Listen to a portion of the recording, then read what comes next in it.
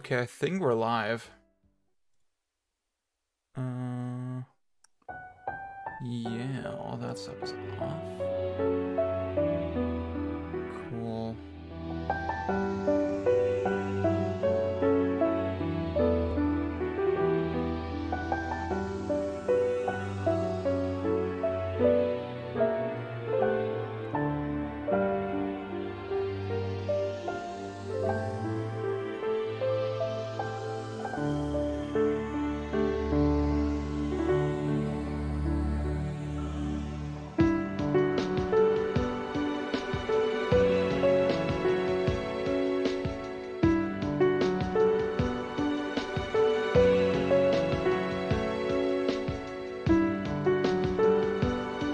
Wait a minute. It says I'm at 0 viewers right now.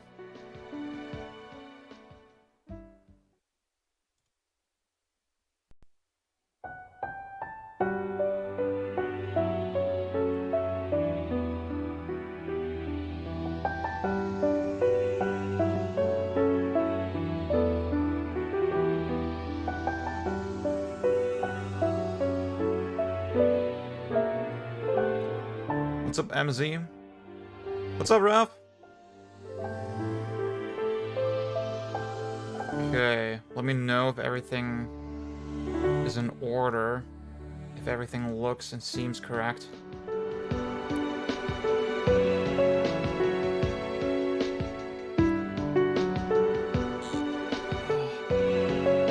How is everyone doing?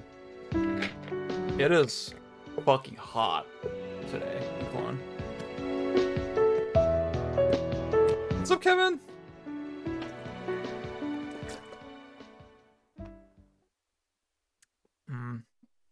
Yeah, here it's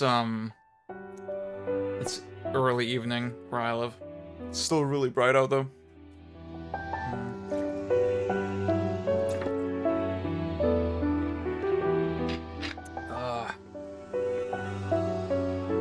Yeah, I'll wait for people to stream it. So I assume you guys hear my voice, you hear the music. Everything's looking okay, right? Oh my god. Yeah, Callie seems like the worst, dude. Oh my god, what's up, Rusty? Damn. Yeah, I'll explain more as we get to it. That's good to hear that the audio is good. But yeah, right now, because yet to play. What's up, Couch? Oh shit, what's up, Dylan?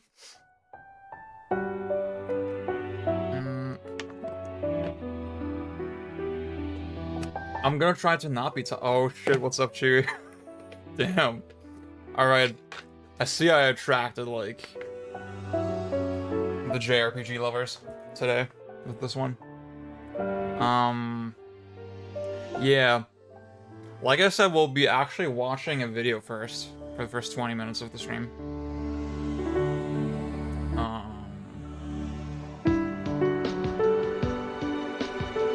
I'm not gonna start immediately. I'm gonna give it like 3 more minutes, I think, yeah.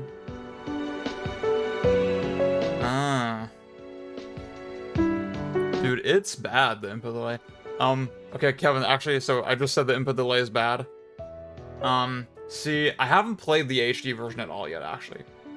Right? This is my first. I just booted up earlier to, like, see if everything works.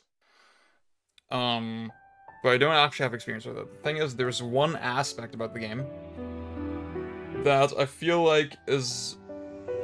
well, that I know is in the HD version, and I feel it's gonna be a massive fucking... just time saver.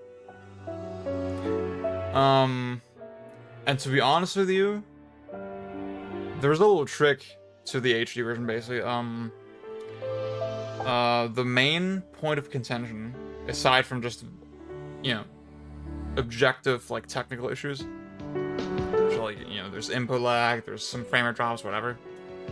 But the main point of contention was just the way they changed the art a little bit. And what they did is they made the whole image a little bit bloomier, right? The bloom is way stronger and brighter than it is in the original. The thing is, somehow, apparently, the in-game brightness slider seems to correspond to the strength of the bloom as well. So you can get the game to actually look basically like the PS2 version, and then it's not a problem. So from that angle, honestly, I feel like you can't really go wrong with the HD version. I would just go with that one, honestly.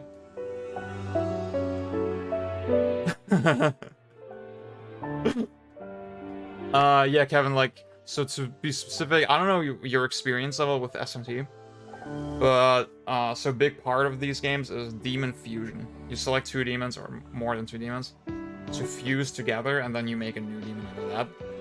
And the new demon inherits the skills of the previous demons, right? And in a lot of the older SMT games, the way the skills were selected was random, right? The game would randomly select, it would take the 2 demons, right? Put all their skills in a list, and then from that list, randomly select a couple skills, right? And I think that's a bad system, right? For reasons we can go over later. But the funniest thing about it is that you can actually circumvent the system really easily by just backing out of the menu and then retrying the fusion. And then every time you do that, you get a different set of skills, right? That you basically get a reroll. So effectively, you can get the exact skill setup that you want. It's just really fucking tedious to do that. And in the HD version, they just straight up, they just let you select the skills that you want. I think that's just way better.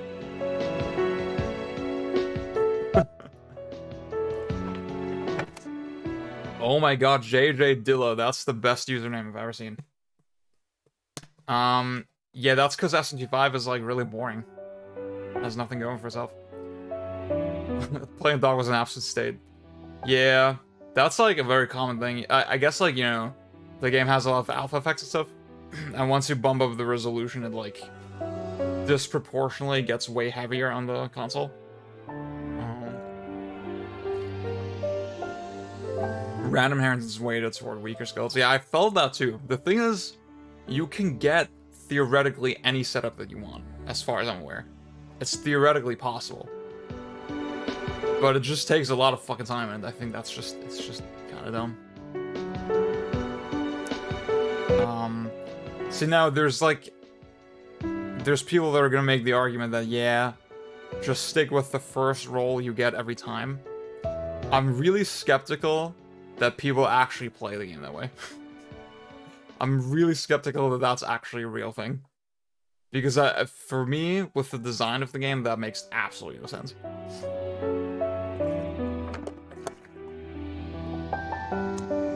Okay, I'll give it 2 more minutes.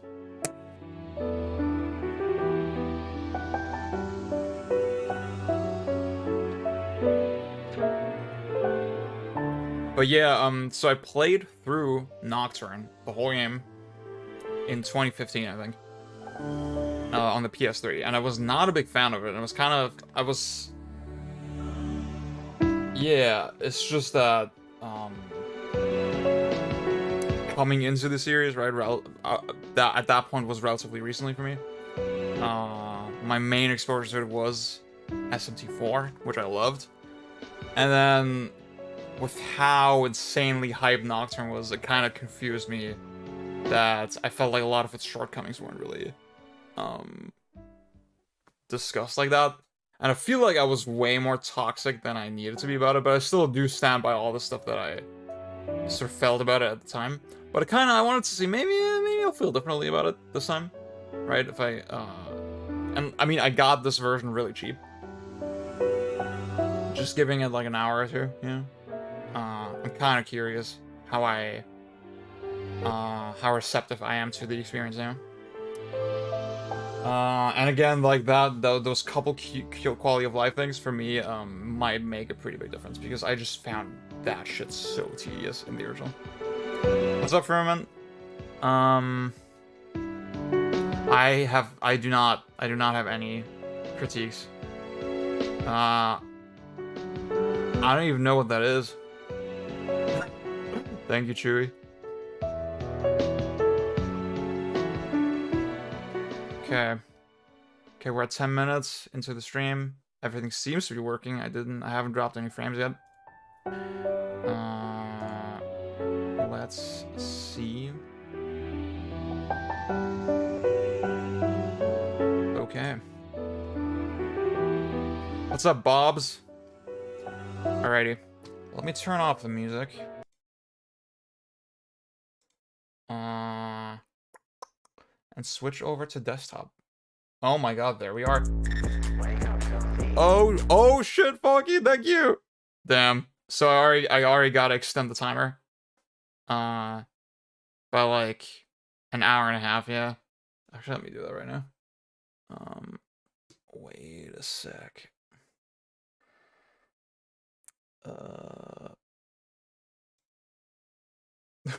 It's not what's supposed to look like, whatever. Okay, we're already, so obviously the system that I've come up with, so I'm gonna explain. Originally, the time for Nocturne that I set to start with was I'll play for 1 hour, right? Well, then with every $3 donation, I'll extend it by half an hour. So obviously that's very abusable. So I'm thinking like midnight tonight I'm gonna stop. Any remaining time I am gonna remember it, right? I am gonna remember the remaining time, and I'm gonna you know, if there's time left at the end of the stream that I would theoretically have to stream the game, I will just do that some other time. And then maybe you guys, if you give me enough money, I will play through the entire game. Inadvertently. But yeah, we'll see. Oh, what's up, yes? Yeah. So this video, kind of made the rounds on, like, Discord that I'm in with a bunch of friends. And it was a while ago, actually. I kind of like the style of the video at first. I should say the title is clickbait, right? The title is actually, they're arguing in favor of turn-based combat, right? I was like, you know what? Okay, I want to see sort of their arguments. I want to see, yeah, just generally their philosophy that they approach it with. What's up, Leo? Did I say what's up? Yes already? Hey, yes, what's up? Dude, Better Call Saul. Crazy. I just finished episode 2 of season 6. My brother told me episode 3 is crazy. And I'm already like, oh shit. I need to turn the desktop audio on, and then I will mute myself and unmute myself as we're watching the video. Oh, not really arguing for the comment though. Okay, I guess we'll find out. That's the thing. I only watched like 3 minutes, and I was like, oh, you know what? I'll just save it for the stream, yeah. You know, Furman, you might have a point with that. I said it the other day, but I feel like on Twitter, every single day, I just see people cope about JRPGs. Alright. Yeah, Better Call Saul is like insane. Breaking Bad, but my feeling is I prefer it over Breaking Bad. There's just so many characters in Breaking Bad that I didn't really care about. Ooh, oh shit. Yeah, episode 5, season 3 is like a big one. Yeah. If you know, you know. Chicanery. Oh, it's so good. Alright, I'm gonna mute myself. I'm gonna start the video. And then whenever I have shit to say, then I'm gonna speak up.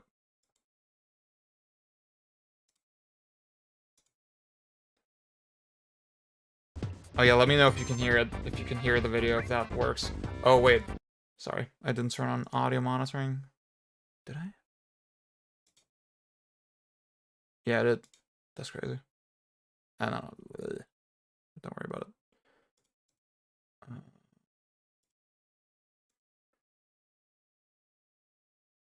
Okay.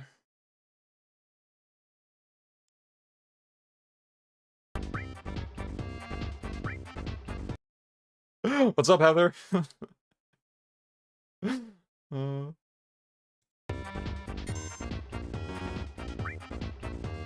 If you don't like turn-based combat, then you're stupid and wrong. I don't know. It's no secret that turn-based RPGs are one of the most controversial game genres of all time. Or at least vocally controversial. There's never been a game for everyone.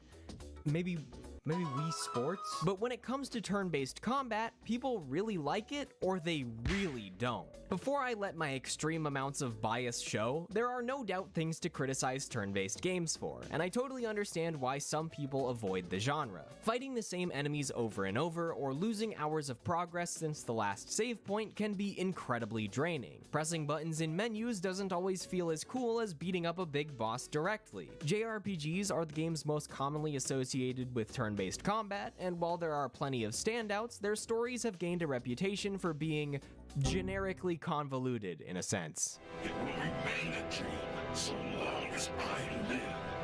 Who I am, I don't give a fuck who you are. Gameplay features can also be so complicated or require so much reading and planning that players looking for a casual experience might feel dissuaded by too many words and numbers. Imagine if a psychologist was showing you those.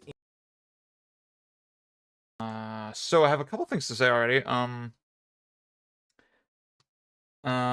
See, I will say the point about generically convoluted, obviously, he didn't really flush out what that means, but you know what? I kind of get it, you know? It's like, in JRPG terms and JRPG storytelling, it's so easy to come up with a load of bullshit and make your thing seem kind of complex. I don't know why it happens so regularly, but yeah, it's funny. By the way, yeah, about West RPGs, I agree I should play more of those. I agree I should play Divinity and stuff. I've been meaning to play Into the Breach more as well. So the thing I really want to go into is the part where he says, pressing buttons in a menu doesn't feel as cool as actually doing the action, right? And so the way I'm reading the section, right, like, okay, we're trying to rattle off a lot of the common criticisms with turn-based combat. The thing is, I feel like a lot of that stuff never really actually gets to why I don't like it. The problem isn't even, I mean, obviously, yeah, with a list of actions that's turn-based and you have as much time as you want to fucking do your thing. Obviously, it doesn't feel cool, and there's no skill check there, right? But more than anything, I feel like once you boil combat down to like a single screen and a list of actions, you lose a lot of the granularity that you have with real-time games, right? It doesn't matter how long your list of actions is, right? You will never have the granularity and just the amount of possible states that you would in a real-time game.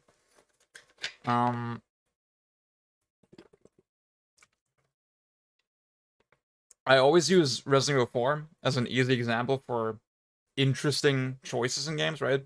Where even though a situation seems super simple, there's a lot of fucking things you can do, and there's, again, I keep using this word, but like there's a lot of granularity, right? Where even if I just have one weapon like the shotgun, and I'm faced with a couple enemies, depending on when I attack them, their AI, I will give the AI time to do different things, right? And then every millimeter that they move, or that I move, or how I aim, has a huge impact on what could happen. And that can just never quite be replicated in a turn-based game. That's my biggest problem, right? And like for that reason, and like a lot of other ancillary reasons, I feel like they just lose themselves in patterns a lot, right? It's very common to just run the same flowchart of commands over and over again. And then, you know, the resource management is supposed to kind of bolster that aspect and make it more compelling. But I feel like often it doesn't actually really do that. And it just it's just a kind of an excuse to make you grind, you know? That's how I would personally boil down my problem with turn-based combat with, you know, with the JRPG context.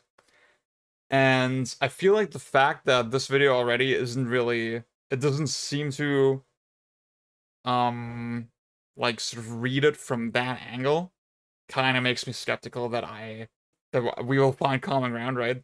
I feel like most people don't actually really understand where I'm coming from yet. Is it weird that I kind of prefer turn-based combat compared to shitty real-time combat? I don't think that's weird. I think it's fine. Honestly, like FF7 Remake, I would have preferred it for turn-based. Yeah. Actually, Furman, you know what? You might say it is a me thing. I actually would say maybe people who don't like turn-based combat, maybe they just can't express it. Why they dislike it. They can't really quite put it into words. You know? I feel like actually we have very similar reasons, or no, I think this video is pointing at so far is pointing at the symptoms that people point out when they say they don't like it, but not actually the reasons, right? I think that's the key. I don't have the same amount of patience for JRPGs in it. Yeah, I feel you.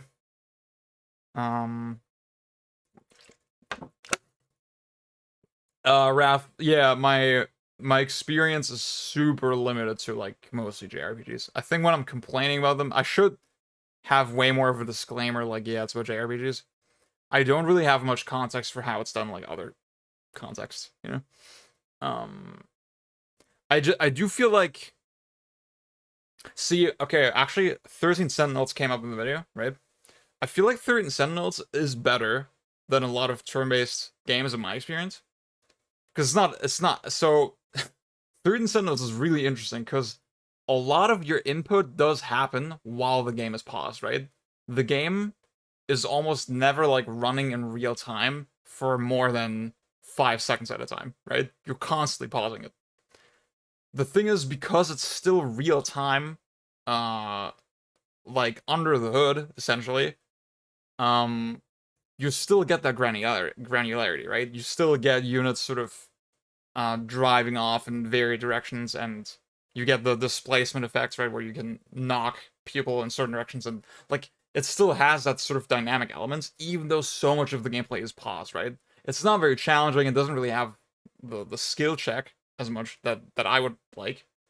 But it at least has that, you know, to some extent. And that's why I prefer it over a lot of other games, honestly. So that's why I think the idea that, yeah, I'm doing my inputs while I'm pausing is not actually that bad, you know? That's not really as much of a problem.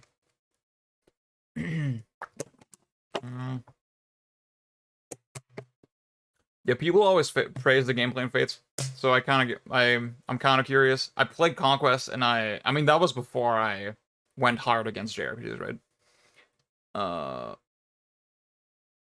But even then, at the time, I was like, yeah, you know, it's cool, but I didn't really have a strong impression of it. Yeah. What do you think of card games? I have a friend who is well on the anti-JRPG train, but is obsessed with turn-based role-based FDev. I feel like I wouldn't like them, but I do see the strategy in, like, probability assessment and stuff like that. Yeah, I do think that's kind of cool, but I don't think it would appeal to me. The idea that I'm in a competition and my input already is, like, RNG dependent, like what my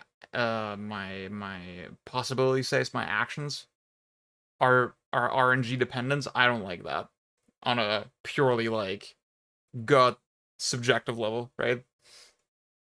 But again, I do see the appeal, and I think maybe I would like them if I just put more time into them. Oh shit, what's up, Hot Pocket?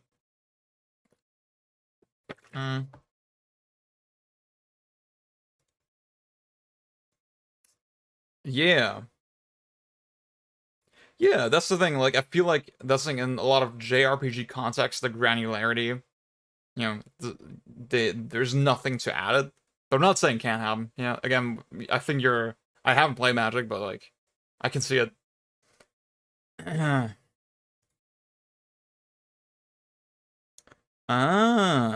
know what, Dylan? I actually get it with 10. I didn't play Grand yet, but I get it with 10 too as well. I kind of felt sometimes, yeah, I could, like, just do my inputs a little bit faster and then get like a slightly different result. Yeah, I thought that was cool. All right, lively discussion so far. Let's keep going with the video.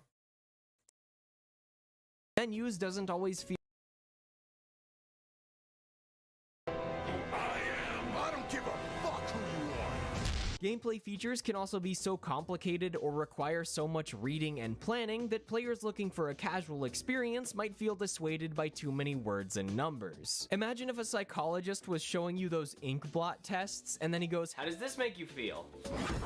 What the fuck is that? What I'm getting at is that even as a fan of turn-based combat, there are plenty of features that grind my gears, break my bones, insert third analogy here, and they're often why people try one or two games, get a bad taste in their mouth, and refuse to go near them again until they see how cool Persona 5 looks. Yet in the same vein, I think the state of discussion surrounding turn-based combat is disappointing. Like most other genres, it's home to an incredible amount of variety and innovation, and the very idea that turn-based combat is outdated causes it to be viewed as a technical limitation rather than a stylistic choice. It's easy to dunk on what older games do wrong, as their problems often stem from an attempt to extend playtime with limited resources. But making some joke about JRPG storylines or saying grinding and random encounters are bad doesn't even take a full sentence, so now I can talk about the reasons people should give these games another try. If I were to call this video "The Problem with Turn-Based Combat," the problem is that people are playing the wrong fucking games. You think you know somebody and then you find out they've never played Toontown. The first area I want to look at is the defining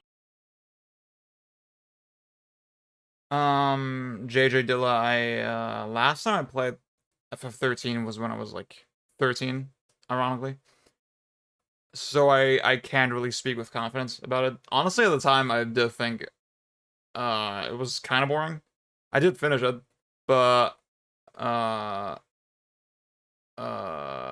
yeah, I do remember seeing some schnasty stuff, and I remember seeing people say like, "Oh shit, you can do like kind of weird shit," and I guess 13 is like another one of those examples where there actually is a little bit of granularity, you know, with the combat.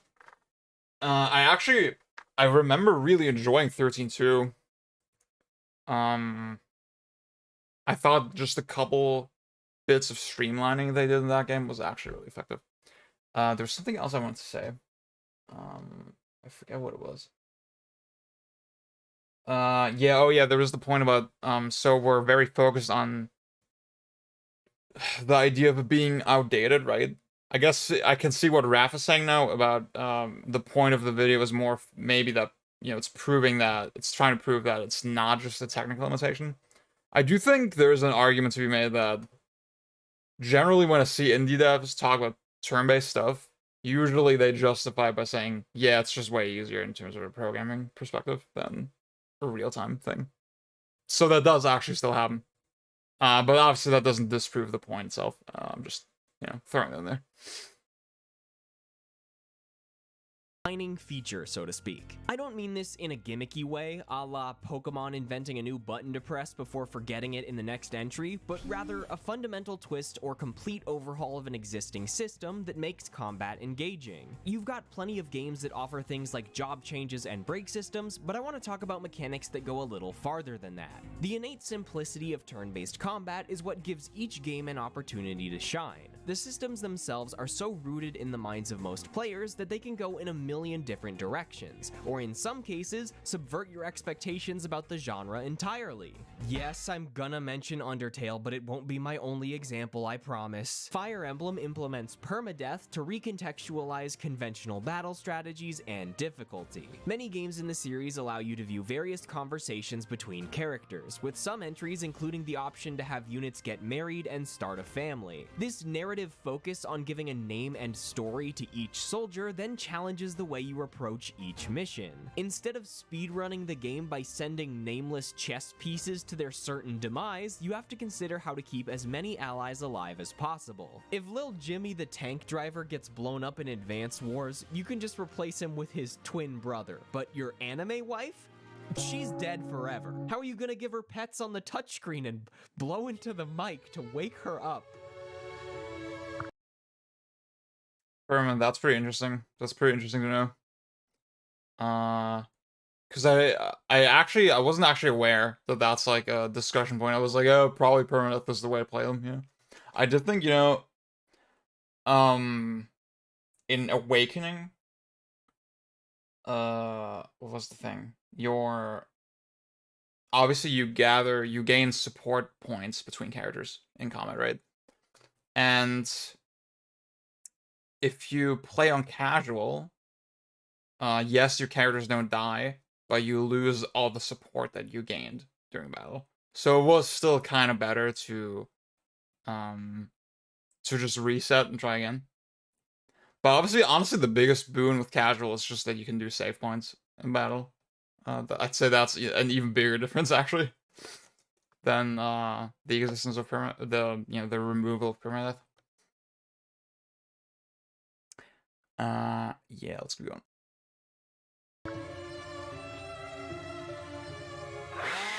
Close your eyes.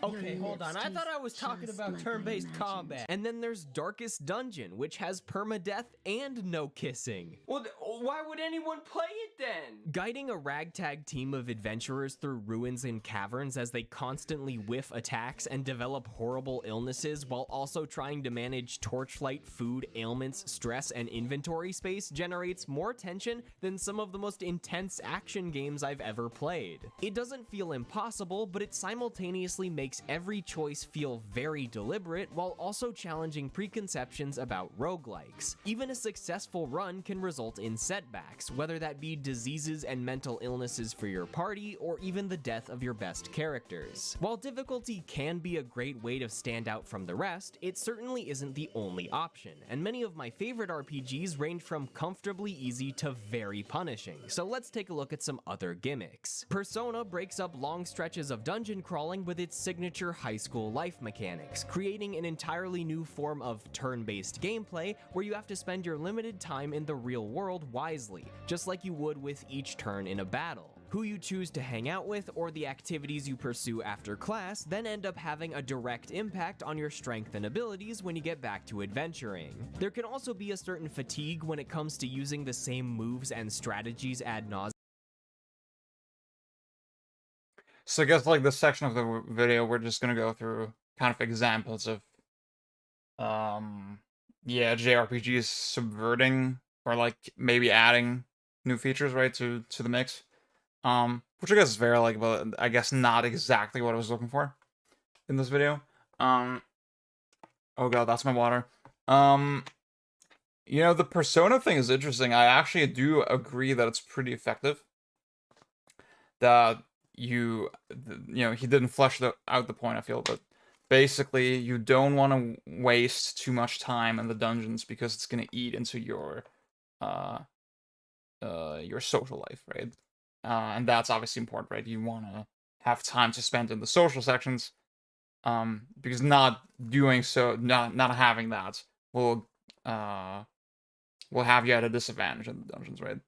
The thing is, it's kind of funny because like losing one day or two doesn't actually have that meaningful of an impact, right? It's actually not that big a deal, right? But I do think the psychological effect it has on the player is more than enough, right? You do that shows you that it's kind of well designed, right? Like the extrinsic incentive doesn't actually matter as much as the intrinsic desire. Yeah, I want to finish the dungeon as fast as possible because it's fun to have more time in the outside world. Yeah. I think that is really effective, and I always really appreciated that about the modern Persona games. Okay, damn. Okay, maybe I fucked up choosing this video to watch for the stream. Well, let's just keep going. But while most games circumvent this by occasionally giving you new party members, Shin Megami Tensei uses the Demon Fusion system to encourage constant changes. Your party will often become outclassed by stronger enemies, and the game gives you two choices. You either switch up your demons to utilize the wide variety of elemental moves and buffing skills, or you get your shit kicked in by a skeleton. Hot pocket, ouch, ouch, ouch, ouch, ouch, ouch, ouch, that's painful. But it's, I mean, yeah. Unfortunately, often the case. But the thing is, that's the thing. I feel like the thing is, that's the thing. I'm really good at English today. Uh, in some cases, it actually works. You know, if you have enough elements, sometimes it comes together into something that's greater than the sum of its parts. You know, I feel like that's actually fine to design it that way, even though it's not really my preference.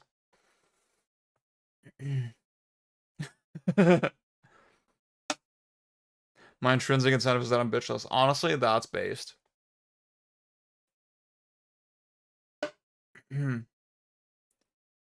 Yeah, see, in Persona 3, it did not work for me at all. I feel like in Persona 3, you had so much free time that it didn't matter, right? I like 4 and 5 way more. Also, you can't just force all-powerful demons into tiny balls like some sort of barbarian. No, you have to engage them in rigorous conversation. Maybe demolish them in a debate with superior facts and logic. So here's the big question. Top or bottom? Middle? For some players, another problem with Yeah, that's kind of disappointing that we're rattling off a bunch of examples and then not going into any depth with them. Like the dialogue system, we're not explaining at all why it's good or if it's even good, because I'd say the demon negotiations is like one of the aspects of SNT that, yes, sounds really cool on paper, but actually when you play it, it's kind of not that good. I mean, there's been better and worse iterations of it, but overall, I feel like the system is really flawed. And then I feel like just using it as sort of a catch-all argument, like, oh, it has this, so please accept that it's good, is just kind of weak. What's up, Paso? So far, kind of underwhelmed. But, like, I mean, I think just, you know, his voice is pleasant, the editing is pleasant, like, it's not really annoying to watch. It's just the writing I find kind of underwhelming so far. I mean, I get enjoying them. I think they're well written in a lot of the games. They're really funny, but I think just as a system to like test the players something, right? Their ability in something, whether it's like knowledge about something, whatever. It's and I think from that angle, it's just not very good. Yeah, and I mean, I made a video of this, but there was this like really interesting article that basically analyzed, yeah, the RNG aspect of demon negotiations doesn't actually work. It feels like it becomes just as much a routine as anything else, and it's something the series should kind of more seriously rethink. And I just saw so many S&T fans lose their fucking shit, and I don't know, man. It's yeah. You can watch my video on that, by the way. It's the video is just called literally RNG on my channel. But yeah. turn-based combat is that it feels like watching a fight rather than participating in one. So the developers of Yakuza 7 said, hey, let's make it fucking stupid. Instead of a quick jolt or fancy pre-rendered explosion, almost every move in Like a Dragon happens in real time, from the ragdoll-infused beatdowns to the unbelievable special moves. Not requiring constant user input and having the ability to break away to cutscenes allows for some insane attacks that are genuinely fun to watch multiple times. Plus, they're much more rewarding when they tie back into the game's optional content. Assisting people through side stories will allow you to call them in for support, and the ways in which you can absolutely... Yeah, I think Thing is fun to watch is a really unconvincing point. It's not very persuasive, you know, because obviously sensibilities are subjective, opinions are subjective. If I write a script on YouTube, if I specifically write a script on YouTube, it's mostly going to be my subjective like impressions, right? But your goal as an essayist, as a writer, should be to persuade the audience, right? And with an argument like that, it's like that seems so specific to you. It's not gonna apply. in any kind of universality, right? Yeah. So like I don't feel convinced about that because guess what? I don't find it that fun to watch. This thing I just remember people when they talk about Like a Dragon, for example, just really emphasizing, oh my god, the animations are so wacky, it's so crazy, blah blah blah blah blah. But I don't really care how crazy it is. It doesn't really make me like the game more. Yeah. What's up, Stray Cat? Oh shit, what's up, Tony? What's up, Alan? Ah shit. Damn, okay, yeah, that's disappointing. Dude, I kind of expected some, like... I mean, I guess I'm so interesting, and I'm so smart that I can still have things to say about it. But, yeah. Yeah. These would be the same points. Yeah, yeah, I get it.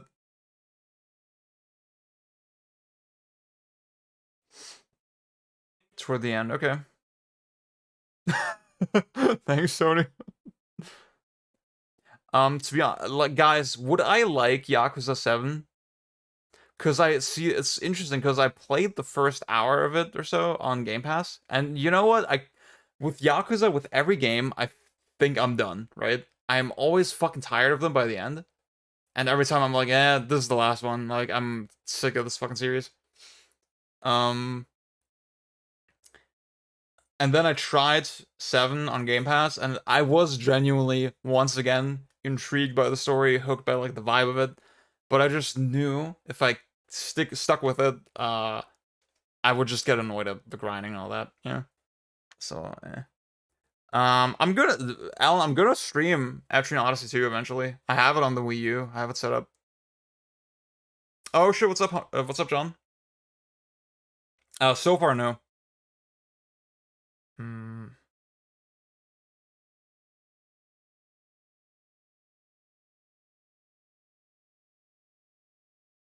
Hmm. Yeah, I guess Ferment, I guess to some extent it depends on the game, but then also I feel like I want to say there has to be like a better system than just kind of a basic knowledge test and then throwing in some RNG, yeah? Crash 4, yeah, I wasn't personally that into it, but like I'm not a Crash fan. I can see why it made a lot of people happy.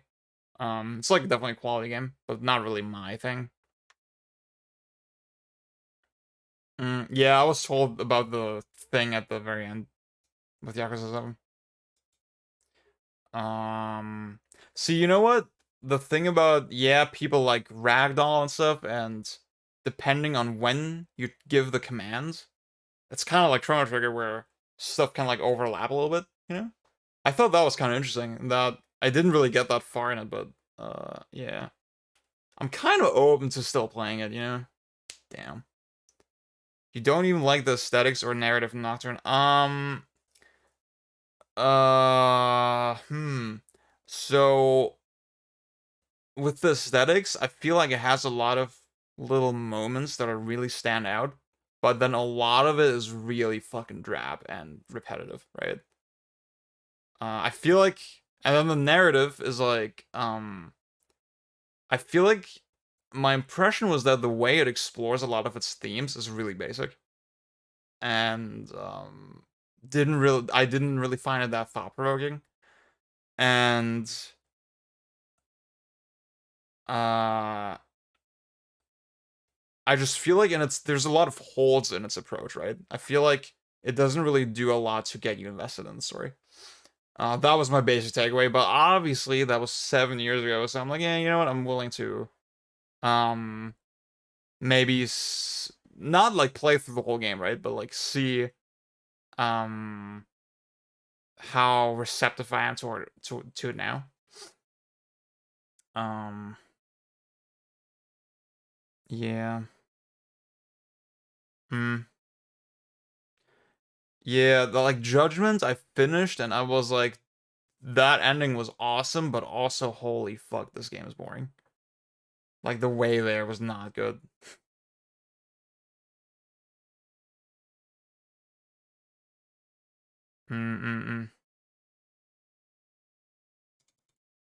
Yeah, I feel like Nocturne would be really sick if it was like 20 hours. Honestly, dude.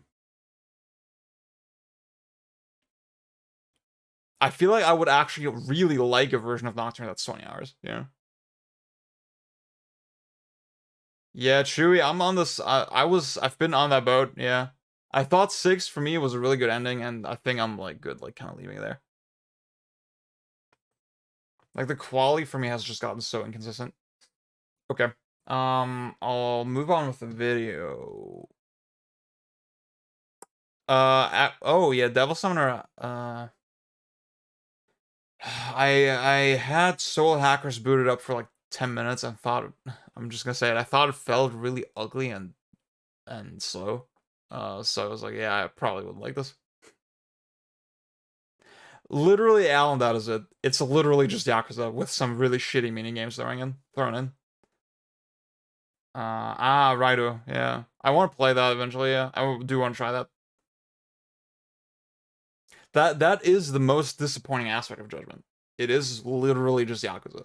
It doesn't really feel like a new thing, and it's not the best Yakuza, you know? It does have a cool story. I did really like the characters, but yeah. That's really appealing, though they're just 20 hours. Okay.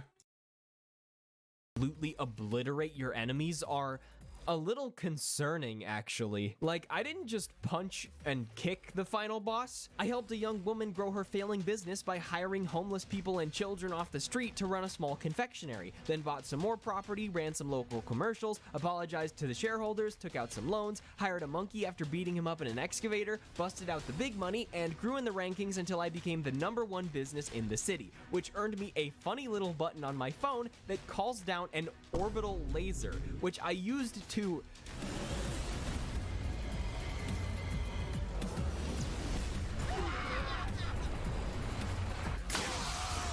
holy shit. Video games have been around. See, for me, it's really interesting how, for a lot of players, context seems really important. I remember the Gaming Brit Metal Gear Solid 5 review, where a lot of what he was preoccupied with was the fact that there wasn't really a reason behind the stuff that you're doing, right? And I just feel like, for me, that doesn't do anything. I don't really care about that at all, right? Because, like, so when he rattled off this list of actions that he was doing, right? Like, I went to this woman and I talked to her and then shot a laser from the satellite, right? The thing is, what I kept thinking is, you're not actually doing that, right? What you're actually doing is, you're maneuvering your character from location to location, and then pressing a couple buttons, giving commands, and then you watch those things happen. But you, the player, aren't actually doing them, yeah? That's more what I care about personally. Like, a lot of what makes games fun to me is just being in control of a character and feeling like I'm in a world, right? Yeah, dude. Was supposed to be the context or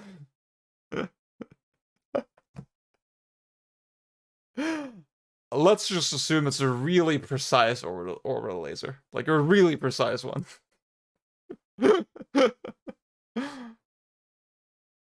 Around for long enough that they can include a character that grew up playing classic video games, and it makes sense. Adding this personal touch makes Like a Dragon's turn-based combat feel meaningful, a love letter to the JRPGs that inspired the way Ichiban fights and views the world around him. Oh, and Undertale and Deltarune completely redefined the form by letting you dodge onslaughts of bullet hell attacks while solving puzzles to spare your opponents, but you probably knew that already. Why does it matter though? Because it's storytelling through gameplay. That's my my second thing I want to talk about. Because I do think that aspect of Undertale is cool. Not gonna mess with that. I will say, I mean, so I didn't address this right, but sometimes I'm asked, what do you think about fucking the Paper Mario stuff, right? Where you have to hit the button at the right time, and obviously we saw that with Yakuza just now. And then obviously you know, I think Undertale falls in a similar category, right? Where you do a little disconnected shmup minigame where you have to react to some stuff.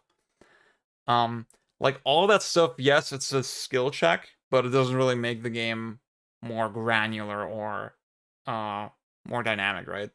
But I guess having it is still kind of, well, actually no. I was gonna say having it is better than not having it.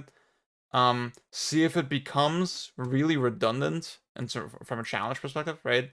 I'm just gonna get more annoyed, right? If I have to, in Yakuza, for example, if I have to watch this animation 100 fucking times, that's, for me as a player, it's a formality, right? To press the button at the right time, after a certain point. I feel like that could actually make the game worse, right? Because, yeah, you introduce this thing that takes up more time, but it doesn't actually introduce more interesting decision-making. I don't know. But I do think Undertale is like the best version of that because they actually do a lot with the interface, right? I do think that's cool. Undertale is not a game that I click with at all. Not my thing at all. But I respect it. I respect it. I like the themes that it sort of talks about. Yeah.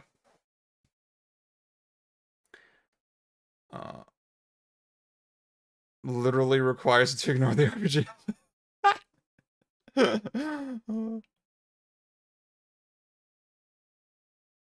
The thing is, I mean, okay, I can see my chat is like memeing really hard on the idea of like storytelling through gameplay. I get it, but like I want to entertain it, right? I can, with Undertale specifically, I actually get it, right? I do think, I mean, the Sans, I mean, I'm just gonna spoil it, right? The Sans fight when he falls asleep and stuff, that's really cool. Come on, like, you can't deny that. I got, even as a fucking JRPG hater, I gotta admit that. All right. Because of their less involved nature. By the way, Omori's art style looks fucking amazing. I love the way this looks with just all the filters and stuff on top. This looks so cool. Maybe I should play this one. Turn-based games have the unique ability to merge storytelling more intimately with gameplay. I mean, that's kind of an odd statement. I have to like be super generalist about, you know. I don't think you can generally say as a rule, yeah, turn-based games can merge story and gameplay more than other types of games. Because that is what he's saying, right? That is literally what he said, right? Let me rewind. Want to talk about. Because of their less involved nature, turn-based games have the unique ability to merge storytelling more intimately with gameplay without having. Yeah, he says more intimately, right? I don't think that's necessarily true. What the Sans thing has to do with turn-based combat specifically? Not with turn-based combat specifically, but like, it's just, it has an established interface, right? The game. And then I like that it's like subverting the rules of that interface at certain points to like make a point. I think that's what I like about it. He has a great example later. Okay. That's the thing. I'm not saying like it's possible, like that. It totally, you can do something that's turn-based and then have some cool story thing happen there, right? But saying as a general rule, oh, this allows you to be more intimate with the story, whatever, I think that's incorrect.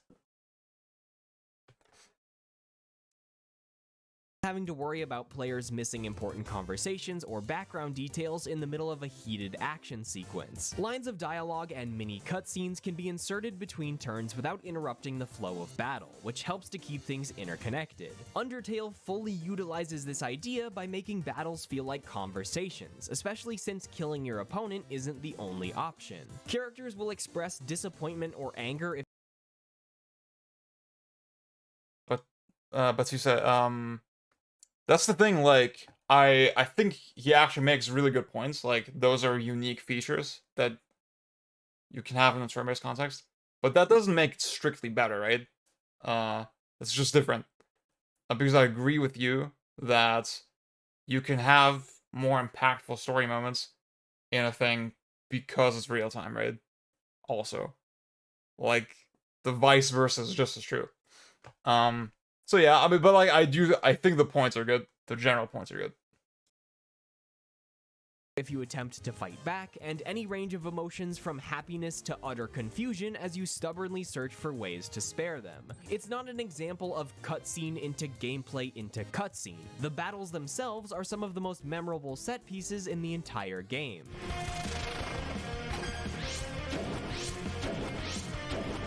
Stray Cat, I agree.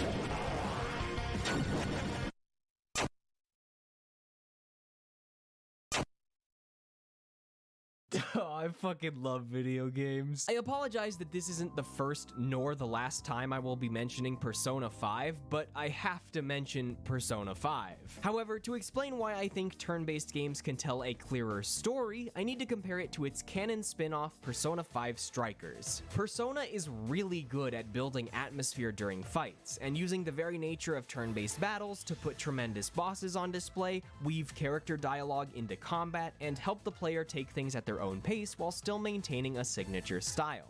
But Strikers is something of a sensory overload. Despite being a real-time action game, which some players would consider to be less outdated than a turn-based one, it's much more difficult to pay attention to any storytelling while focused on the game's hectic combat. Boss fights are an auditory mess, as any back-and-forth dialogue is drowned out by aggressive tunes and 5 billion sound effects going off at the same time. I'd love to hear this villain's tragic monologue, but let me just show you. I had everything. You don't know what that's like.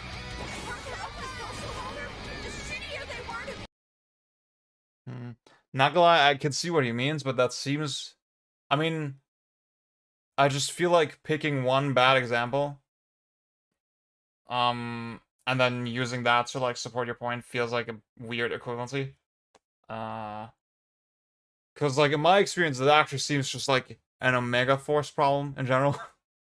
You know? I felt like I always have that with their games. I mean, there's so many famous examples of, like, real-time games that try to have the narrative happen really naturally during gameplay. Like, all the fucking Sony games, right? Uncharted, Last of Us, God of War. And you might level criticisms at those games as well. I do think there's something to be said of, like, with, like,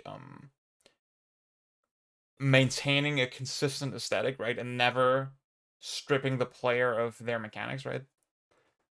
Which is sort of what is happening in a turn-based context, right? Like when you have a dialogue thing inside a turn-based battle, the dialogue is also turn-based, right? Like it's sort of consistent with the idea that, yeah, I have to, like, actions can't happen concurrently, right? I have to take things bit by bit, right? Whereas in a God of War, for example, they have to, like, when there's an extended dialogue scene, they have to remove the enemies, right? For example, they can't just have you sprinting through the thing, whatever. But then at the same time, you have just combat moments, for example, in a game like God of War, that are very much driven by some kind of story motif, theme, whatever. And that can be really effective, right? So I think that example I find pretty weak. Just, again, taking Strikers as one bad instance of that and then trying to make a general statement about real-time games, I don't think that really works. Yeah.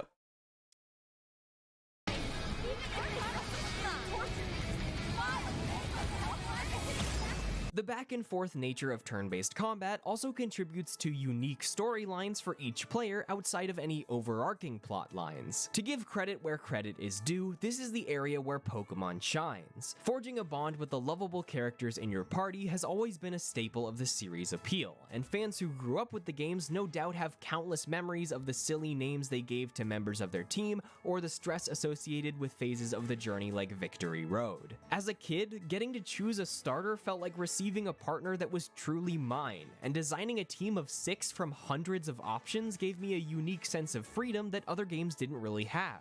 Nuzlocke and challenge runs are incredibly popular within the community because they force players to use Pokemon they might usually neglect, while also strengthening bonds forged with each of them in the event of a close victory or untimely demise. There are plenty of ways to make someone feel overpowered or helpless during a game, but there's something special about altering the items and systems players become accustomed to during an RPG. If you expect your gear to be equipped, your skills to be usable, heck, even the buttons in your menu to work, then what does it feel like when they don't? As you go on wacky and whimsical dream adventures in Omori, combat functions. I don't really get the point of Pokemon at all. I don't see what that has, how that has anything to do with it being turn-based. But yeah, Raph, I agree. Like, it's easier to split your attention. I think that kind of gets to the heart of it. I'm wondering if I should skip the Omori thing, honestly, because I do kind of want to play it, so I'm gonna skip that. Sorry.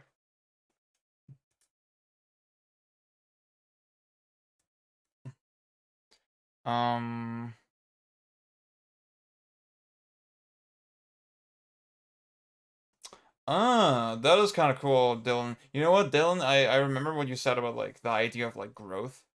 Like, it's fun to nurture a character. But I also think that's not inherent to being turn-based either, at all. But I guess it's inherent to it being an RPG, so. Yep. To be insurmountable challenges though. They can work in the opposite way, like how Persona games end by handing the player a unique god-killing move to bolster their sense of finality. Or you could be Undertale again, where I mean, all that shit can also just happen in a real-time game. Like in Metal Gear Rising, for example, like you get the red sword. Like, that exact thing happens. Like, I don't really, what?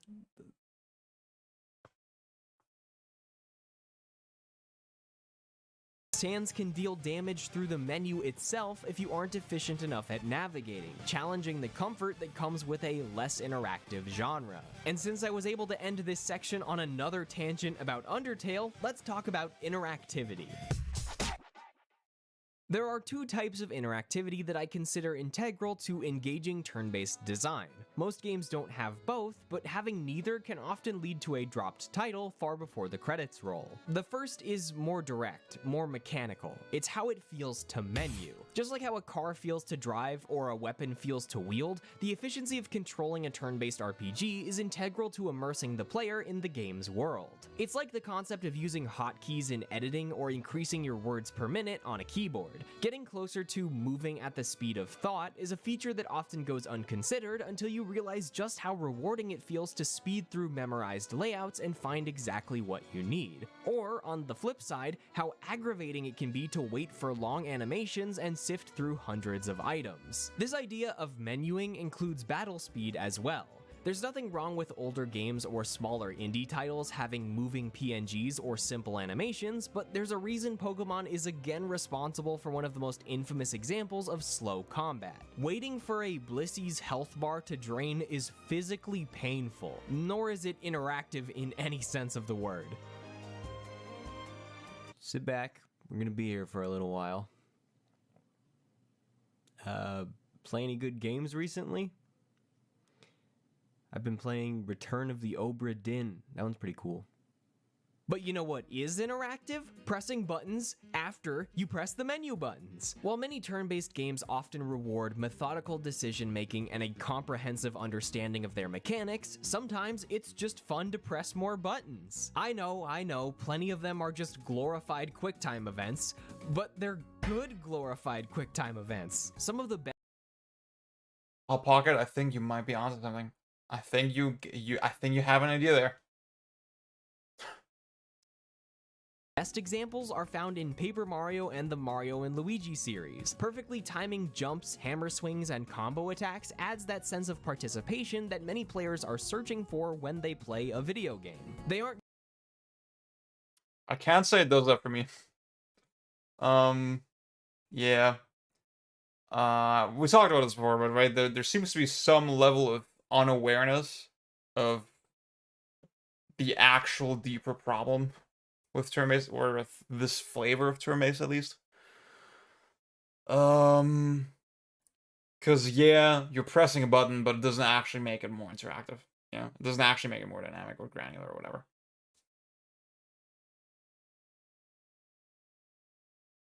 Aren't just there to watch characters fight. They want to be the characters and do the fighting themselves. I mean, come on. Like, it doesn't make you more the character when you have to press the button one time. I think that's ridiculous. And in Ring Fit, you gotta do the exercising yourself. Like a Dragon is also really good at making combat feel dynamic. Since each character has to physically approach their target, other enemies... Yeah, Dylan, I kind of agree. Like, I talked about this earlier, but I feel like just the benefit of having this tiny skill check doesn't actually outweigh the fact that now I'm spending even longer watching or waiting for combat to happen here. I feel like for me it does not. It's not worth adding at all. Enemies can occasionally get extra damage in or cancel your hits. You can also deal AoE damage based on positioning and quickly follow up on downed enemies with a stronger attack, which rewards active play and fast menuing. Mix all of this in with simple QTEs for attacks and perfect guards, and the turn-based nature of the game fades into the background as you watch Ichiban kill a man by dancing really hard. That guy's fucking dead. While not strictly adhering to the fundamentals, Ni no Kuni mixes turn-based attacks with an element of active movement, allowing you to switch between characters and run around the battlefield. And while the Final Fantasy VII Remake would generally be considered a real-time action game, it takes inspiration from the original FF7's active time battle. Raph, I agree. I would like to see that more, yeah. Maybe that's the thing. I mean, see, I always played the ATB games on pause. And maybe that's a mistake. Maybe I should play them in active mode. Because, like, I mean, when I used to play those games more regularly, right, where I wasn't really as against JRPGs, I kind of wanted I was like, oh, I'm just putting myself at a disadvantage. This is stupid, right? But now I would probably enjoy the extra stress, right?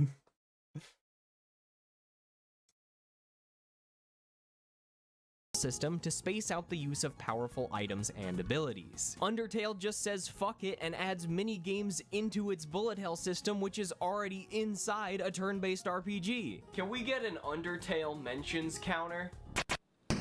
4? I mean, it's not that bad. Okay, what if I say Deltarune? Alright, cool. But this video isn't over yet, as there's one more piece of the puzzle that can really solidify a turn-based game in the hearts of its players. And if you've seen any of my videos before, you already know I'm gonna talk about music. And I'm not even sorry about it.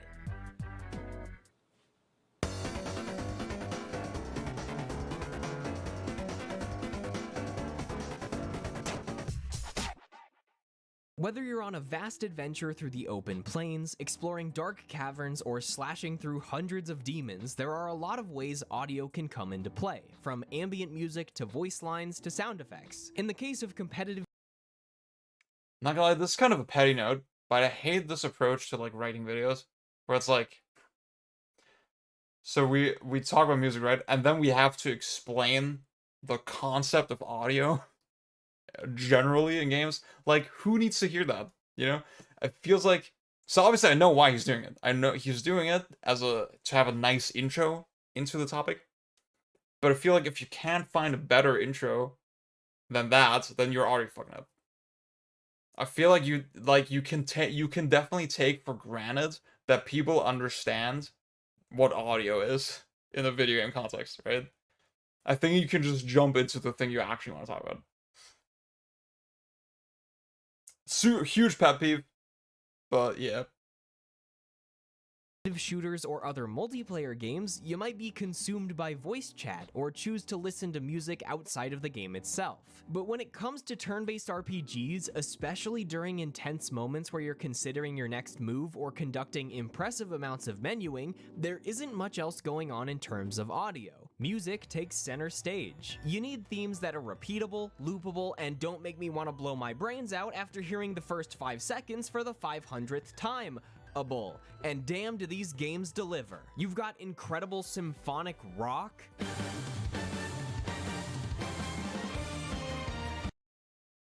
See, Heather, not gonna lie, I feel like, honestly, the way gaming YouTubers talk about music, like, yes, we're very specifically music illiterate, right? But I think, the way we talk about visuals is often just as shallow, right?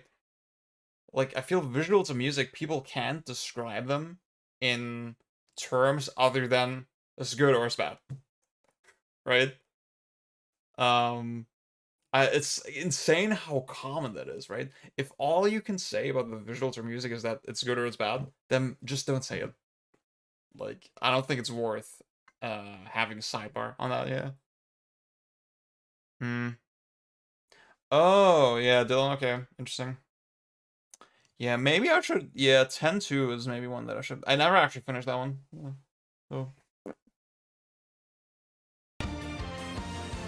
Dubstep?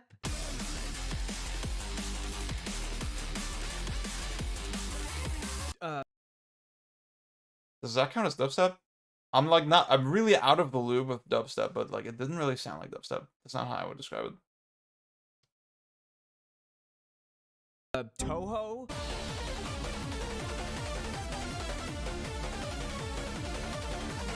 Jazz? No, I can't do that one. I can't. Hip hop with completely unintelligible English? Here's a way, kind of freeze out, face reality, never be charity. The enemy you're fighting covers all society. Damn right, mommy's not here, gonna fight all night. Turn-based RPGs hit it out of the park so consistently that even though they may not feature any active combat, their battle music can still get you hyped up to beat the shit out of anything from a level 1 slime to a towering final boss. For fans of any given series, the songs paired with memorable battles can evoke any number of strong emotions upon a later listen. Hey Pokemon fans!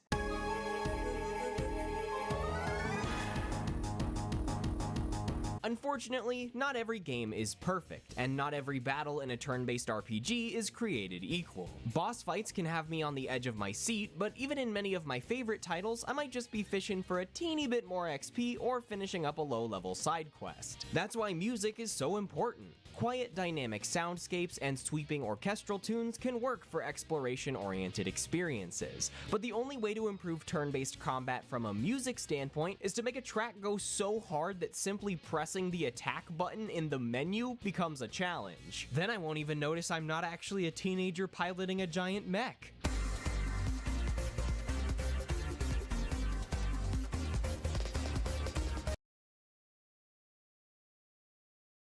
Yeah, I don't know, man. It's just like the point of the section is like music exists and it's good and it distracts me from how boring the combat is. I don't know, dude. What the fuck is this? Yeah. I don't want to be like rude or mean or whatever. I hate if I come across that way. I don't want to at all. But like, come on. Like, we can do better. We can do better than this.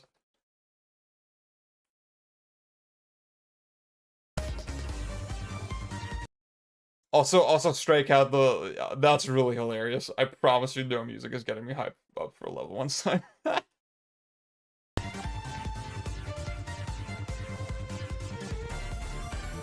But even with all that being said, I'm not trying to say people are wrong for disliking turn-based combat. It's not for everyone. There are obviously things to criticize certain RPGs for, but there's also something frustrating about constantly hearing the argument that the combat needs to be fixed, rather than the idea that it can be an engaging design choice on its own. Games have come a long way since the days of copious grinding and random encounters, and at the end of the day, this video is just a way for me to talk about cool games that I like. Even though I adore action games that can keep me on my toes, I don't need every game to push me to my physical limits to feel immersed, and the trade-off from skill to strategy is often a welcome one. There's a real sense of enjoyment in being able to relax.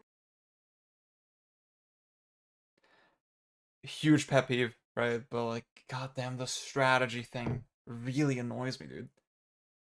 There's like, see, I've talked about this on Twitter. Personally, when I say skill, I do mean mechanical skill. I do mean real-time skill. I think maybe we need to find like better terminology to talk about this stuff. Whatever, doesn't matter. But like, there's this inherent idea a lot of the time that somehow turn-based is more strategic than, or like, that it is strategic at all, right?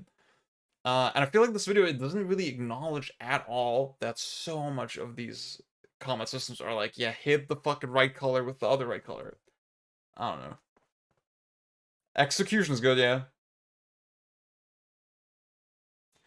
Yeah, Raph, Thank you. Exactly, dude. Exactly. While playing a game, to lean back in the chair rather than hunch forward toward the monitor. You know what I mean, don't act like you never go shrimp mode when shit hits the fan. Plus, while JRPGs can sometimes get a bad rep for being Credit where it's due. I thought that joke was funny. Shrimp mode. I like it.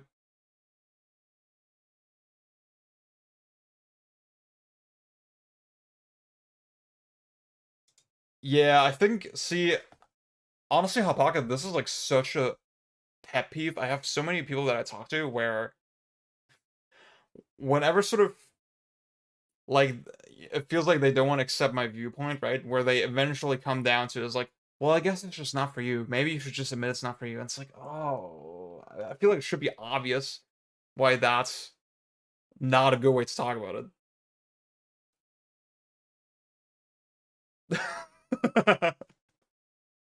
I don't know, man. Like, I mean, actually, I had a motherfucker the other day on my SMT video, SMT5 video, that he was like saying, yeah, you should be gate kept from the series because you want to change the combat, and you're someone who just doesn't like turn-based combat, so I shouldn't listen to you. Oh, all right, my guy. Oh my god, hello, Yulia. What's up? So we're almost done with the video. That's okay. Oh shit, Luke, what's up? Nocturne. I wouldn't say it's a schlocky game. But yeah. We're actually about to play Nocturne now. We have another minute of this SMT Veterans. I agree. Convoluted, they're also home to some of my favorite stories and characters in all of gaming, and diving into an expansive world and its mechanical systems for 30 plus hours while listening to absolute jams is pretty fun sometimes. That's about it though. If you have any personal favorites or need examples I didn't get around to, feel free to leave them in the comments. I always love finding new games to talk about. Please consider subscribing if you enjoyed the video, and if you'd like to help support my channel, I have a Patreon linked in the description. It really helps me out, and I'm showing it here on the screen, and I'm honestly just trying to decide between my last two moves here. I couldn't help but notice you haven't clicked the subscribe button yet.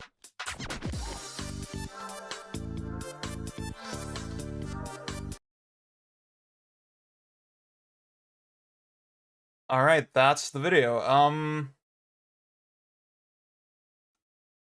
Dude, yeah, Luke writing notes is fucking OD.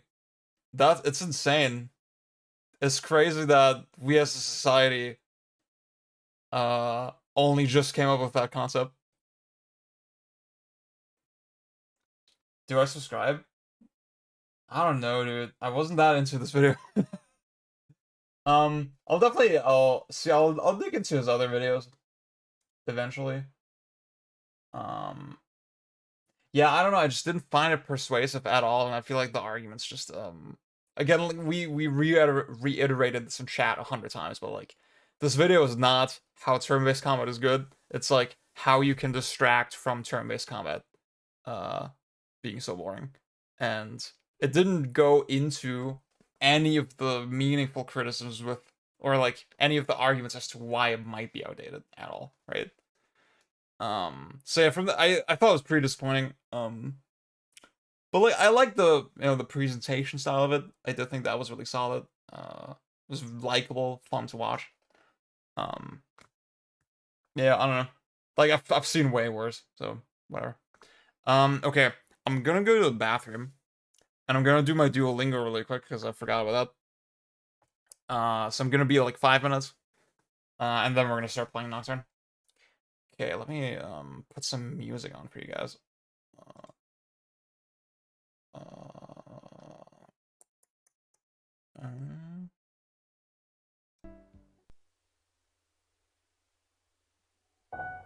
Okay, you should hear that. I'm gonna turn my camera off. No, that's not the wrong. That's the wrong. Fucking camera, dude.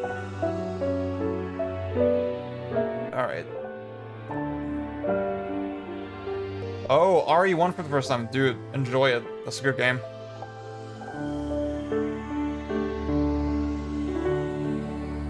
Okay, I'll be right back.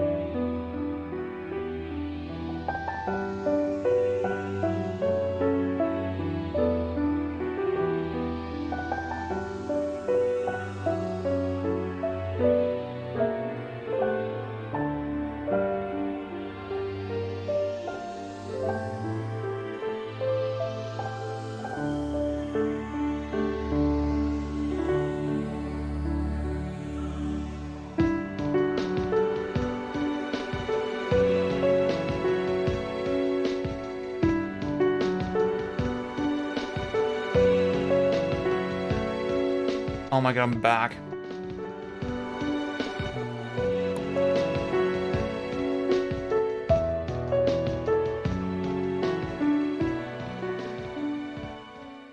It says I had a perfect Duolingo lesson.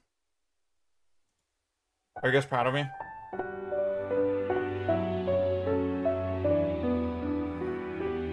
Let me catch up with chat.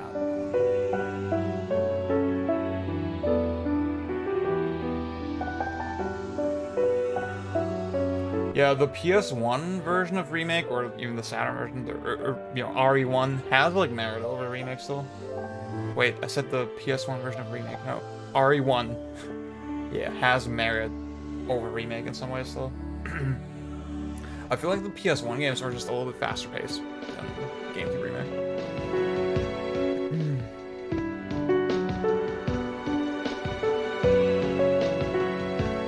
Yeah, I don't really follow him, KM. I mean, I made the joke tweet one time where it's like, yeah, I play JRPGs for the gameplay, and then it's a funny picture of Pro Jared. I don't know, I just don't see it. I just find so much of that gameplay so repetitive, you know? I feel like it's not nearly as thoughtful or strategic as a lot of people seem to think. But yeah. Thank you, guys.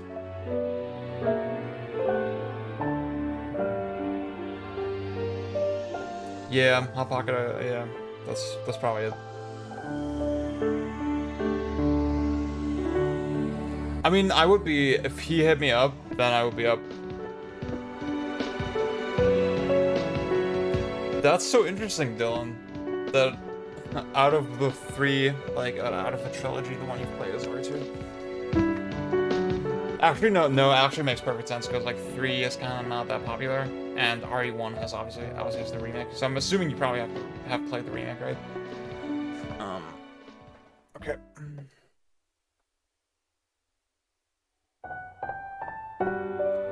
Have you played Driver San Francisco? I have not, but I always hear it's like low-key based.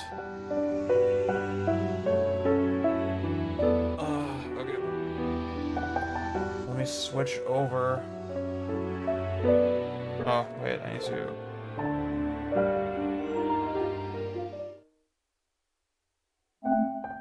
Alright. Starting the timer. Nice, it's working. Cool. Let me switch over to...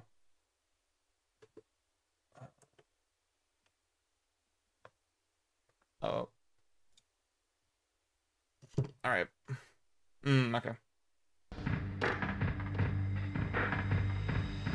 Oh. Jesus. Uh-oh.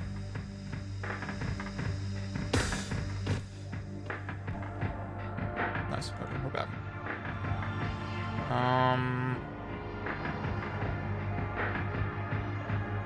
It's one of my absolute favorite games. I'm sorry. I'm gonna be fair. Normal terms common feature 4 or more enemies. You should be banned from making 1v1 boss fights. Yeah, you know what? That is a really interesting idea. Yeah, that is a really interesting point. It's something I've been thinking about. I feel like it very rarely works. Yeah. Okay. Plus recruit that lightning demon the first entrance so you don't get filtered by Matador. I didn't even get filtered the first time I played the game. Believe it or not. I mean, I already had some experience with S&T, so I understood it, like, conceptually. But yeah. So when I tried it out earlier, this HD version...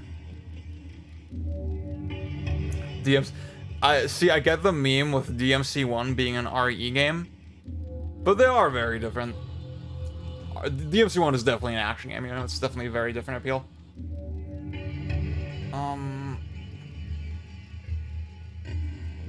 Yeah, you know what? RE3 make, I thought it was fun to play through, but I didn't, like, if I think about it rationally, it's not good.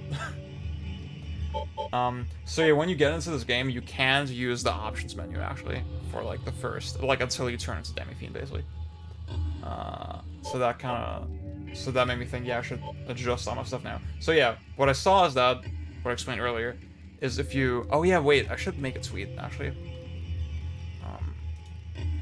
Wait.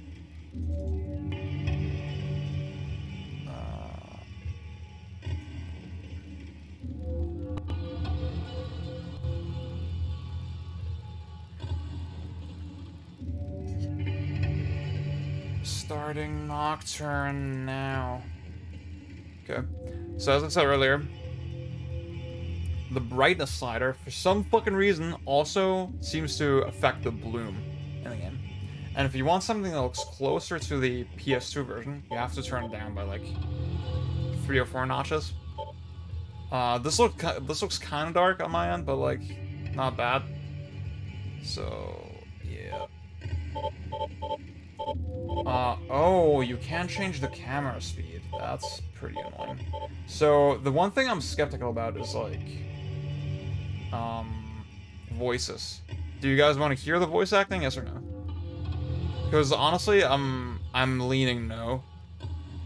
Because the voice acting was just tacked on with this release.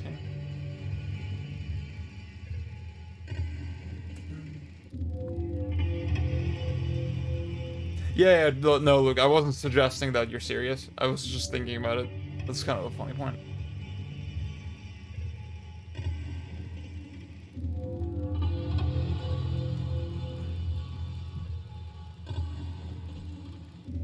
You can just skip the cutscenes. I mean, you can't. You can, like, speed through them if you just click kind of, or if you use the auto advance. But you can't actually skip it straight up. Oh, wait, you can't see the timer anymore. Where the fuck is it?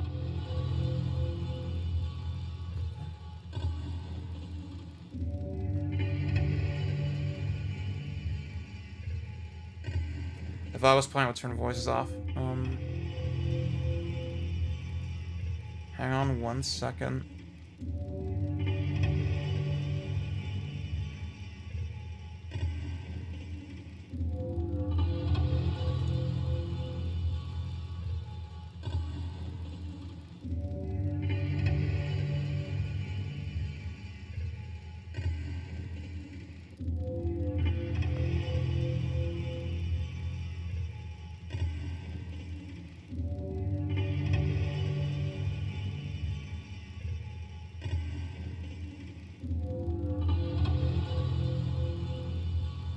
Okay, you're not supposed to see that, but whatever.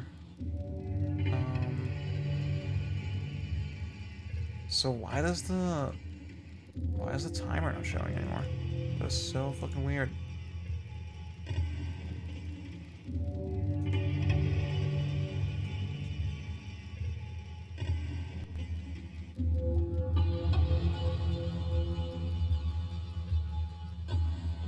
Damn, I put all this effort into like half the timer on stream, and now that I've switched the windows around, it's not working anymore.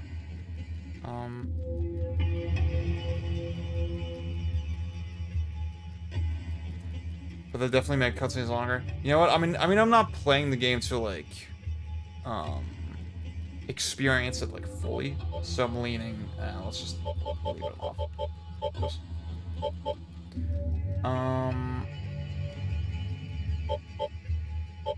Okay. Yeah, it's kind of annoying that we can't get the timer on screen for some reason.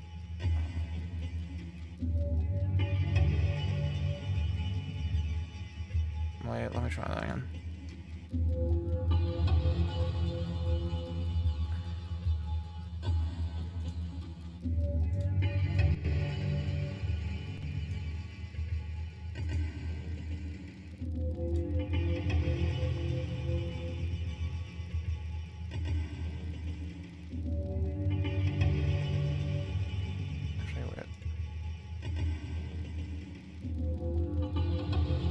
I'm sorry this is taking so long.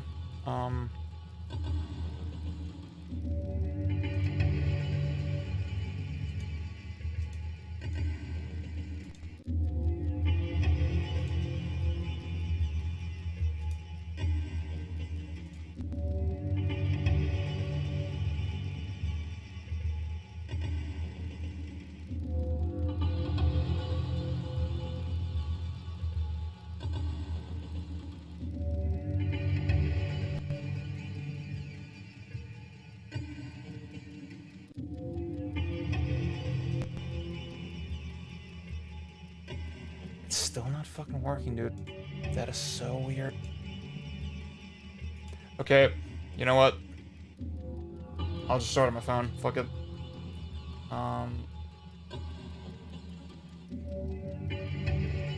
So 2 hours, 30 minutes.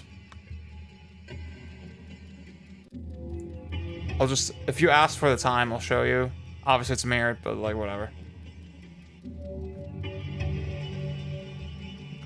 Okay.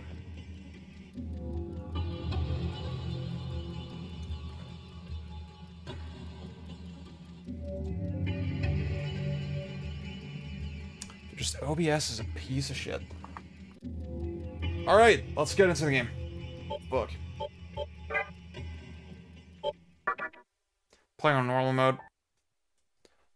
It's really dark as well. I think this is actually the menu that's in the original version as well.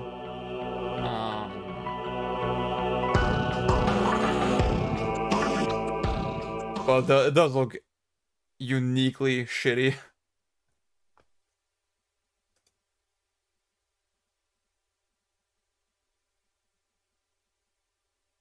Oh shit. That's cool. That's cool. I've been meaning to see him talk about that.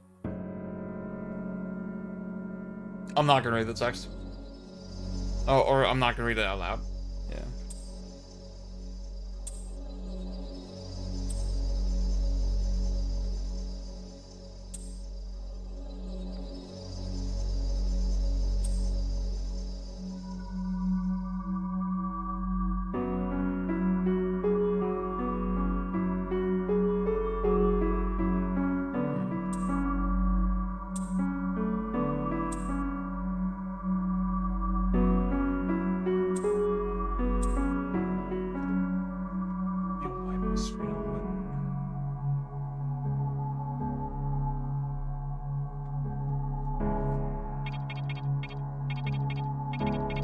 Okay, we'll go for magenta.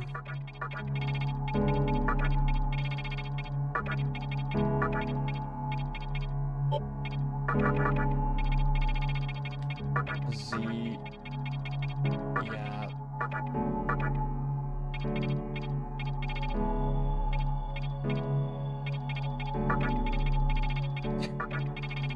My nickname is Gamer.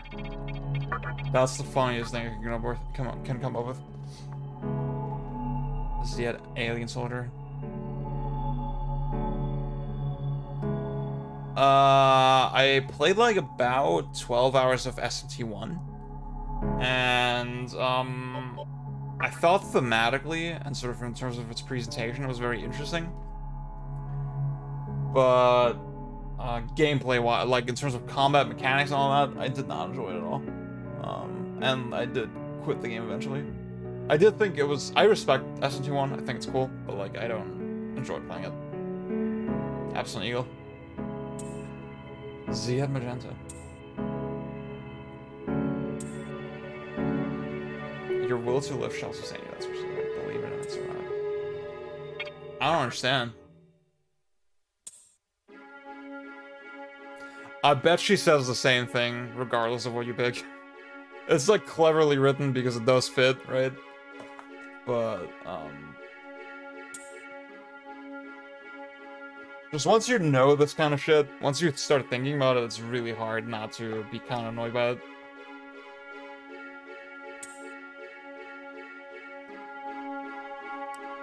Yeah, Luke, I think that's the... Actually, yeah, that's the oldest game I've played. I also tried Persona 1 as well, but I didn't finish it either. Kind of same thing, I thought it was cool, but like, pretty repetitive combat, and then I lost my save, yeah, on my Vita.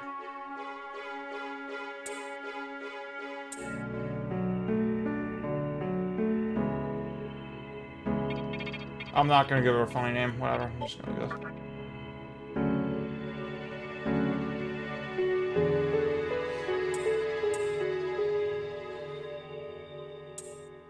See, I was thinking about how I hate that not having voice acting for a lot of people seems to be an inherent flaw.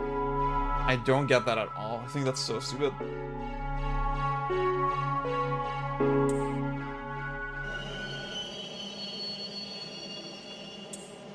So I guess here it's already obvious, yeah, a lot of the story is not very literal probably, right? Like, if you think about the events rationally, there shouldn't be any reason that my teacher is like choosing me because I'm so special or whatever. Like, it doesn't really make any rational sense.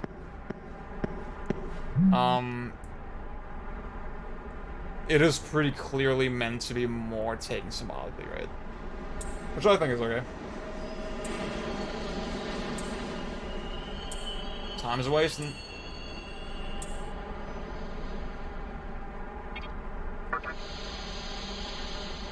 It's just like even the symbolism I just didn't find very strong, you know?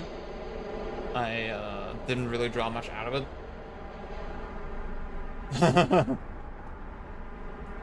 He is a lot nicer when you're around. To dress to impress. Yeah, Demi-Fiend is like the most dribless motherfucker ever conceived. The little demon sprites. What the fuck, dude? Why is she even nailed? That is like a really interesting question.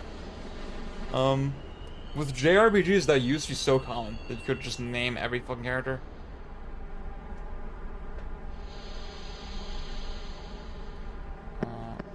Let's buy a drink from the vending machine. An actual commuter. The depth of field looks kind of cool here. Like the foreground is a little bit blurred out, just slightly. That's pretty cool. Like I think PS2 was really good at that sort of thing.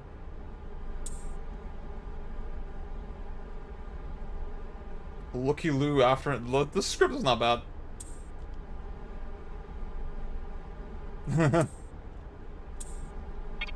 No, dude.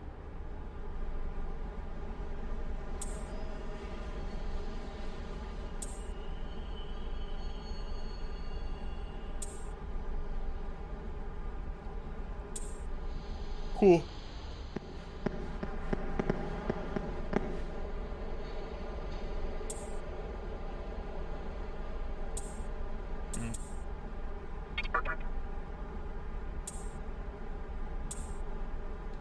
I'm pretty sure the camera wasn't like this actually. I don't think you can move the camera like freely like this on PS2. You see a vending machine. You have to. Will you buy something? That's a weird sound effect. Mysterious drink. Yeah, I can't check my items yet, right? It's sold out. That's interesting. I don't think I did this actually when I first played it.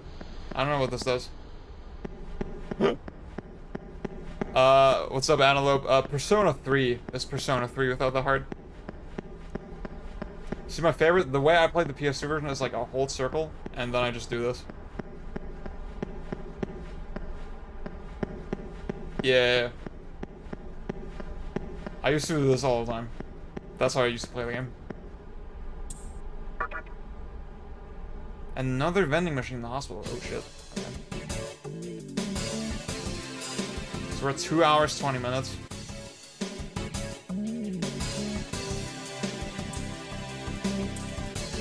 This looks pretty bad, I'd say.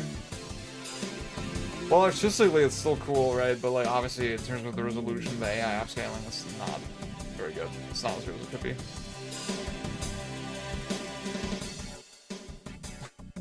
This looks so classic SMT.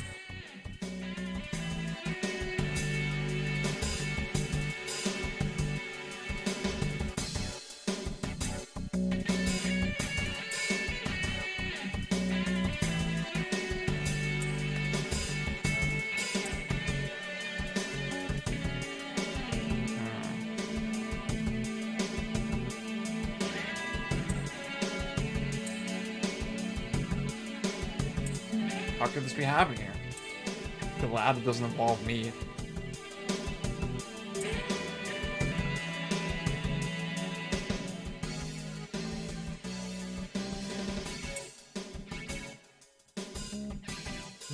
This guy, like, I don't think his hair is receding here. It's just like, you know, he has like a fringe just overlapping over his giant forehead.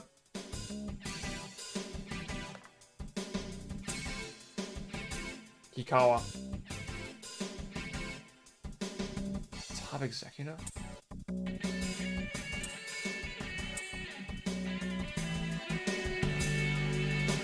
Oh shit, what's up, Callum? I mean, we've only been playing for like, 10 minutes. Yeah. I'm not a speedrunner at all, actually. I am a sweater. I am a sweat lord. I know she's beautiful, but that doesn't give you license to creep her. It's crazy that it's that obvious. Oh yeah.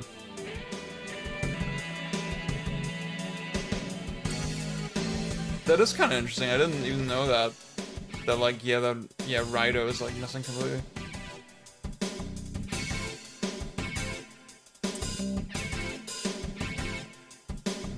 It got rounded. Wait, let me read that again, actually.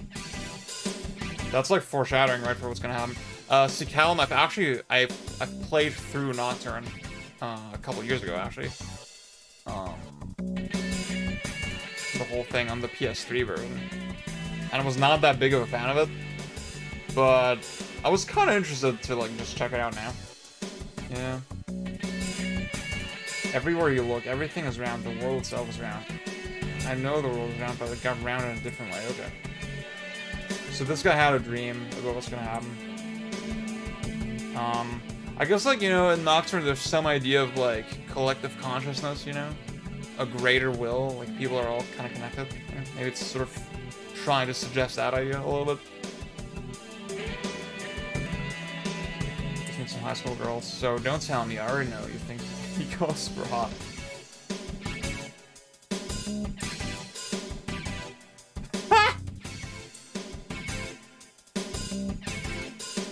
Yeah, I fucks with that.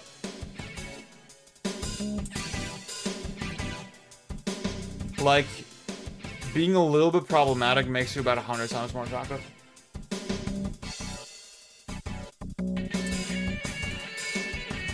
Don't gotta worry about that, babe. Why? Because we're about to start our own little riot. Dude, literally, I don't know if Yulia's here, but that's how I talk to her as well. I just want to sound as creepy as possible out of context.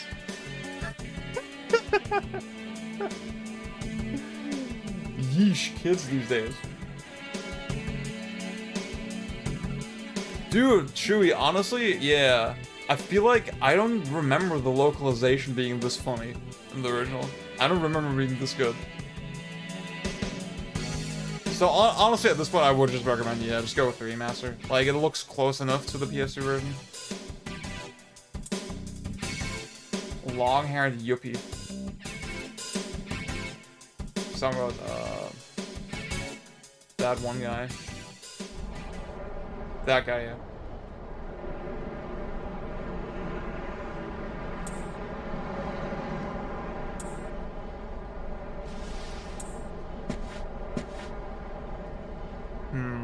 It doesn't look fully cell shaded though. It looks like there's some gradients on the characters. I don't quite remember how it was on the PS2, but it looks a little bit less cell shaded. Not in particular. He's pretty handsome, not gonna lie.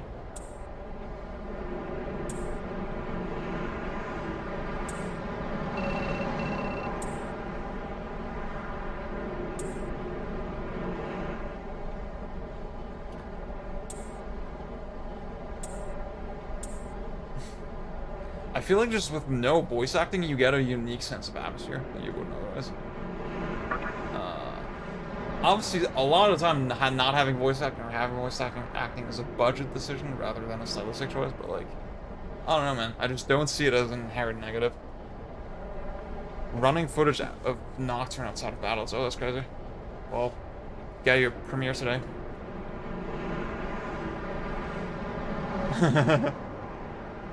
You wake up on the wrong side of the bed.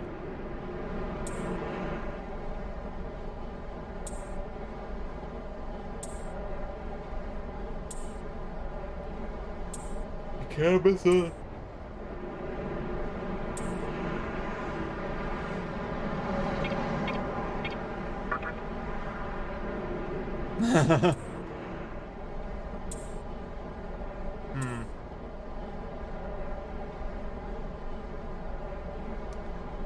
Yeah, SNC5, I get that.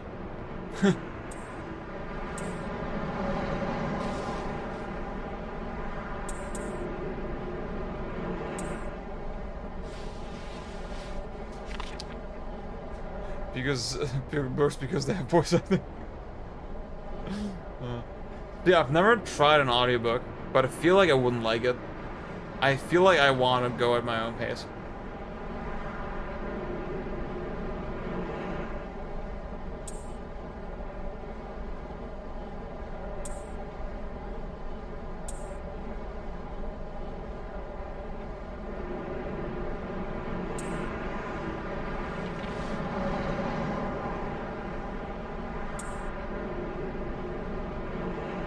Still want to say the game that the lack of VO adds. So yeah, if, like with Nocturne especially, I think it fits that game's atmosphere very well.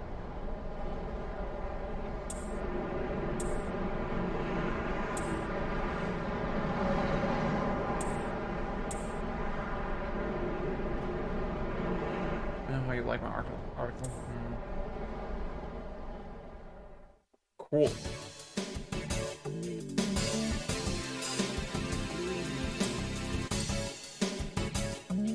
Our own right in the bedroom.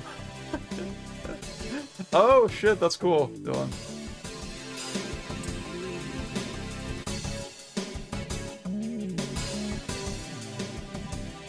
Quizzical young man.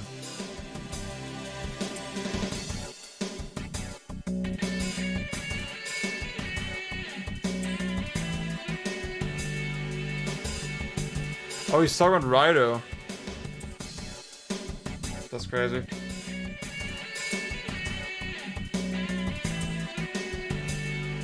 That's weird. If possible. See, I don't remember if they mentioned Dante here in the Western original version.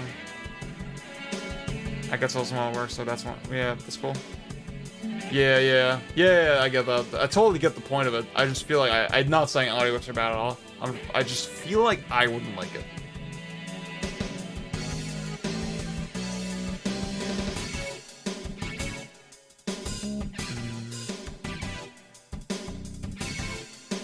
Oh, they do talk about Dante. Okay. Cool. Okay. Like a decent enough guy. That's weird. Like she says, let's have ourselves some fun, and then I just fuck off. Yo, Ziad, what's up? Yeah. Wait. No, I didn't really hear their... Well, I heard about the Colts, but I don't want to know more.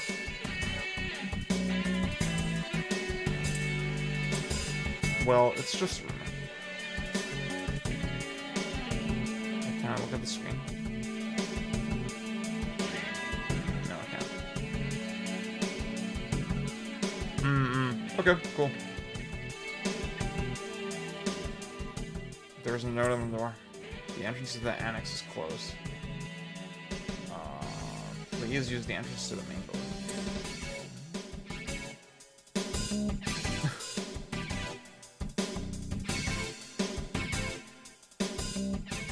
There we go.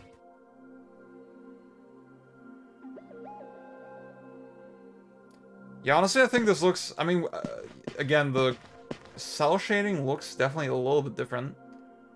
But it does look, overall, when you turn down the brightness a little bit, it does look pretty close to the original. To the point where, yeah, I wouldn't be that mad at it. But also, I'm just not that attached to the original. So, well, hazy at about time. Damn. There's something seriously off here.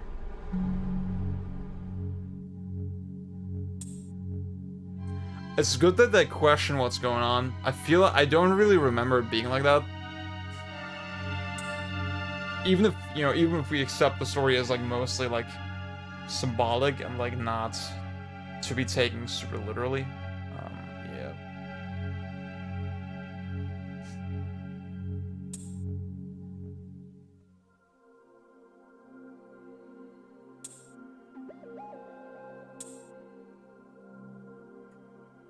I don't know, man. I feel like this script is like doing a lot to make it way fucking better.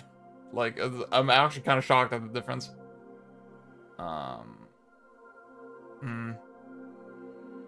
Dude, I should just read more books in general. Some guy gave it to me.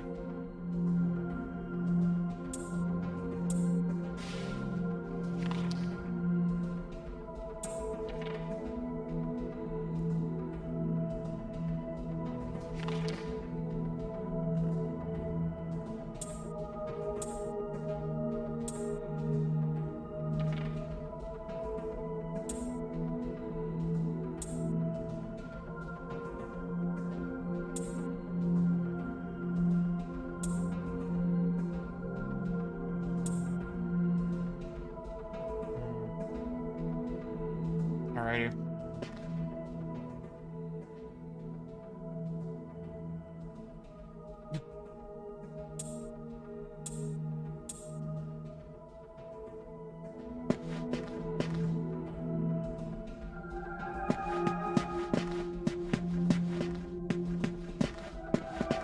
The lighting here is kind of interesting. Do you see the color change? That's kind of cool. Yeah, like when you're, so the way seemingly the way the lighting is handled is not, there's not actual like physical volumetric fucking lighting. It's actually, they just color the whole screen differently depending on like the zone you're in. That is kind of quaint. That is kind of cute. That's like that.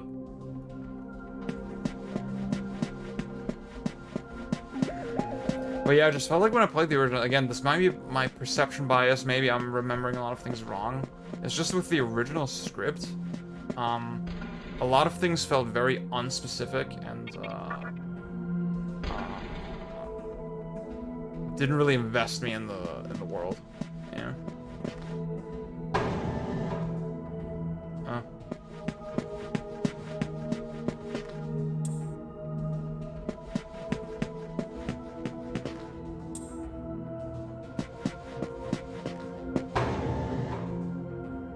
Oh, okay.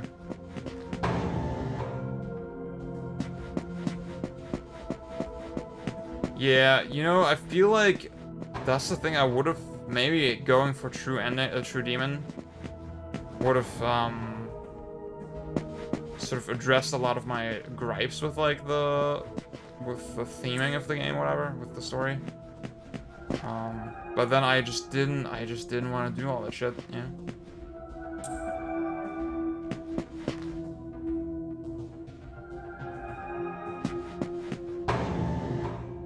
Okay, there's another... Oh wait, there's one more thing.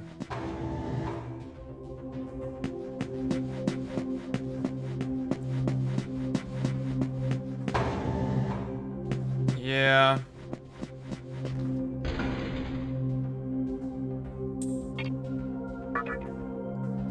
I mean, see, I played Apocalypse on hard, and Persona 5 as well, and I, like, you can out-damage stuff quickly enough that, it doesn't really matter. I guess it makes the combat a little more, glass cannon-y, maybe? But I just don't know if it, like, if it's actually meaningfully, like, nothing about your strategy really changes, you know? That's what I would argue. Callum is, like, internally modding, yeah. That's kind of funny that all this suspicious-looking bullshit is here. Okay. What's R? R is the roof.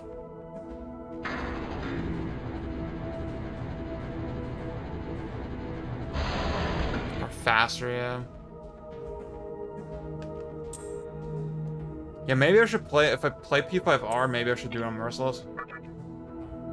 Because that's what everyone tells me, like, eventually it just gets easier.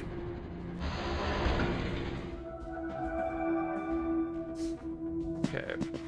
Yeah, sorry, guys, I'm the type of person, I fucking check every nook and cranny. I, like, hate the idea that I'm missing stuff. Ah, okay, wait. And then if I feel like this advances the main plot, then I will go back and check out the other stuff first, yeah. That's how I play games.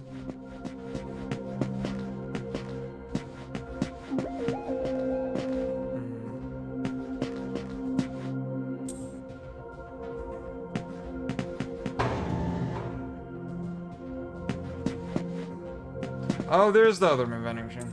Let's see. fucking rich.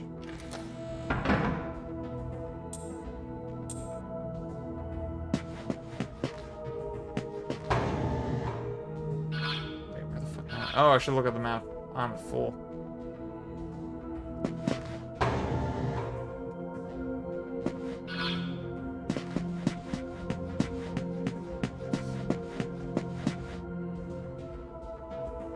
There he is.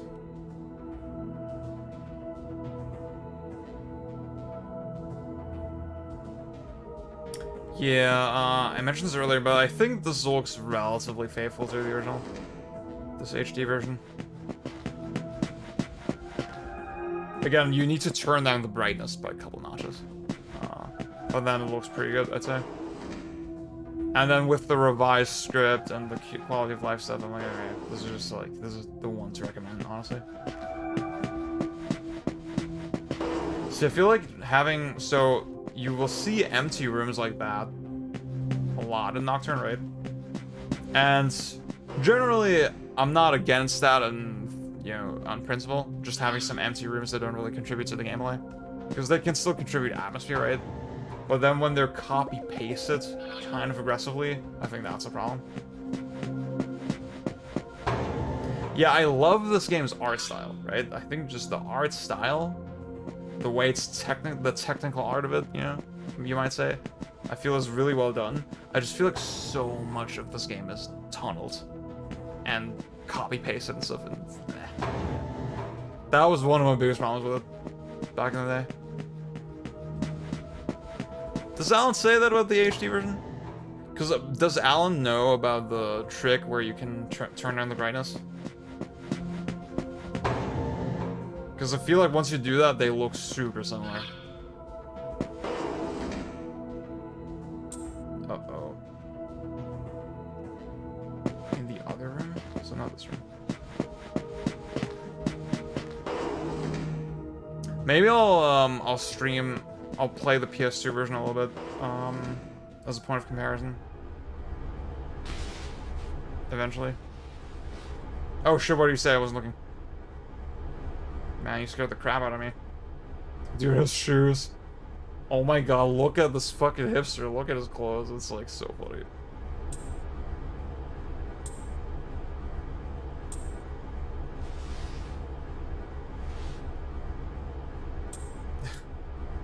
Maybe I like the tunnels, yeah, maybe they're nice. They're not even that nice looking.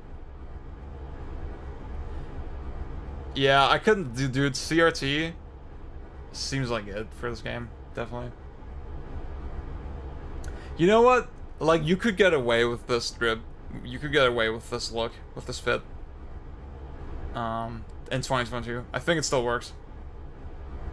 Like, our character, though, dripless. Drip versus dripless. Something's up.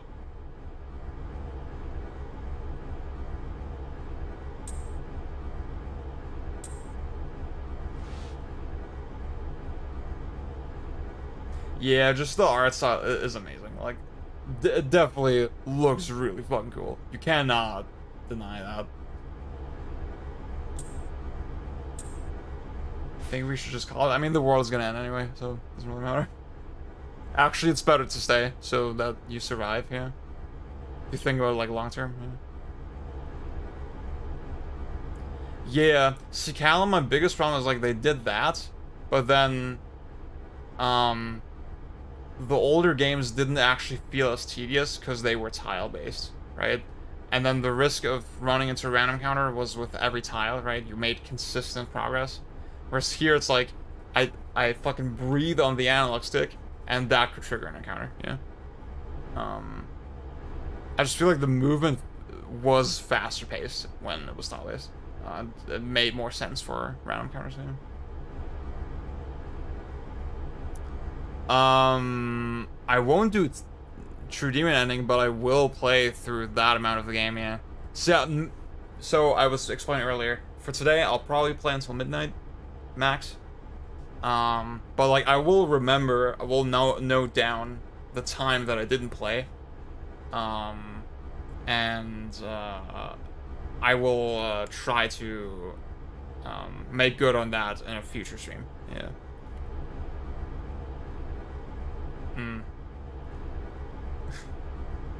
Yeah. See, Antelope, there's supposed to be a timer on the screen, but something broke it, and it's really annoying. So you can't see it. But right now we're at 2 hours. We're at 1 hour, 59 minutes. So we have that much left to play the game, at least.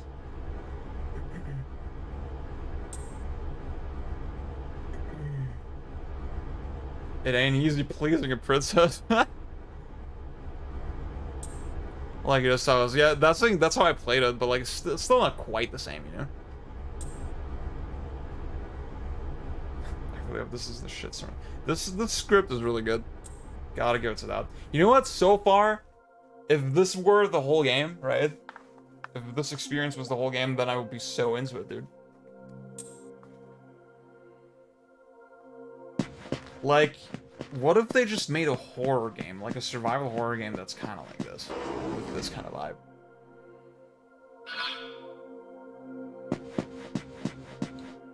Oops. Okay, are we going down? Ah.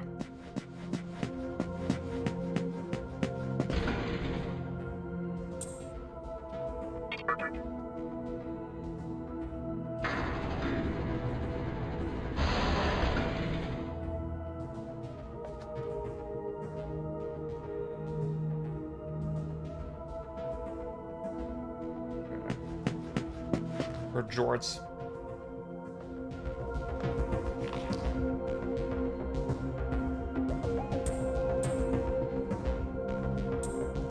I didn't read the fucking magazine.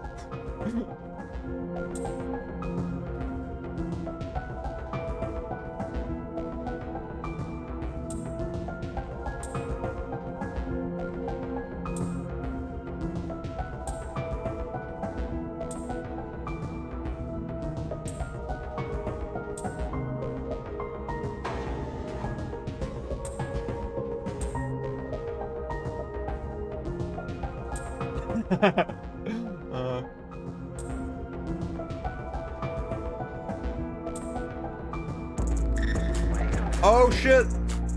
Oh shit! What's up, Bjorn? Thank you. Alright, gotta extend the time. Gotta extend the time. 1 hour 56.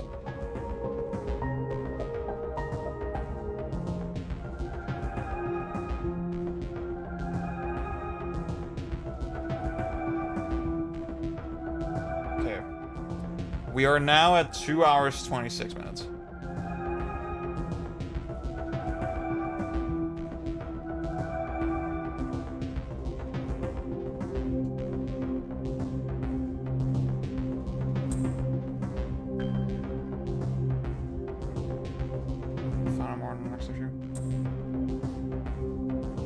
Dude, it's so hot. I hope I don't have any insects coming in through my window.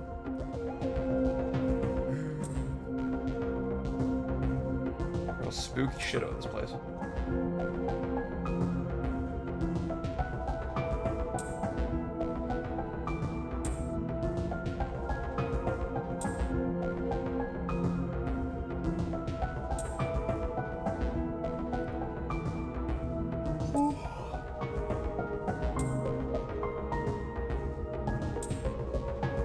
Yeah, like the facial expressions. I mean, this game came out in 2003. I think for that, it's really fucking good.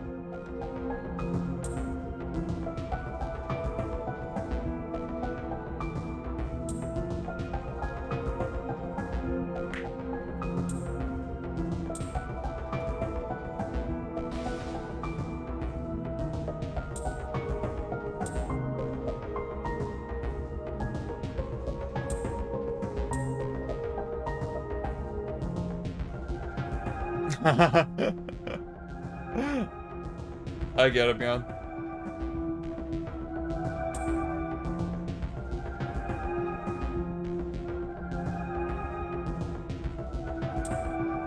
Yeah, Bjorn already said like I'm not gonna stream too far past midnight. If I have like time left over, after a certain point, I will make good on that in a future stream. Well, like, if that's the case, I'll just play Nocturne again.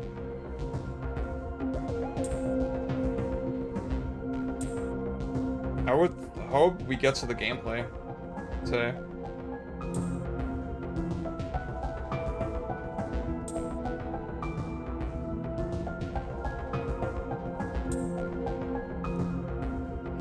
Alrighty.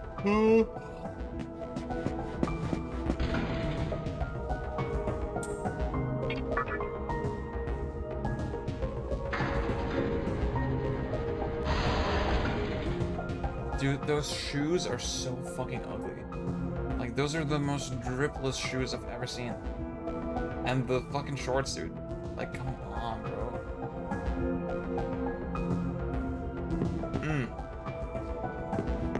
Yeah, everybody's saying Power Wash Simulator is really good.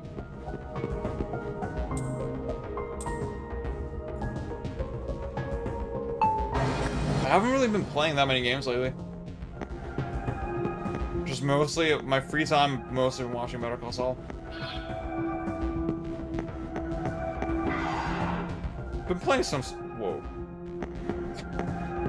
See, I think this is enough of a fucking red flag that you should bolt out of here immediately. But yeah, the reflection is cool. I wonder what that looks like on PS2. I would like to play the game again on PS2 just to sort of see the visual comparison. But yeah, I'm on season 6. I'm almost caught up. Episode 2. Oh, what's up, Dylan? Thank you. Okay. So now we're at 2 hours 52 minutes. Let me change it really quick. Yeah, my brother told me episode 3 is crazy. There we go. So I'm pretty excited for that. I'm hoping I'll be caught up like this week. Did I say, yeah, I'm playing some Monster Hunter. I didn't even get to the Sunbreak stuff yet. I just finished the base game, finally. So I hope my opinion drastically improves once I get to Sunbreak.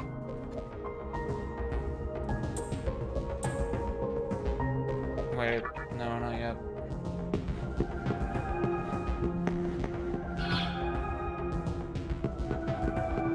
Shit.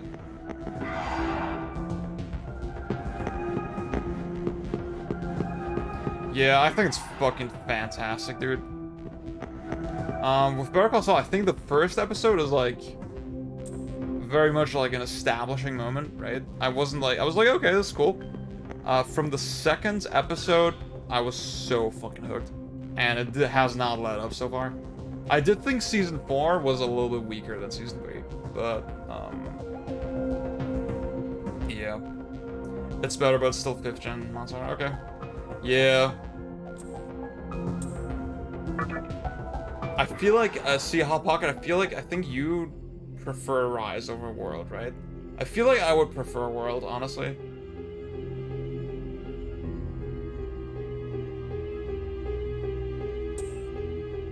Who is it?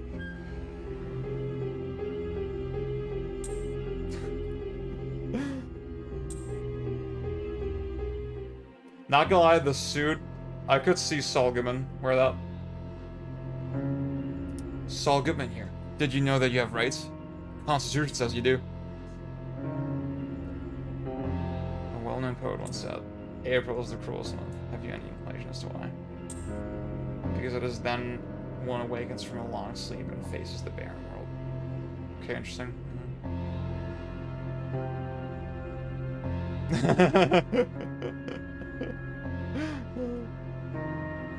I see what you mean, Habaka, yeah. Did you know your point? Not gonna lie, this is really cool though.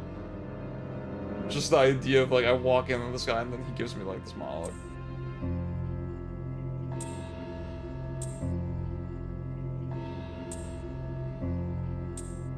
And I need to wipe my ass.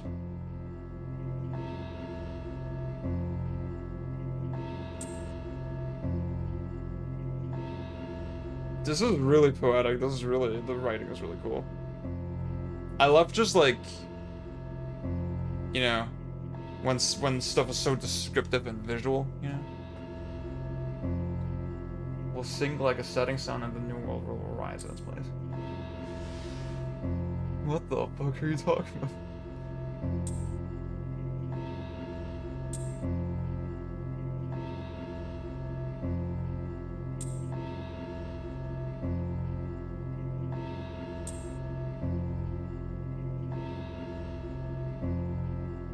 Even a pebble creates ripples when cast in water.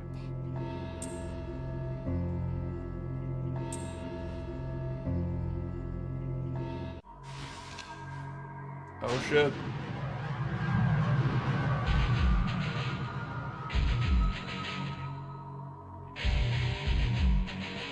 Yeah, the music in this game was sick.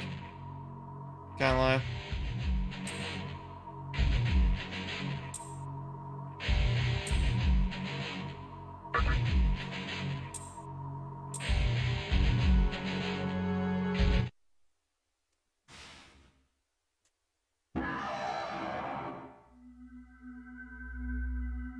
Can't even let one person go.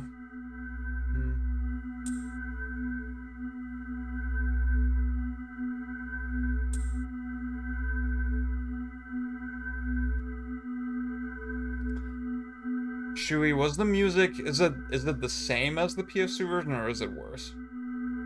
Because if it's the same, then I don't really care, honestly.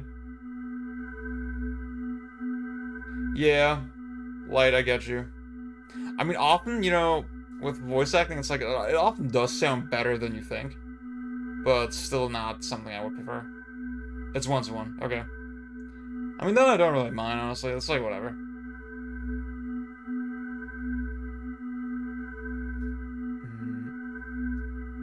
Then consider our partnership over. For something more clean, I get it.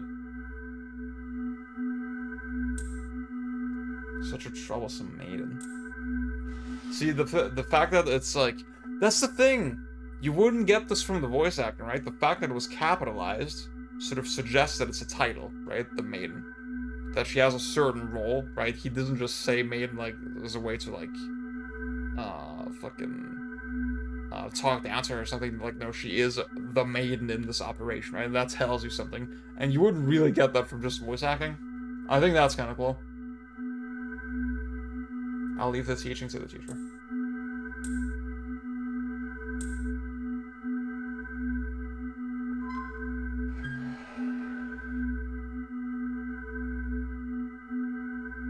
I'll be waiting on the roof.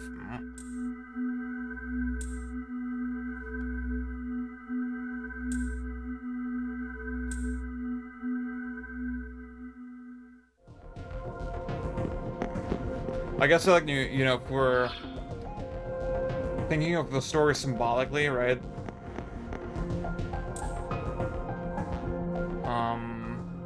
Like, a school teacher is someone that shapes your life, right? Has a pretty, can have a pretty dramatic effect on your life and your worldview. And the significance of your teacher, like, they could have just had a random person, just random people that you're not connected to in this cult, right? But the fact that it's a teacher, that it's your teacher, I think says something pretty specific, right? Has like pretty distinct meaning. Wait, oh, there's nothing here.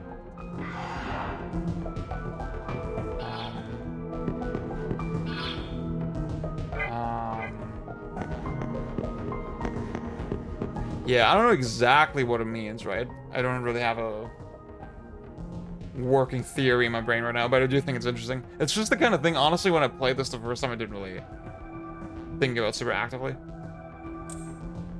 Someone is up ahead. This fucking guy.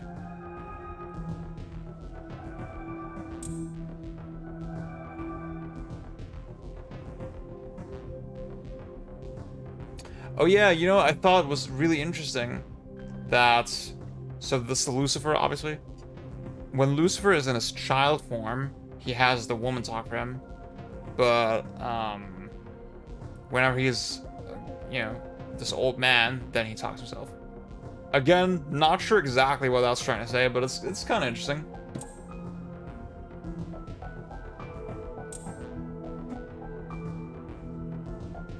Ooh. I just think it's so sad that like you miss out on that whole part of the story if you don't do all the bullshit, you know. Ah shit, maybe I maybe I should have gone back to the first floor. Shit, dude. Damn. I would have been curious if like anything's changed. Yeah, okay.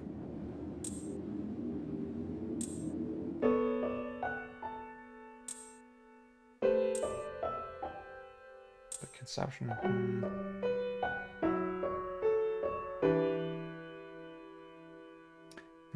An event which no human has ever witnessed. I mean, at the very end of Nocturne, it's kind of suggested that similar things have happened, like, countless times throughout history, right? I don't know.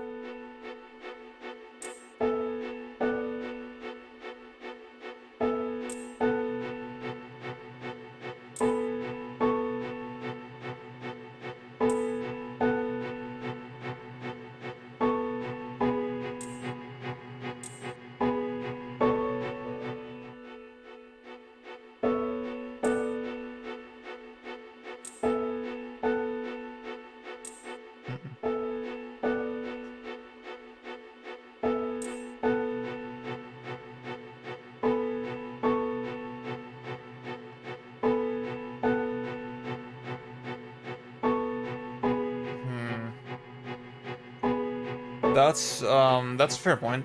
I just feel like I'm looking at it sort of, I guess, in a,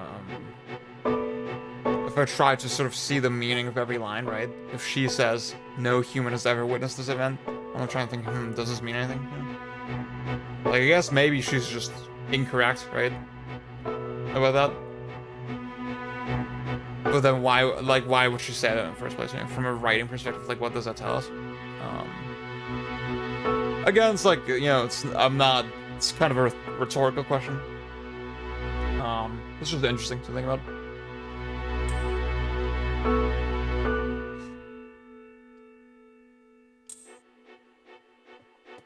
I'll be your pillar of strength. She's a teacher. It is my duty as the maiden to take part in shaping the world. I can show you a better way to live, like a teacher.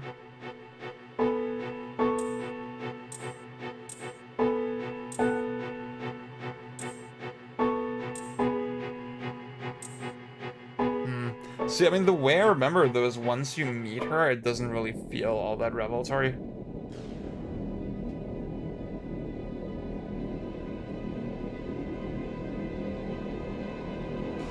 Yeah, with the 4x3, I don't really know what the fix would have been, but this is definitely not it. Yeah. Yeah, I see what you're saying. I'll fuck up. Obviously, also, you know, when you play this on a CRT, you don't see the difference between FMVs and real time as much. Yeah, it wasn't so different from past precedents.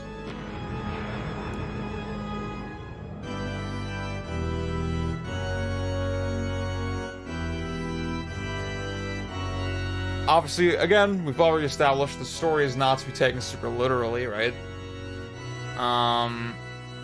But obviously it makes no fucking sense that the entire world was, like, turned inside out. And then all we see of it is, like, Japan, you know? Like, it feels like in the... I mean, I don't really remember, maybe I'm remembering it wrong, but it feels like over the course of the game we do travel throughout the entire, you know, inner kind of globe. But then literally all we see is Japan. All that stuff is Japan. I think that was kind of weird. But again, like, it doesn't really matter.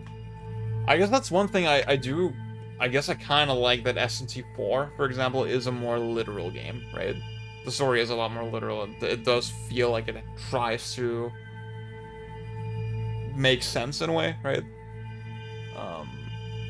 It tries to make sense in, like, kind of a... sort of has its own internal logic, and, like, it things sort of fit together like relatively rationally.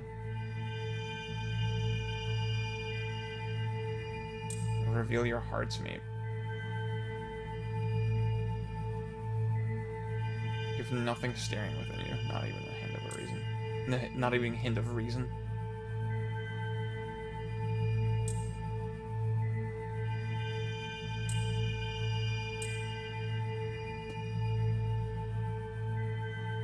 Cool, cool, cool.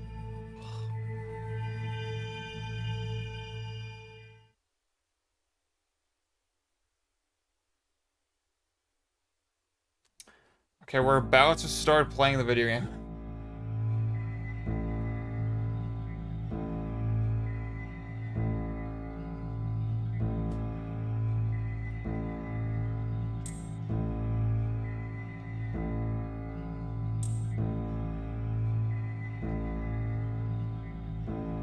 Is Lucifer in the vanilla version?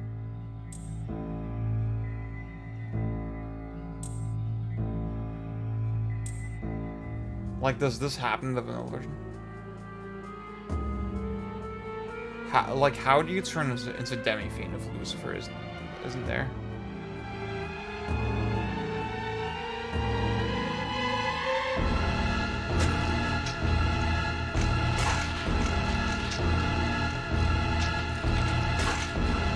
That's so interesting. Like, again, on PS2, they could very easily switch between real-time and FMV, and you wouldn't really notice.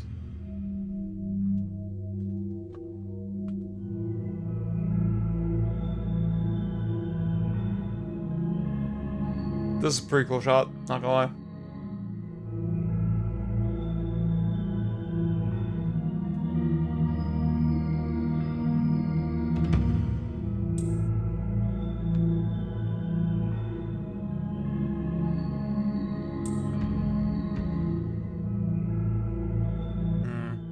Yeah, it's just, I feel like it's odd if Lucifer's in the vanilla version, but you obviously you can't actually do the true demon path. That feels kind of weird.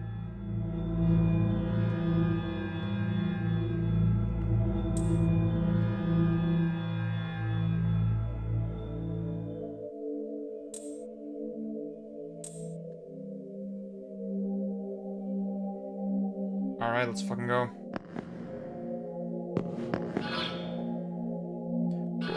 Gamer. So wait, let's actually examine. So the brightness by default is like this. And obviously, I mean, this looks really wrong. And you can tell if I turn down the brightness.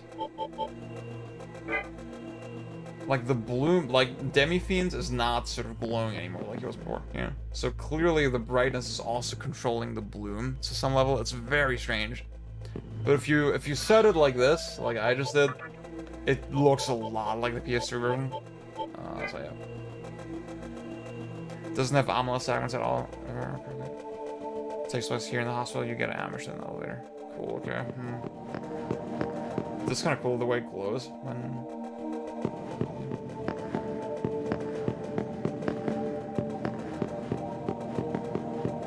Not gonna lie, I do hate the 8-way movement. It does feel pretty bad, but yeah.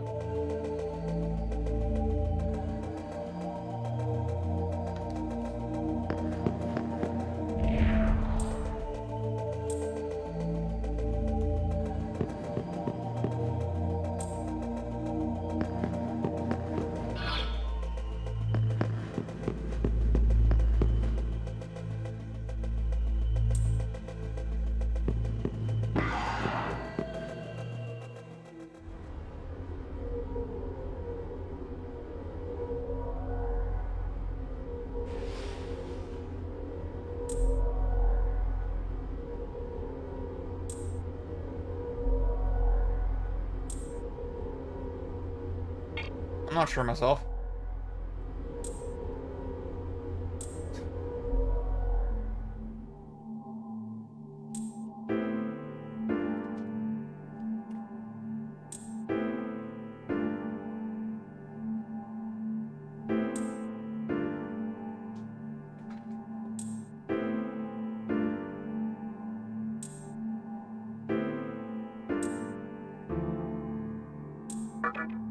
Oh, no, I haven't. Fuck.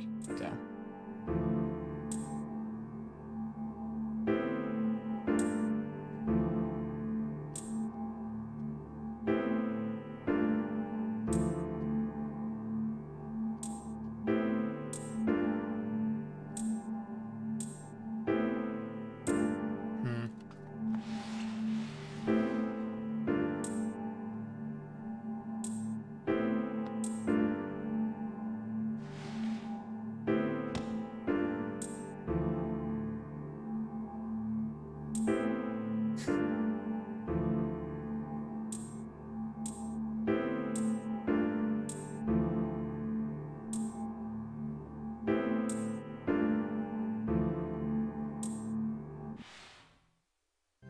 The way the music just suddenly stops. Okay, hit save.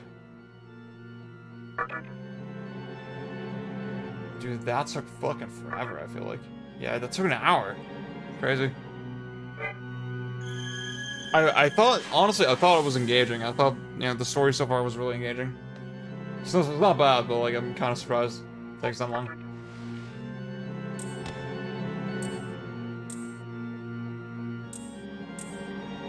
So yeah, Raph was saying earlier I should recruit the lightning demon.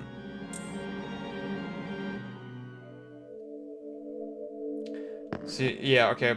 Really dumb thing, right? But like, I get what this design is trying to say. I just think the shoes look so stupid. It looks so dumb, dude. The pants, I'm like, I can live with, but yeah.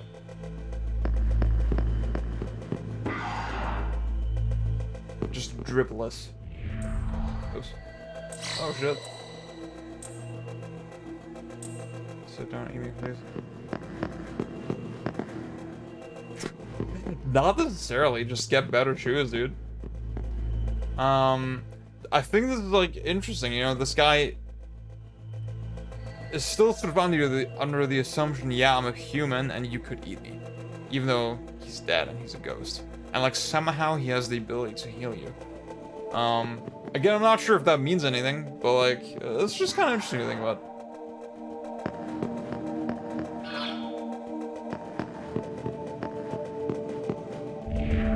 Who are you?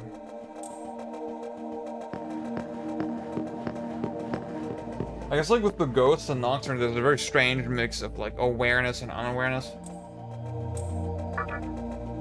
Like it feels like something with them fundamentally changed, but then they still don't really understand the world. So this is not in vanilla, right?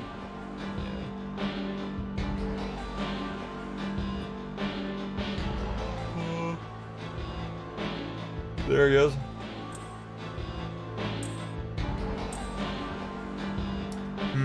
It's kind of interesting that with the lady, the age difference is not as drastic. She is younger now, but I don't know. Cash cube. Oh yeah, wait, let me check actually. I got the mysterious drinks right. Sacred water, so.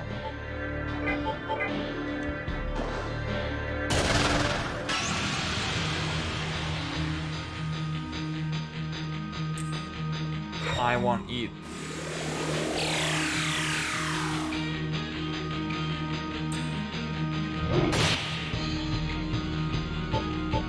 Okay, can't. Oh, I can't talk. Nice.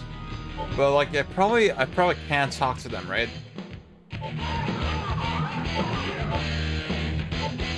I'll just try. Fuck it. Ready for action. Damn.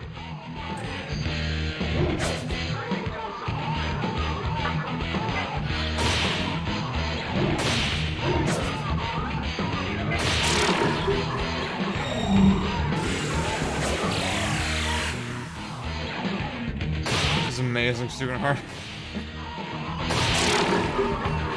I can imagine, yeah. They won't talk to a gamer. Yeah, dude. Alright, how do I skill in this game? Do I just put everything in strength? I'm just going to, fuck it. For now. Yes.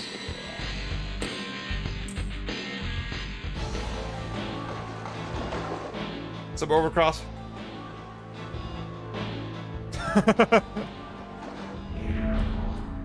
I can see, I see your, I see through your 5 layers of irony, okay? Doesn't work on me. Strength dex. Okay, you get healed a lot so far.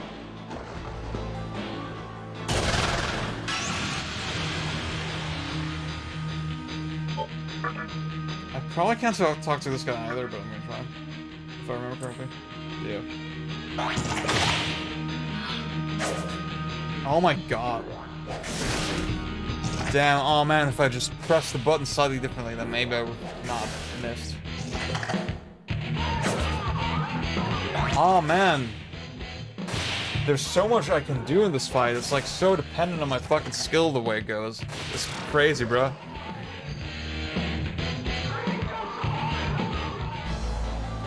This is the remaster, the HD version, yeah.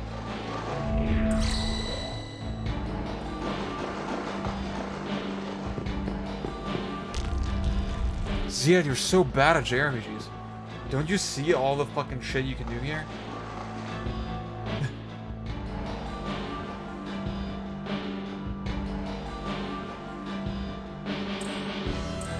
This way. Well... I'm a fucking bitch. So...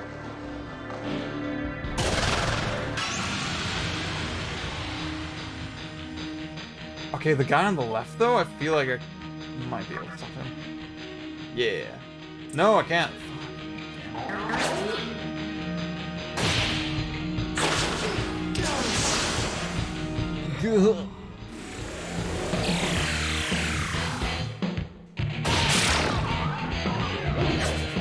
So, how are you guys doing? You know, I was thinking about making a tweet about this a while back. I just feel like if... Actually, no. We know that fucking Sony cinematic games, they get ridiculed so hard for, like, press X to do action that doesn't require any skill kind of gameplay, right? And it's like, what is this by comparison? See, I'm not saying that that kind of gameplay has to be strictly bad, right? That we have to look at it that critically, right? But then it's just the cherry picking is insane, yeah? The cherry picking is insane. Like, how is this good gameplay right now? I don't understand.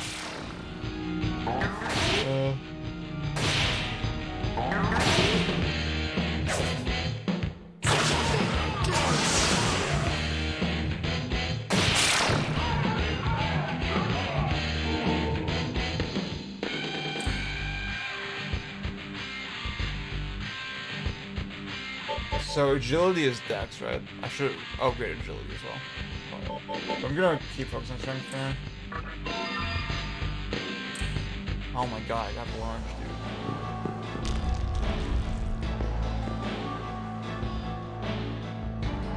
Yeah, I bet this is way cooler visually on PS2.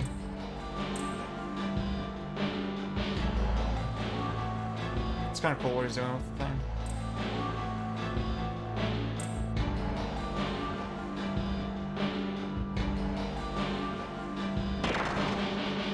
Use a mod to skip this whole section. I get that, yeah. Okay, I'm a bitch, so I'm gonna save again.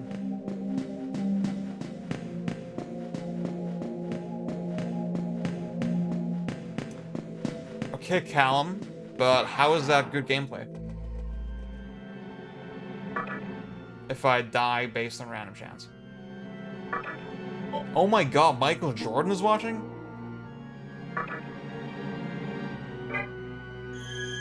See, yeah, you can beat DMC4 with mindless button mashing, that's totally true.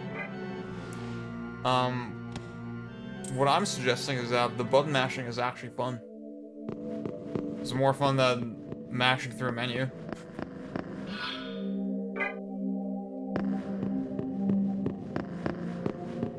I feel like just in so many discussions, people are hung up on difficulty, you know? It's like...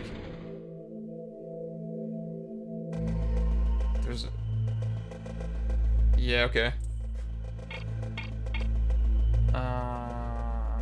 Where do I go?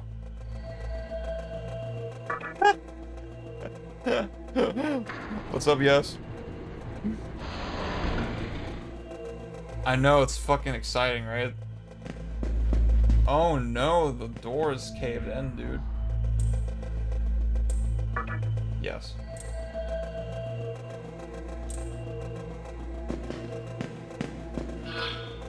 Okay, you know what? I'm not gonna check every fucking nook and cranny anymore. It's like, it's just when I'm saying the gameplay is unengaging, boring, whatever, people think I'm specifically talking about the fact that it's hard, right? That's not hard, right? And then they're like, oh, if you play it hard, you get crit in one hit, in one fucking attack, and you die. Oh, isn't that what you want? No! This make the game more engaging, you know? I want it to be engaging, right?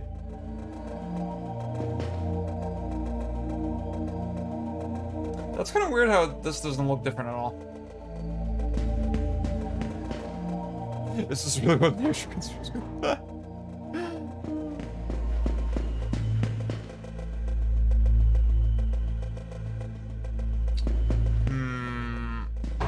I would recommend SMG4. It's really good. Well, so when I played it at the time, I thought it was really good. I'm not really confident I would still like it. I would have to play it again.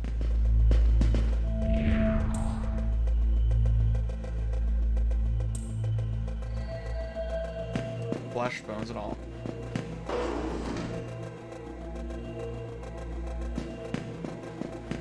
Callum, I perceive the irony in your statement, the sarcasm, whatever, I get it.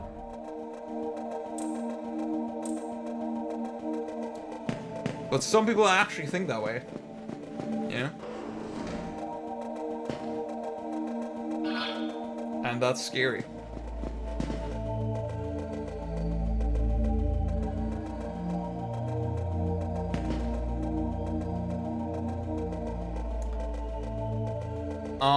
I mean, see, Michael Jordan, I feel like that SMT thing actually is pretty, that way of describing it actually is kind of accurate.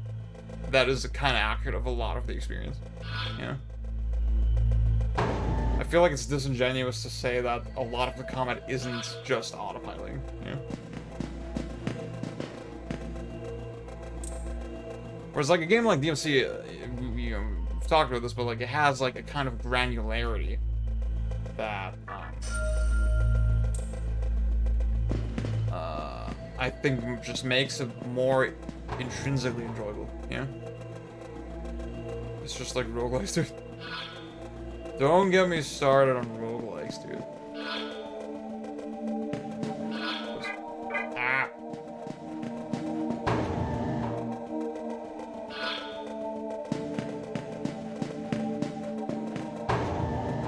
It's actually kind of crazy how much I cannot stand Hades, dude.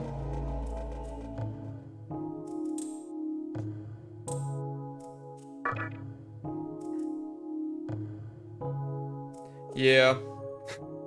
Yes, I was saying earlier, like, damn, if this was like a survival horror game, I would be coming so hard, bro.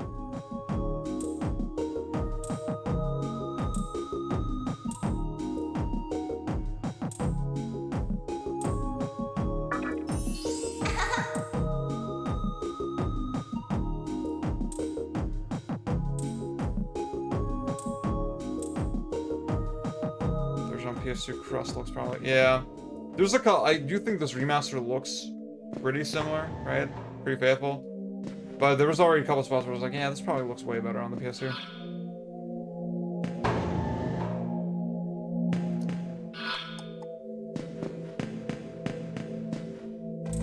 Gah!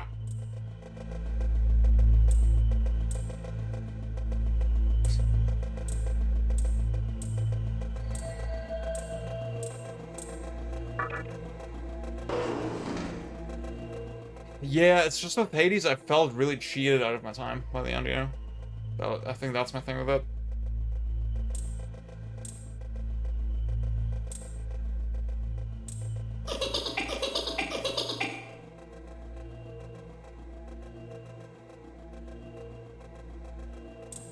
See, Callum, I do see the appeal of, like, I think Spelunky is really cool. I don't think it's flawless, but I do think it's really cool. I just hate, I hate the unlocking stuff in roguelite games. I think that conceptually is so shit. Oh, I'm not healed up, dude.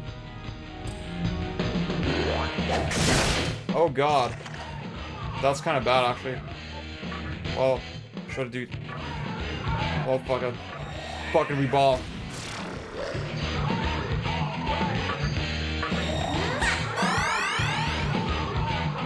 Let's remember a visual novel that is a video game. Visual novels are video games.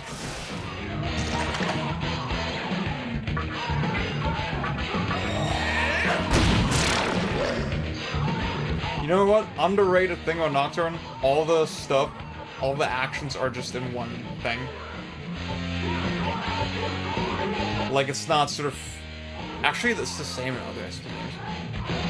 For some reason, I feel like in a lot of other games, it's like regular attack, magic submenu, item submenu, whatever, right? I feel like just this way of handling is kind of cool. He's probably weak to Zio.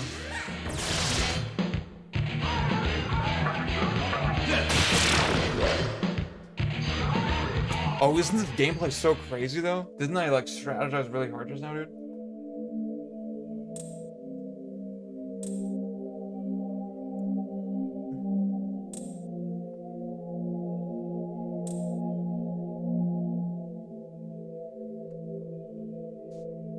I need to play Moon Crash, dude. I feel like I would really like that.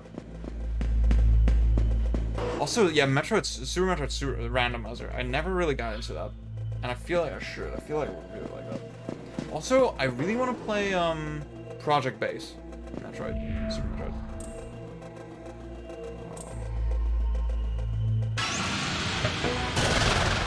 Oh, shit. Okay, wait, the Will-O-Wisps I still cannot recruit, probably, right?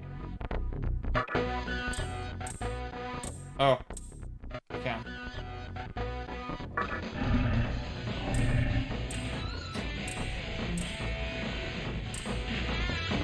Damn. Strategy. Strategy. I really had to think about that one. Yeah. It gets really hard in 9 hours.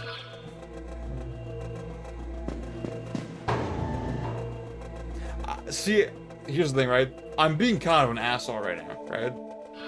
Just really, like, being this pedantic about literally every millisecond of gameplay, right? Obviously, that's not really entirely fair. But I do think it's worth talking about, you know? Like, whether individual pieces of gameplay are actually that engaging. I mean, I got him. Wait. Yeah, wait, let me go here. Yeah, let's go. Cool.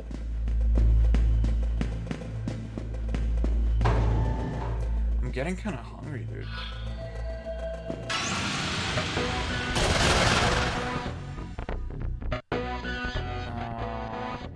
I can't get more than one of the same.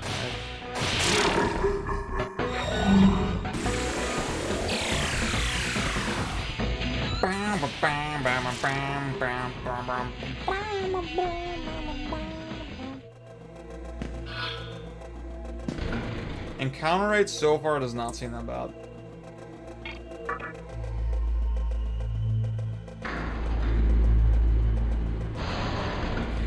You know what? I'll say there's something kind of relaxing about streaming a JRPG.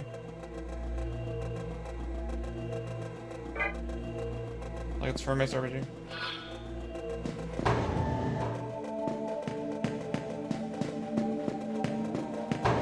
Just in a streaming context, it makes a lot of sense. Overcross, I feel like you're kind of onto something.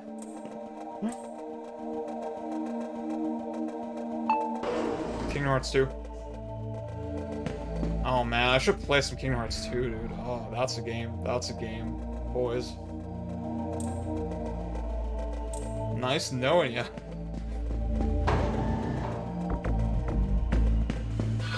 Is there a save point near me?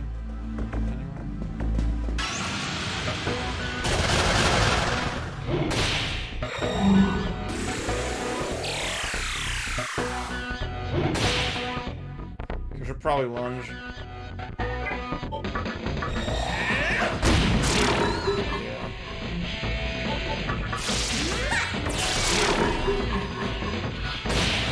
Dude, so strategic.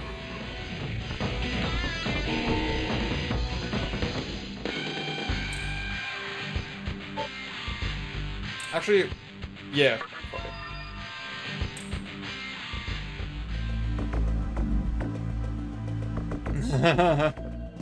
I feel like Divinity I wouldn't stream it. Because Divinity actually would want to take it seriously. Oh my god. You wanna play?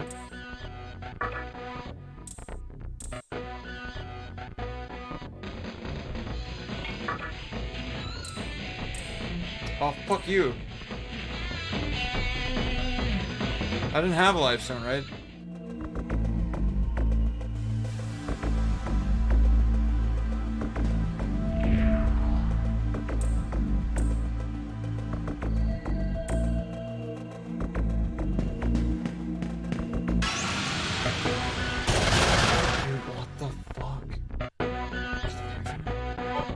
I should put the thing in my party.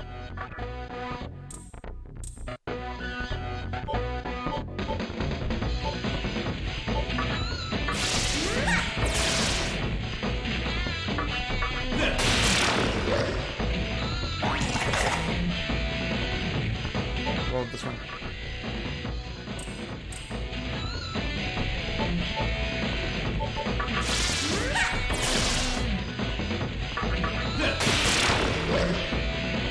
It is dope. The music is really good in this game. Can't lie. See, it just said the encounter rate does not seem that bad, and then... Dude, this is raw.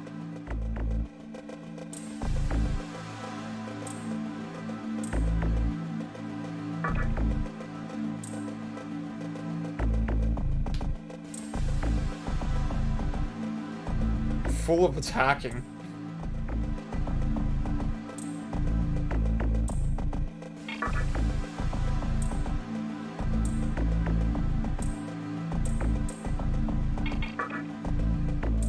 This game reminds me of Bayonetta too.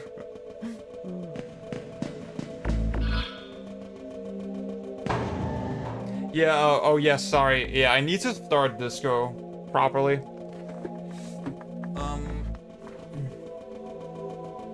I played like the first room a little bit, and then I got really tired.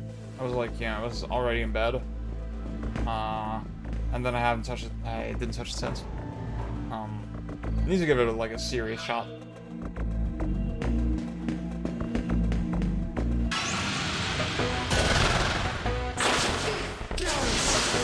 Oh my god.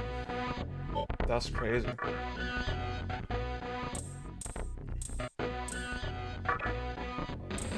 What?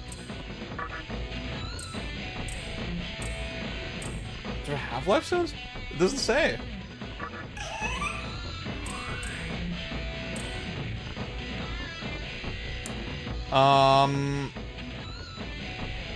No, I did not die to the ceiling fan. I didn't even play that far. I did pick up the tie from the ceiling fan. And I see, the thing is, I read all the memes with dying from the ceiling fan. And I was like, huh, is something gonna happen if I pick up the tie? But no, I didn't die. I bought the Neo Worlds with you, but I haven't played it yet. I did enjoy the demo. I should play that. Yeah, I have it on the Switch. Cool. Rawr.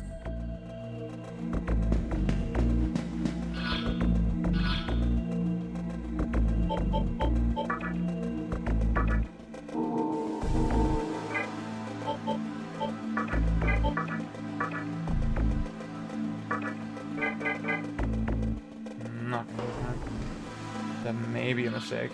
But...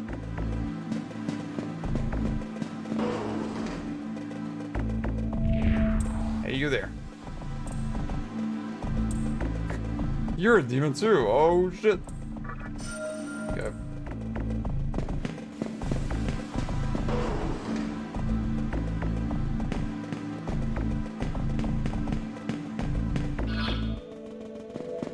I'll say I think the Switch version of Disco Elysium is really good, from what I've seen. But it's one of those examples that makes me think, yeah, 60 FPS is still nice, even like a menu-based kind of game, you know?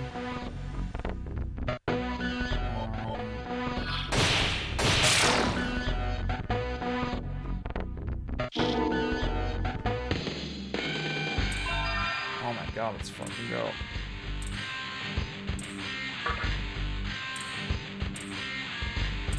Oh,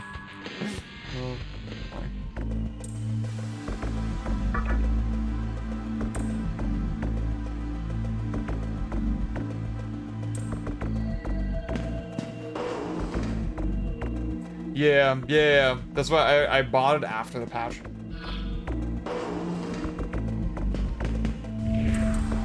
Oh wait, I should read what he's saying actually.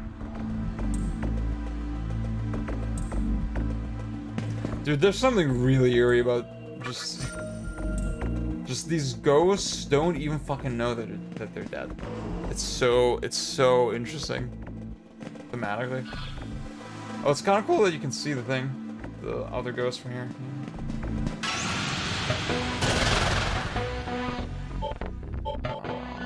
Alright.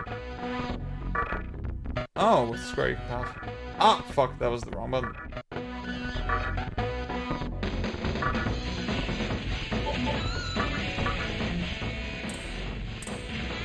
Okay. I fucked up.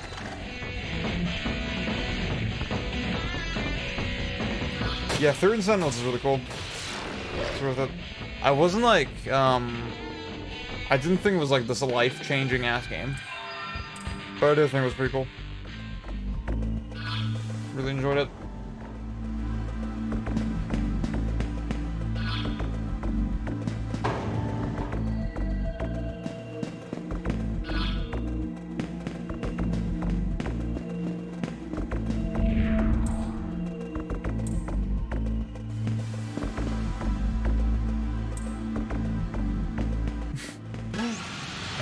Callum just has to hold back the anger.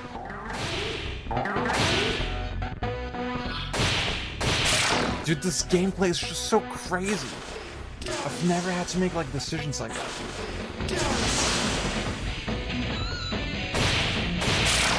It's so strategic.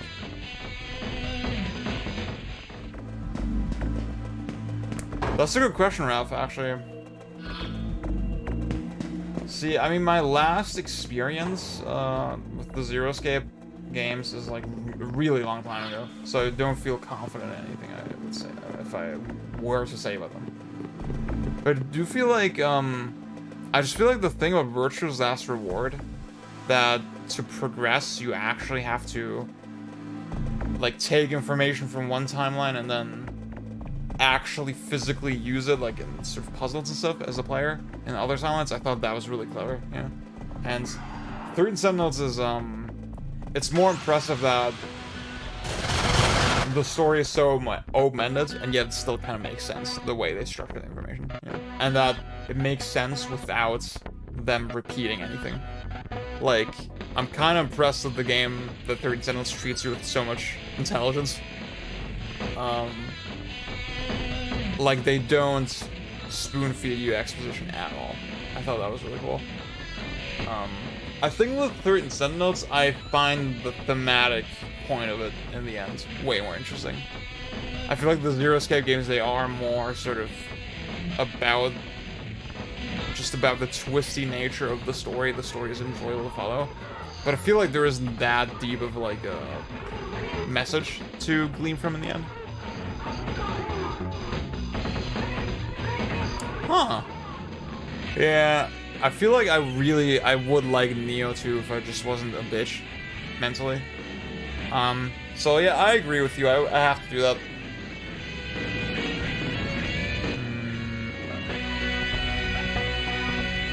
Do I just auto battle? I don't want to, dude. I want to think about the weaknesses right now.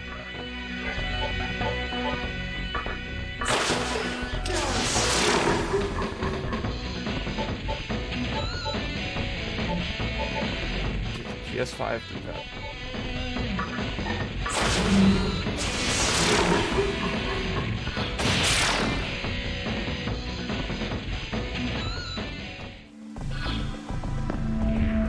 Mumble.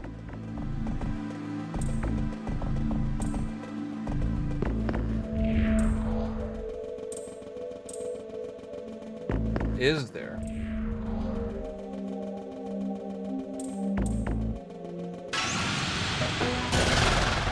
Oh my god, dude.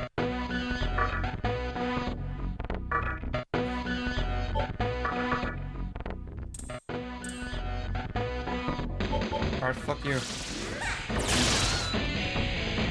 Get worse with each game, that is true. Like, yeah, like 999 just felt the most high budget, the most classy in its presentation.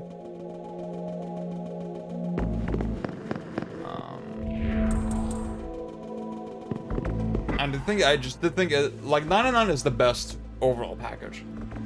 I feel like structurally, Virtuous Last Reward is the most interesting one. And then Zero Time Dilemma, I think, is just not good at all. Well, not good at not at all, right? I do think it has redeeming qualities, but like overall, I'm like, eh.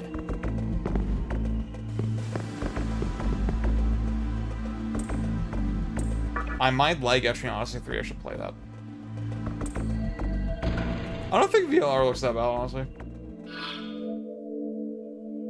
Okay, let me save first. Oh. So how do I recruit Kratos? How does that work?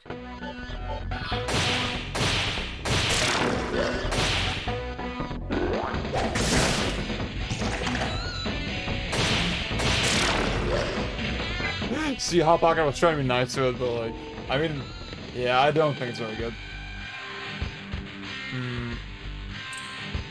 Okay, I'll put 1.0 agility. Full moon, okay, cool. Fully recovered. I know Raph was saying EO5 is like insanely good, and I'm like everything he was saying about it made me like think, okay, I should play that. But I'm gonna try every Etrian Odyssey game, like, you know, every numbered game. I'm not gonna make an obligation to finish all of them, but like, I do want to play 2 on stream. Like I said, I have it set up on my Wii U, so I'm gonna stream that for a little bit, then move on to 3. I'm hoping that I would finish 3 because I know 3 is like a lot of people's favorite. Dude, I am kind of sad that like I just feel like the DS games felt better to play because they were 60 FPS.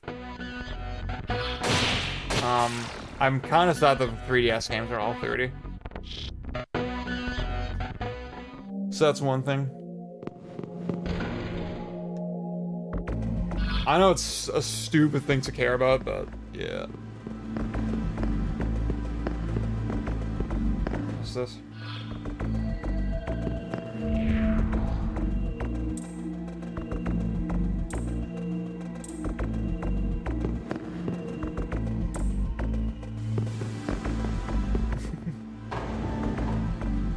The sexiest one so far. Oh shit.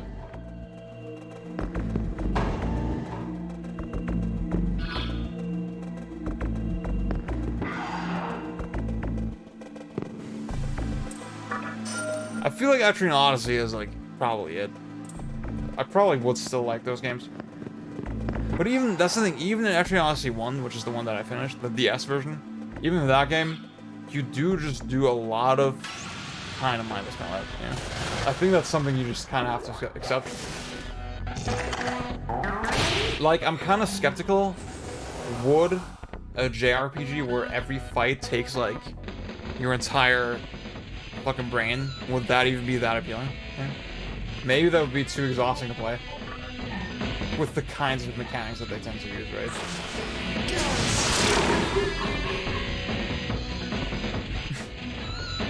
Why are you doing this to yourself? I mean, I don't think it's that bad right now. Not gonna lie, I would be really bored without this, without the chat, probably, of this.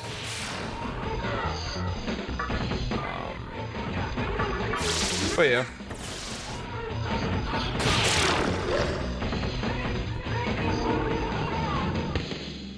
Ten out of 10.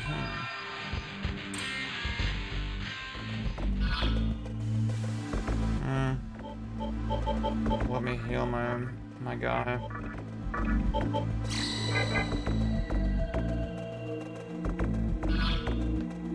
See, Overcross, the thing is, like, a lot of people will tell you, oh, RPGs aren't just story games, you can play them for gameplay. But I just don't really buy it for the most part. It's a podcast game.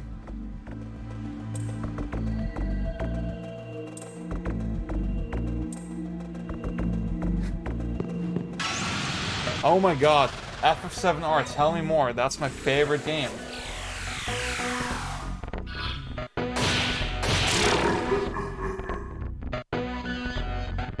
Dude, playing Alien Soldier right now would be so lit. I actually haven't done like a proper Alien Soldier stream. Can you believe that? That's actually kind of insane. I'm assuming... Yeah, I'm assuming this is the way out. So, there's that one door I missed, so I should go back. Oh, what's up, Eric? Yeah, I'm really fucking up today.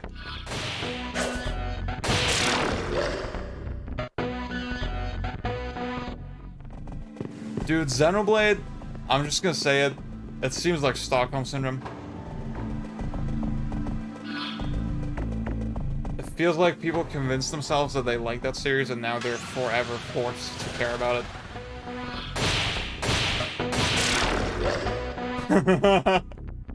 Ralph, that's a great idea. Fuck, okay.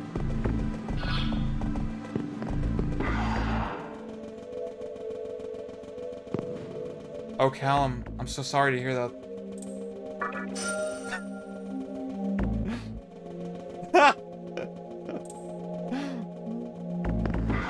That's the thing, I feel like that first game just had this reputation, like, oh, it's this magical ass Wii game, whatever, hidden gem, you gotta play it.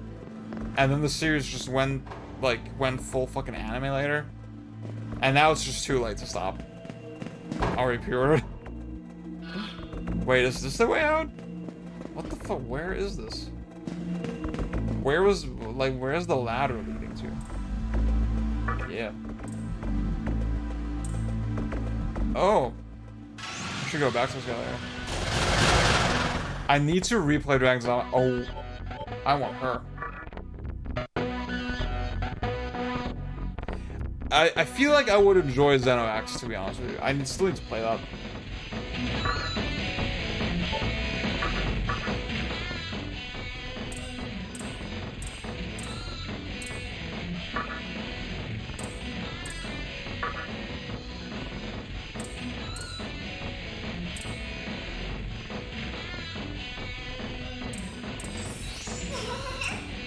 Nice, we got it.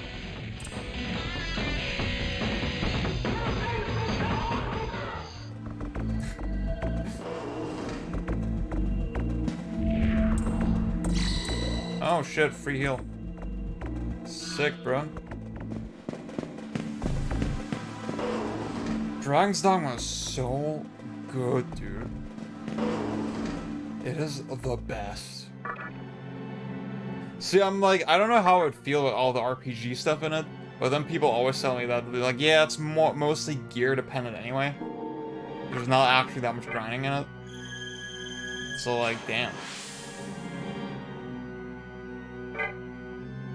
What class should I play in Dragon's Dogma once I replay it? I'm thinking Mystic Knight. I played Fighter and Warrior in my 360 playthrough. That's it.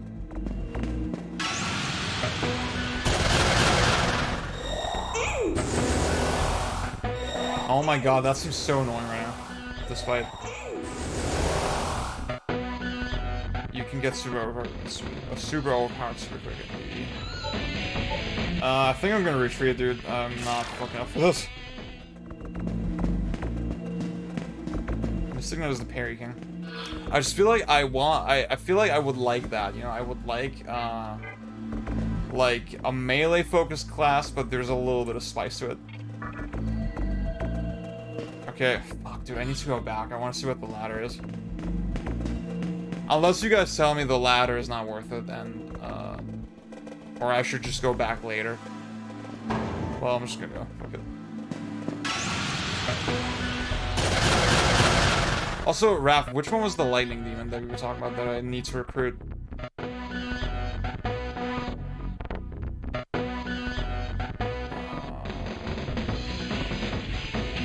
I'm gonna guess she's weak to Zan. No, I guess wrong.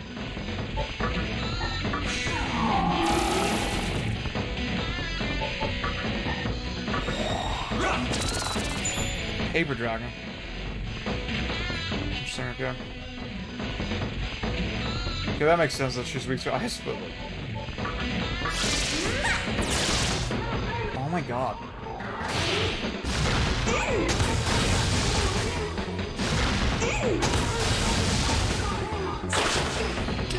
Overcross, that's interesting. That's an interesting way to phrase it. Fuck it. I'm glad that they focused automatically on the enemy that I already damaged.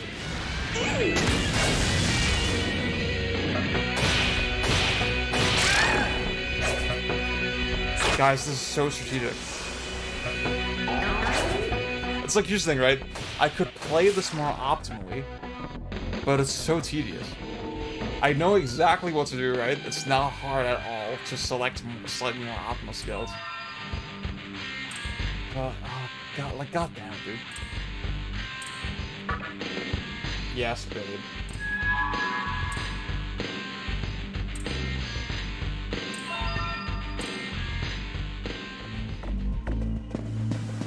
Paper Dragon thing.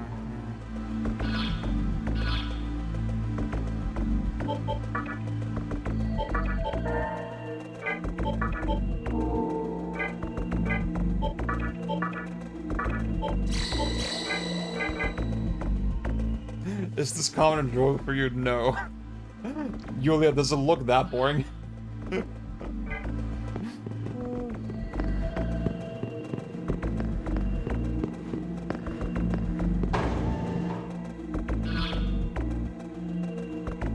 barely even started. That's accurate.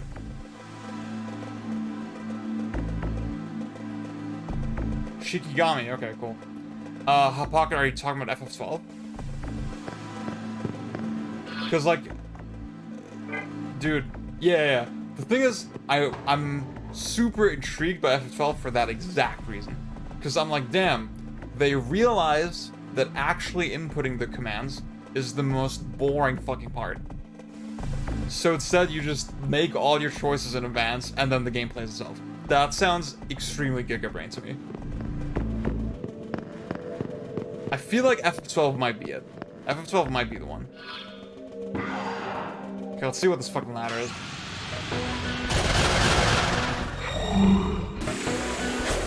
Oh.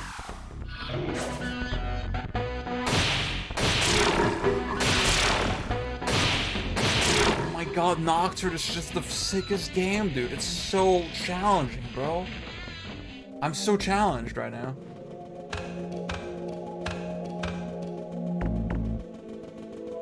This looks really weird. Amazio Rock. Honestly, Eric, I'm really skeptical that I would still enjoy it, yeah.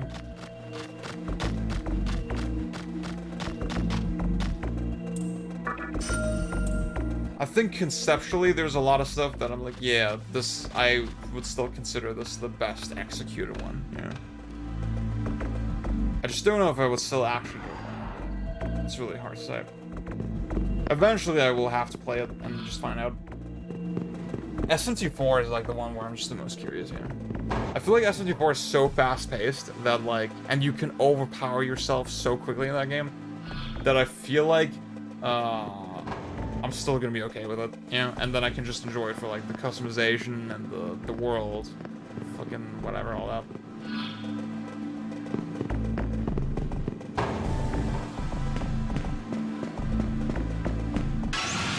think it's a little odd to condition the play. Ah, that. Yeah, Raph, that's the one, right? Oh my god.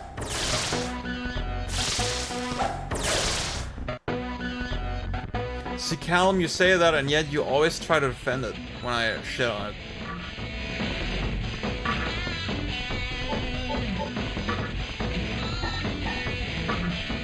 That's S64. It's another one of those games where conceptually I love everything about it, right? I just don't know if I would vibe with the gameplay that hard.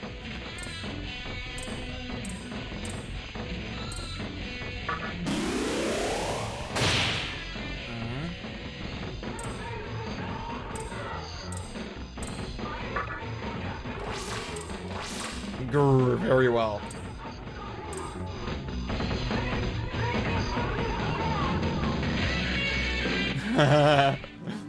I get it.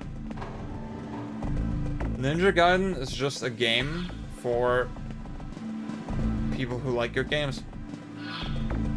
I did not like Strange Journey at all. Well, I liked the music and the vibe of it and stuff. But yeah, I was not that into it. Gotta be honest with you. The thing is, I think genuinely, like I said before, this game I would have already stopped playing if I wasn't streaming it. But because I'm streaming it, it's so easy to overlook kind of how tedious and like unengaging it is right now. I feel like every SMT I would probably be able to play it without complaining too much if I streamed it. Yeah.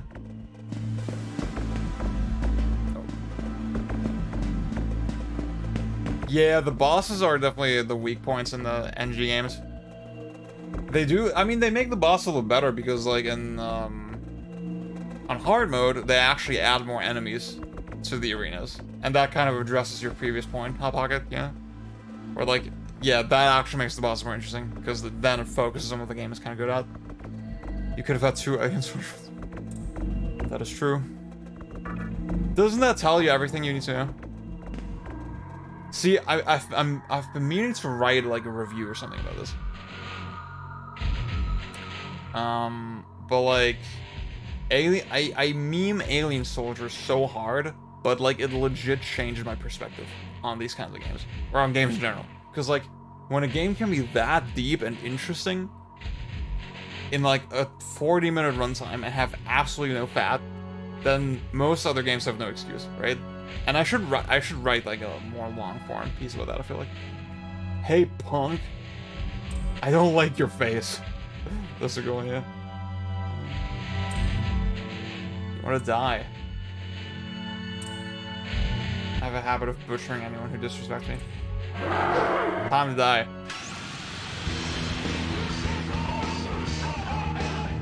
That's interesting. I think Ninja Gaiden 2 does get pretty hard later, but... Okay, you know what? Lead.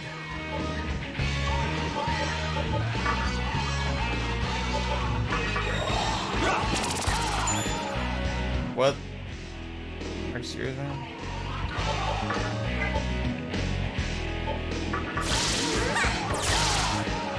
Cool.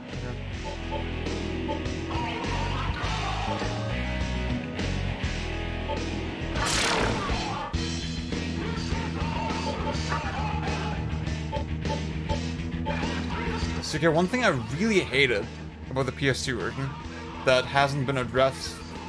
Hey, this was the Ultimate Scream that hasn't been addressed in this remaster clearly is that I can see the attributes of my demons when I'm summoning them.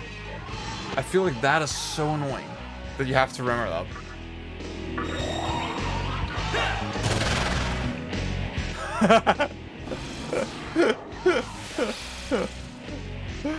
Oh, did I miss anything strategic, dude? Can I bleed? Damn, okay. Oh shit, Hot Pocket, let's fucking go! Dude, the retro sync is so based. It's engaging you to memorize. Alright, I see. Yeah, PS2, see, I'm not an emulation boy, right? so I'm like already the wrong person to ask. But maybe I should retreat with you as well. But like I'm always told, yeah, PS2 emulation is definitely one of the sketchiest ones, and it's always good to have a real PS2.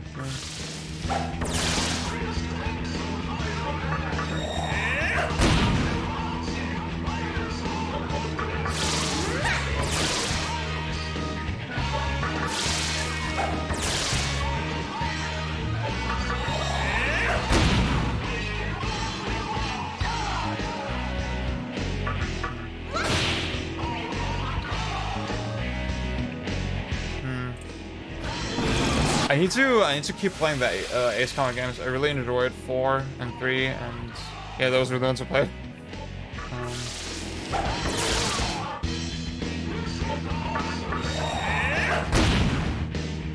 Oh shit, we got him.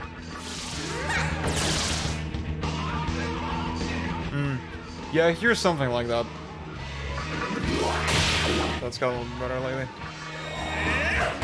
But again, I just don't like emulating, dude. It's just not for me.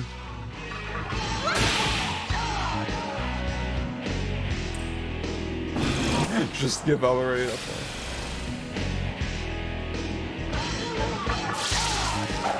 Should probably heal.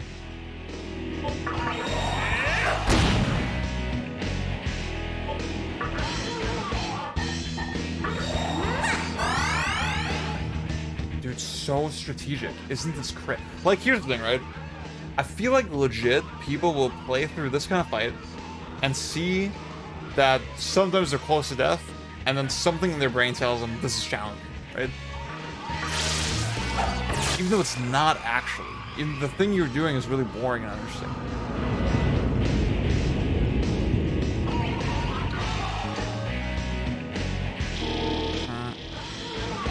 What's up, Chili Rama?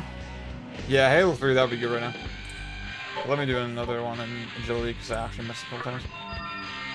How about you emulate some bitches?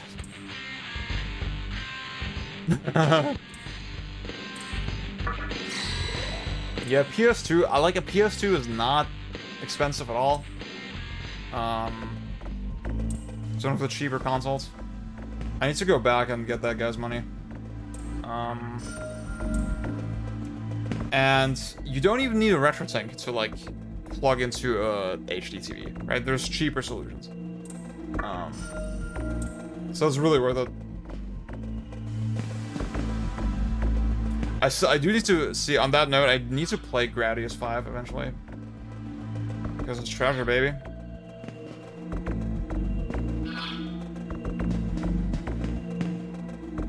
Oh, what's up, Issa?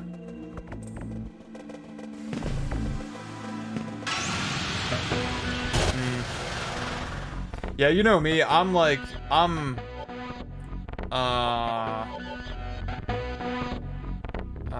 the fuck is the word? I'm just an absolutist with this stuff, you know? I'm like really hard to please. I don't want to do this. Well, let me actually. Fuck it. Oh, what? That's crazy. Damn. Alright. Funny.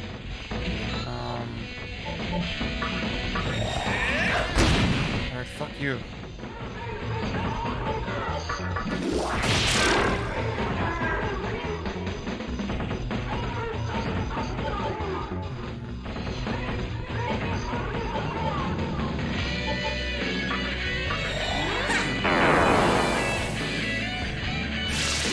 Oh my god, I used the debuff. Isn't that crazy, dude?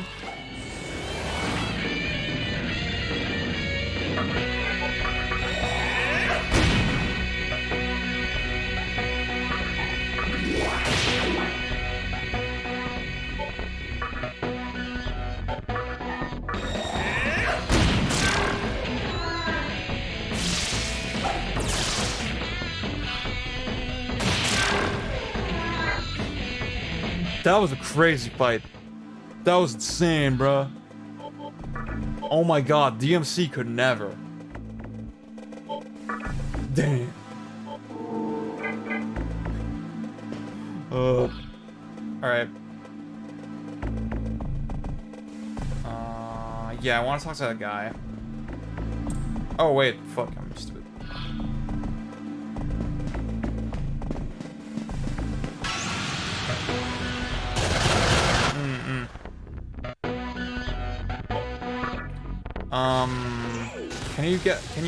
Can you play at 60 FPS on the emulator with FU?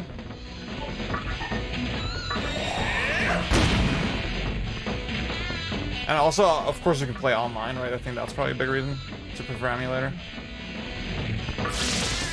Yeah, Issa, I'm really fucking up today, honestly. Like, I have no excuse. I've made some poor decisions today.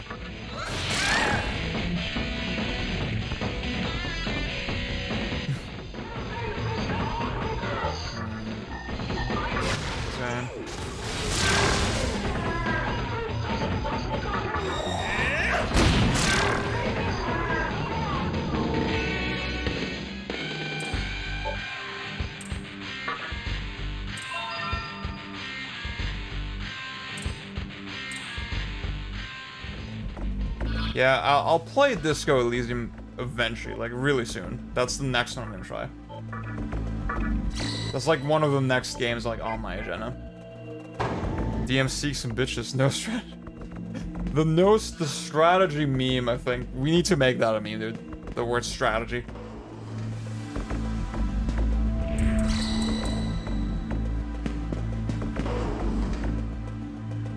Yeah, a couple games I want to play. Disco Elysium. New Vegas, Far Cry 2.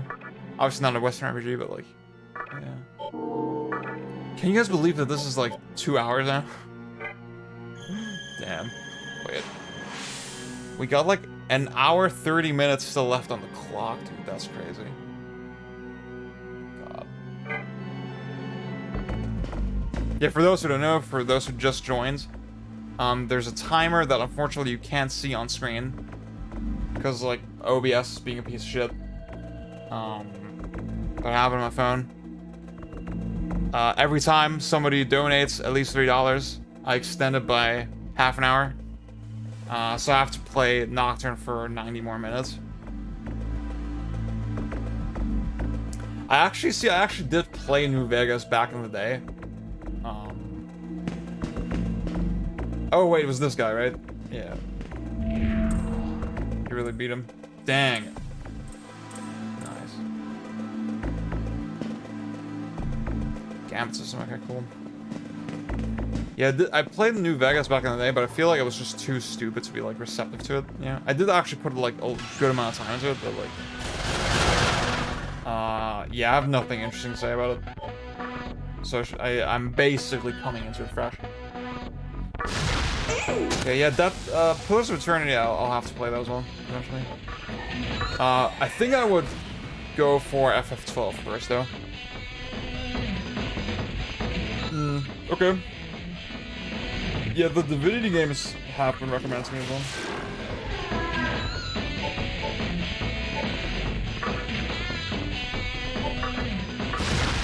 Oh my god, did you see how I passed the turn? Because I knew that Pixie is not actually worth using. Like, it's better to use that one turn on somebody else. Isn't that crazy that I made the strategy? Dude, this is like insanely deep gameplay.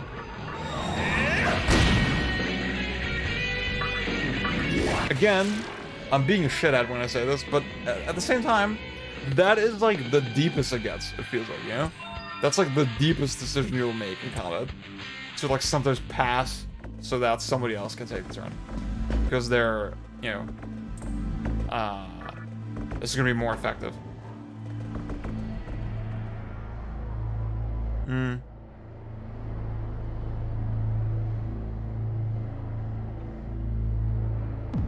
Damn. Okay, Callum, you just own me. The presence. Oh, it's Dante? Or no, it's that guy. It is reassuring to see you did nothing to embarrass my little master. For instance, dying.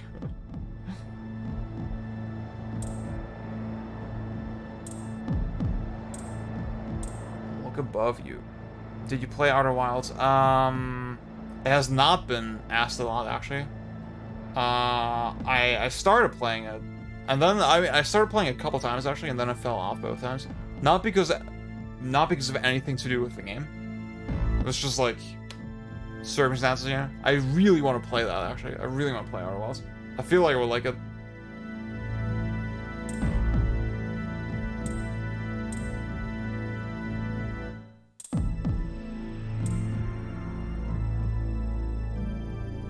Dante is part of the story, but actually in this version, I forget he's not actually in this version because I didn't buy the DLC. So, yeah.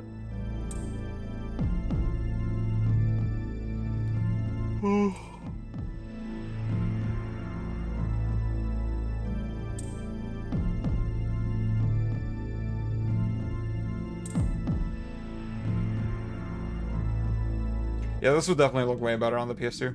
Oh, there he is. There's Rido.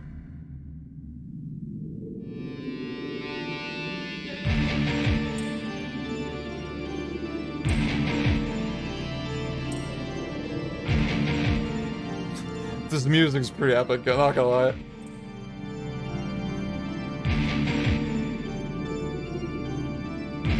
Yeah, I've heard people like express really mixed opinions on the DLC.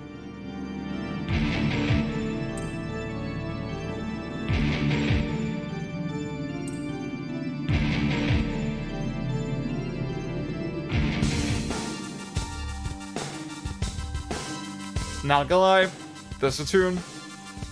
This is a fucking tune. Dude, the music, oh my god. Stuff the keys. It's so groovy. Fuck. Okay. Yes.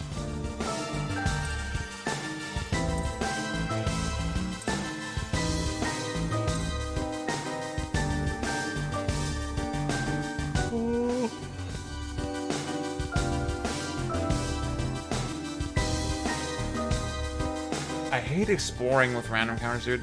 I just feel so discouraged from just exploring.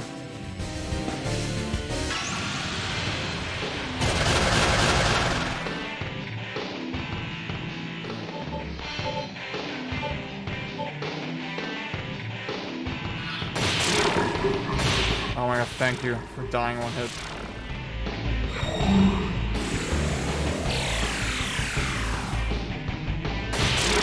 It's like, I'm legit, always when I get into, every time I get into a regular encounter in an JRPG, I'm always faced with this dilemma of like, yeah, what? No, I haven't. This is gonna come reveal this character, yeah. Damn. I'm always faced with this dilemma, like, yeah, I could spend time in this fight and like really try to solve it, but it's really slow and tedious and boring. Yeah. And that's why I just prefer to auto battle.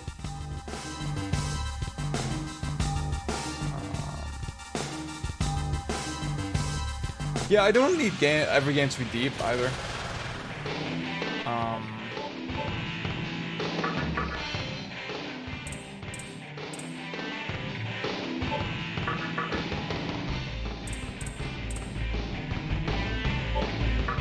But like, I feel like, I mean, this is like a pretty mechanically focused game, right? I'm doing a lot of mechanics.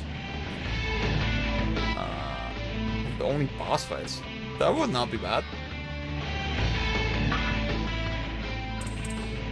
Alright, it's not working.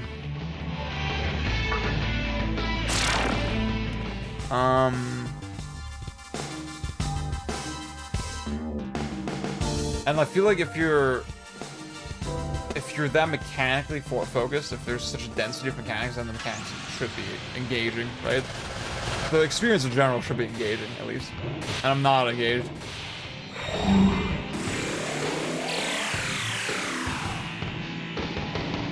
But again, see, this is the thing, it's not a Nocturne specific thing, it's just a JRPG thing.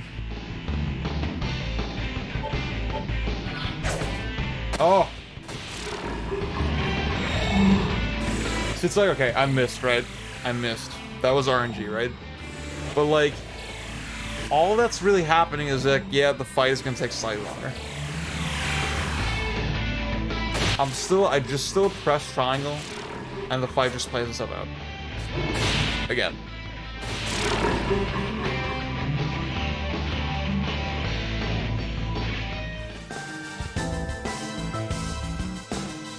Called it, I did.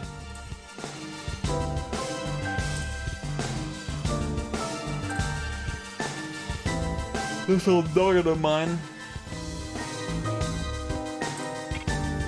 Yeah.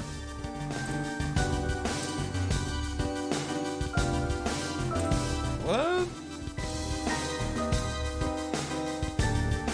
Why am I famous?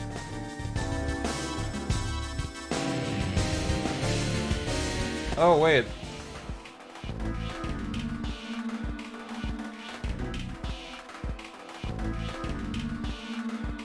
Wait, let me leave.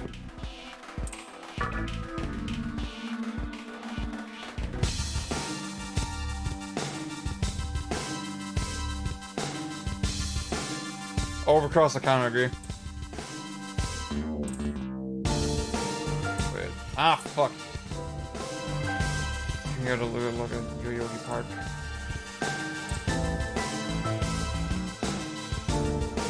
I feel like, I mean, that and, like, having a speed up in itself doesn't mean anything. But, like, when that feels like such a drastic improvement, then, you know, that does tell you something about how engaging the game might have been in its original incarnation. Okay. Oh my god.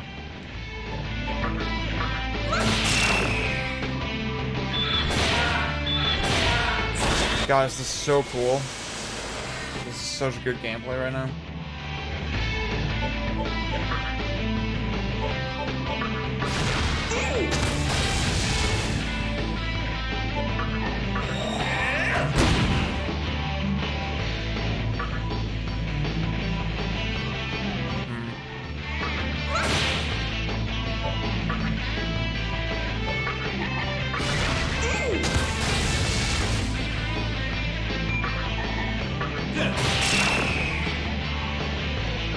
What's up, Kevin?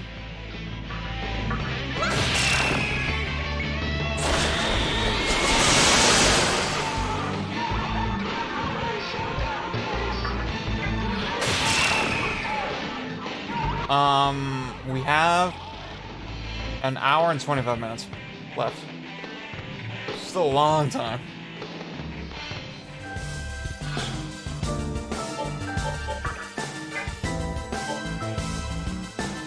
Yeah, if I get another donation, I will probably move the next Nocturne section to like another stream instead of like doing the whole thing in one go. Doing my entire time in one go. Like, I'd be willing to play for another 90 minutes, right? But not longer than that. No, it's cool. It's cool. My favorite record label disguises game studio. That's good, yeah. Yeah, Eric, like, if you... It says on the... Oh, sorry, yeah, I forgot to mention that. Yeah, on the screen it says, for every $3 donated, I will play another 30 minutes. Fuck, he deserves this. Dude. Oh, yours didn't go through. Oh, I'm so sorry. No, you can try again, dude. That's fine. I'll take your money if I have to play Nocturne.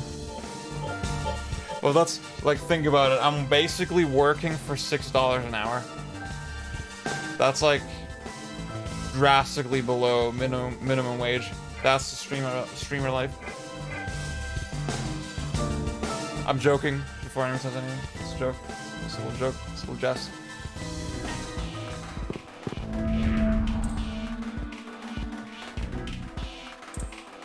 Everyone here is pretty chill. Yeah, dude. I killed him, dude.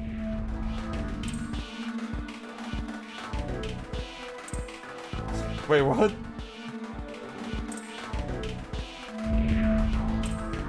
One's got chops so you can survive, the other's got a club so you can jive. Alright.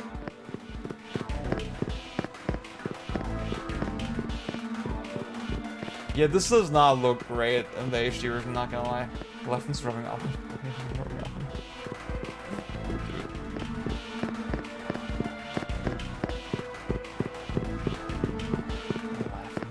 I kind of miss Left doing YouTube videos, not gonna lie. Overcross, don't. Resist the urge. Trust me. It's a kick-ass deli, punk. How about a knuckle sandwich? Oh shit.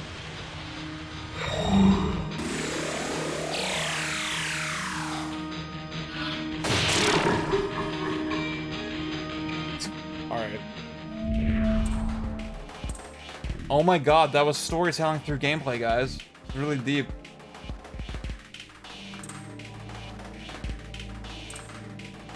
It's like so funny, you know, like, I hope you guys noticed that the first hour I was actually into it, you know, I was trying to read like the symbolism and the dialogue and shit, right? I was trying to interpret it, take it really seriously. And then once the gameplay started, it's like, play a Scrimlo game instead. Okay, if somebody donates $5 right now, I will cancel Nocturne and play Elite Soldier instead. The whole thing. Fata Morgana, I'm really skeptical that I would like it. You got some sick-ass tats. Thank you. You got some sick-ass tits. Take dark paths to survive financially, but Zio's taking the darkest path of all JRPGs.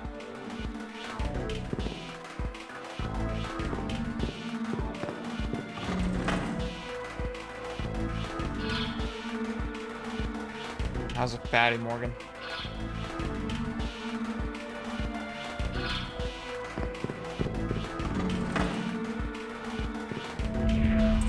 They seem to be busy. Ooh. Oh my god, dude, that is torture. If you put a gun to my head and said, play through all of FF7 Remake right now, I would say shoot me.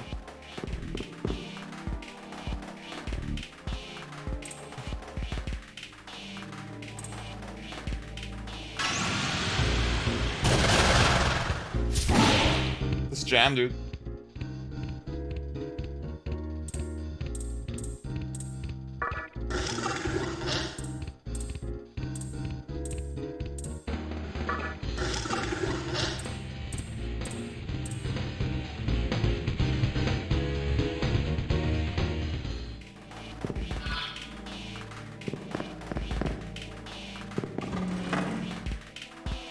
Look at this guy.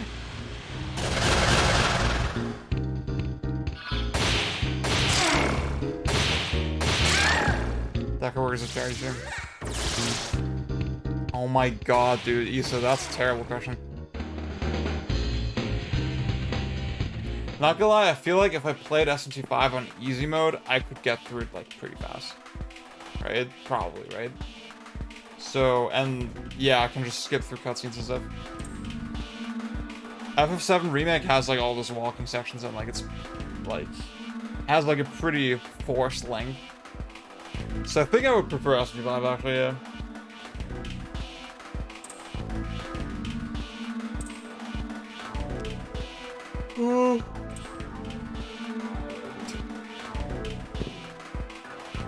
Callum, I'm sorry, this is a really bad stream to like bad games.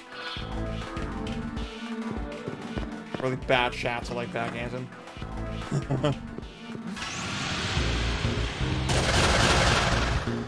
Oh, I want her.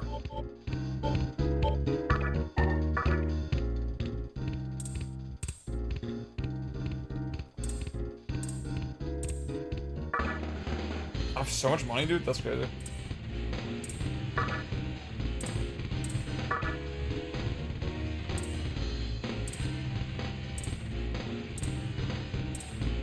Do I still have room? Oh.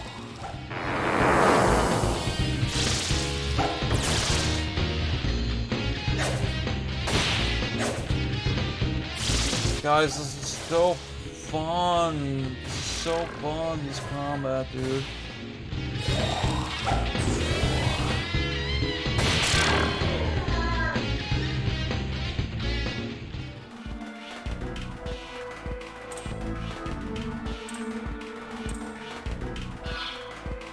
Yeah, that's over. Cool.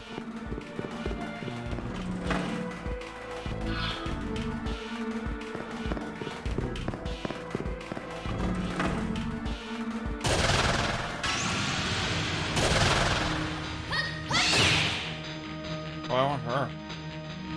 Can I get her? Wait.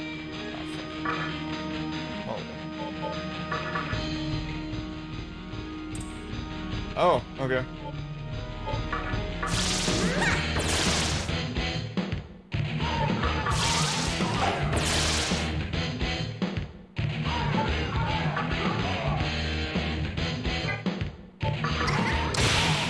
Oh shit, okay.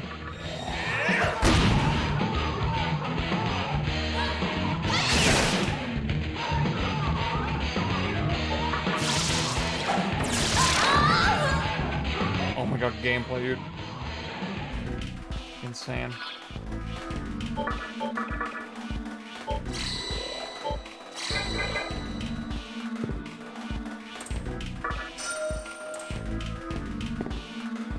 I feel like I should stream Neo 2.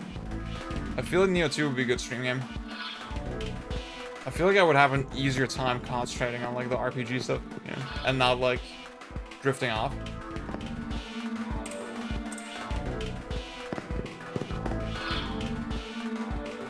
Knack 2 is better than Metal Gear Rising. You make an interesting point. I'm kind of skeptical though, overall. It's a mystical chest.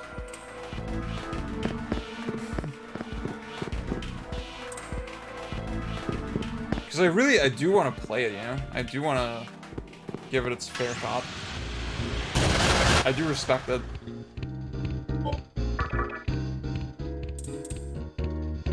Alright, fuck you.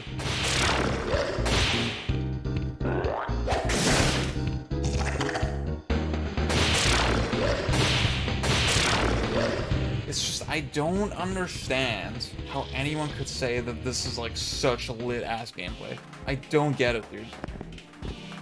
Like, somebody please explain it to me.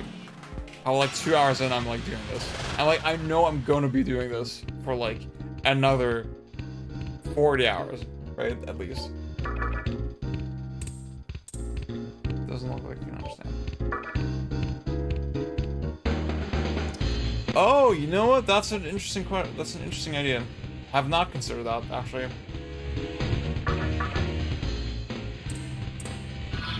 Alright, my guy. So Callum, do you agree that Nocturne is not one of the good ones? I'm talking about Nocturne specifically.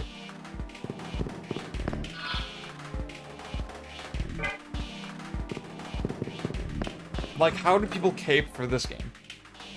How do people see this gameplay that I'm doing right now and like think it's oh, this is the best. This is it. Like, because people do say that this is the one. This is the Kami game. Kami game.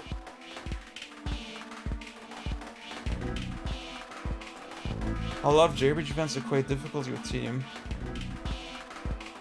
Yeah, that's the thing. I feel like I'm overthinking the loot in Neo a lot. I just get so overwhelmed by it, you know, psychologically.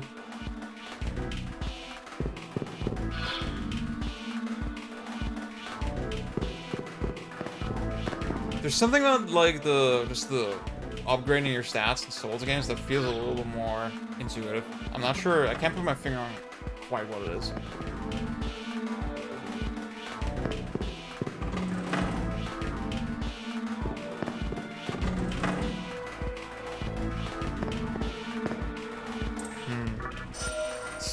See, Callum, I get all that. I just don't get caping for the gameplay specifically. Because, like, I mean, that's the thing. When people, like, there's so many elitist-ass SMT fans that make such a big deal about how bad the gameplay is in, like, SMT4, for example, right? And I don't understand how you can play this and then think that. And that's that meaningful of a difference, right?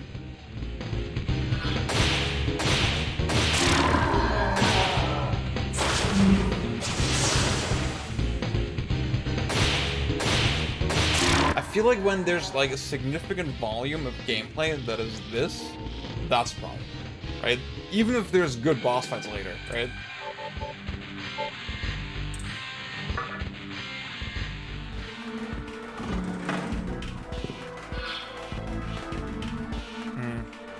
I've just played like a standard action game. Okay, cool.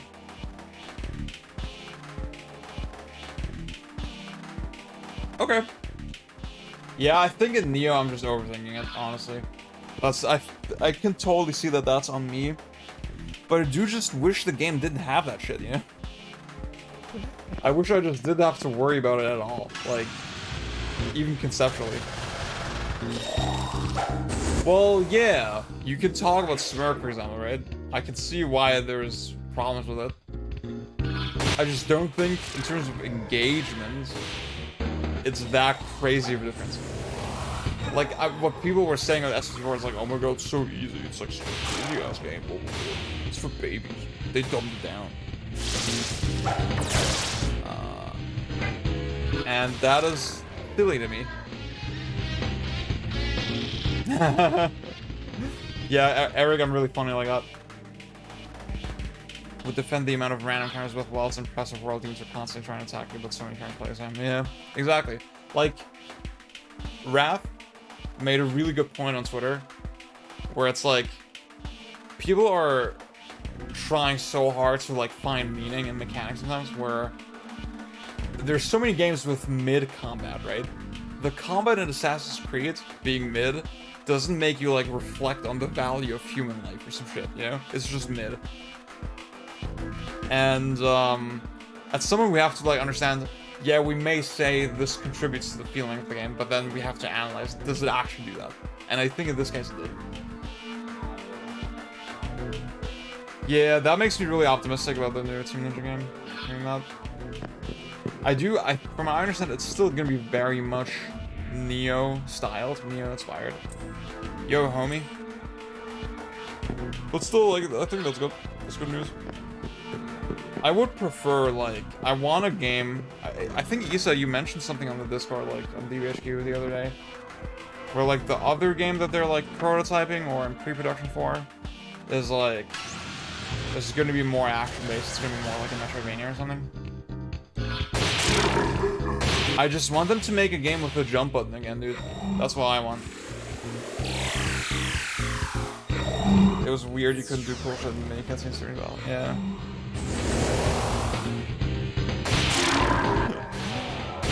I mean, I talked about Drakengard, right? I mean, that's the thing. You can read it that way. I think that's your prerogative. But, like, it is also the fact that the developers didn't intend that meaning at all, right? I don't think that that makes it less valid. I don't think that at all, right? I'm just saying when people use their fucking fancy wording, they do try to imply some level of deliberation there, right? That just wasn't there at all.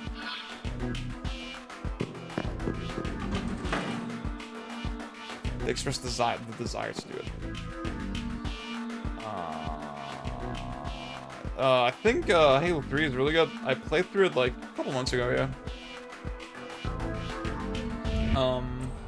It's not my favorite. CE is my favorite, but yeah. 3 is really good. I just feel like there's something about the the plasma pistol and the Magnum in Halo CE that was a really cool form of balance, you know? I think having a 2-weapon limit, but then having 2 weapons that are clearly the best, just, it doesn't sound like it makes sense, but it makes sense.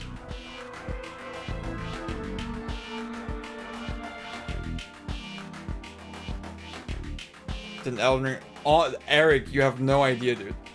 The jump, you don't understand. The jump button is such a big deal, dude.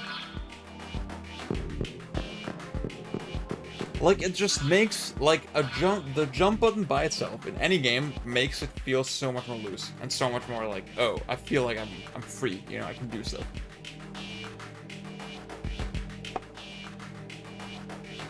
Thank you, Stray Cat. Yes, Rain World's like a perfect example.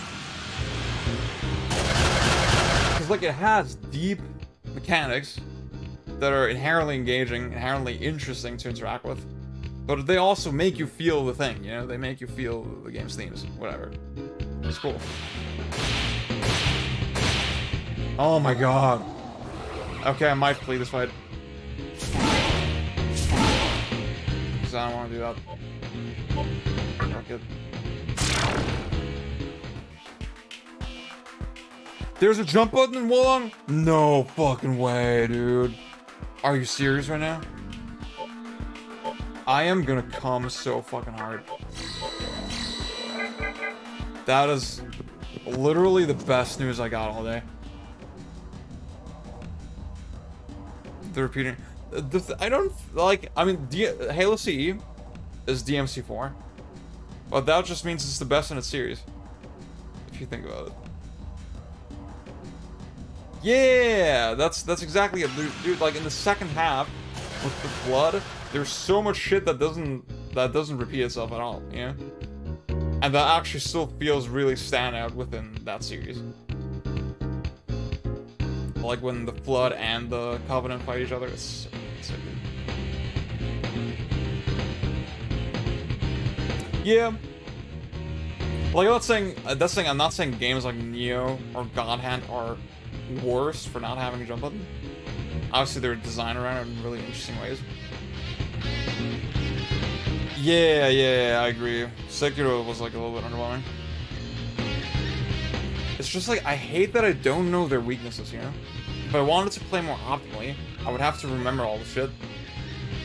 And it's not worth it, you know? It's not even that worth it to do that. That is so cool.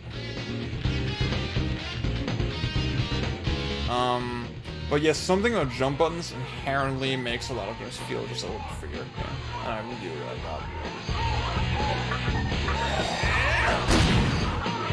that. Wait, I don't have her yet. I forgot.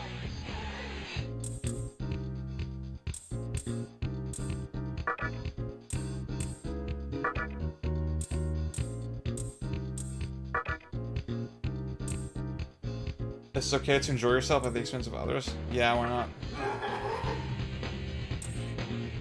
Displeased? Wait, what? What? Are you serious? ATB in Final Fantasy VII.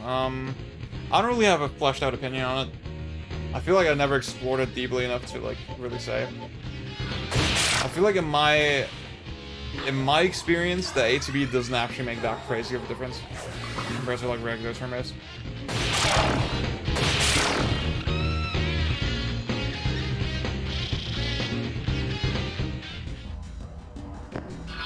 I still need to recruit. Yeah, I want to recruit her. Oh my god, it's her.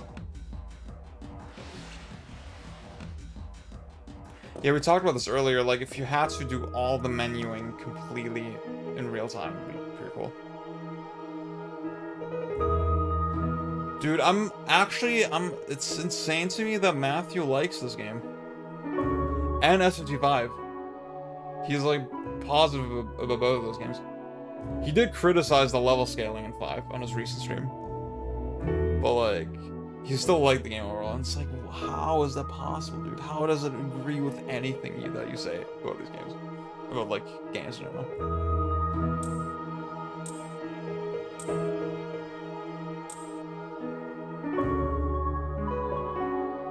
Not much phases me anymore.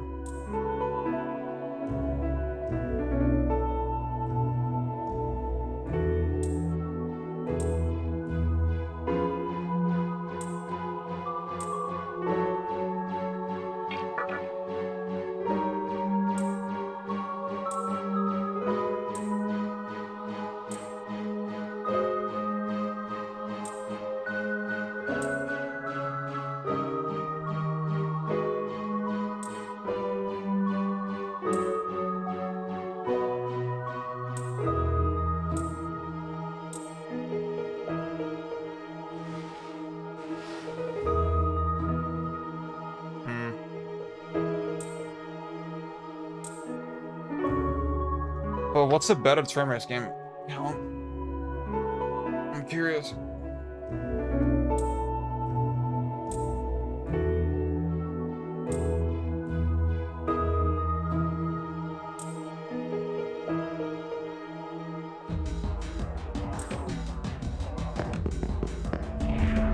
Who are you? I don't know, who the fuck are you? Of a very important organization in Ginza.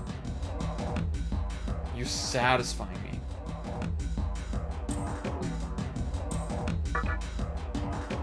Meowvelous. Oh shit.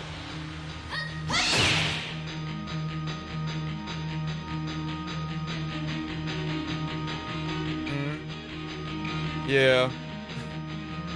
Dude, Sifu is so based. What a based game. Oh!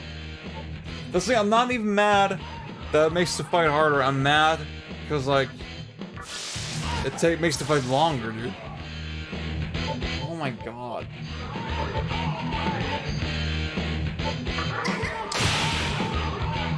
Oh shit. One more, God rejected. God rejected. Nice.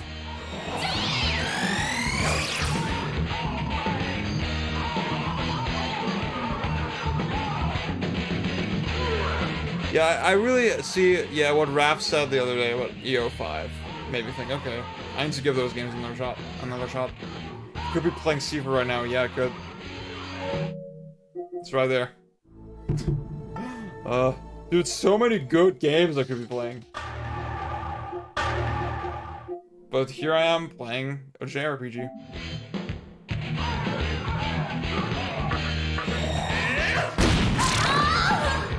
Damn. Got her. Oh shit.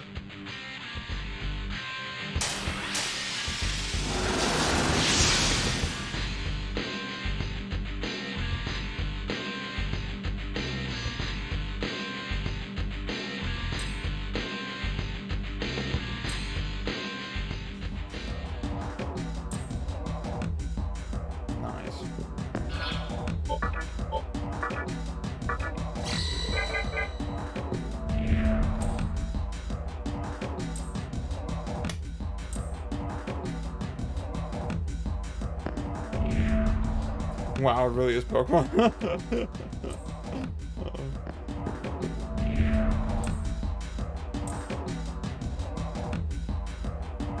What the fuck? Oh, that's probably based on the moon cycle, right? You could be dude, Rainbow movement. So sick.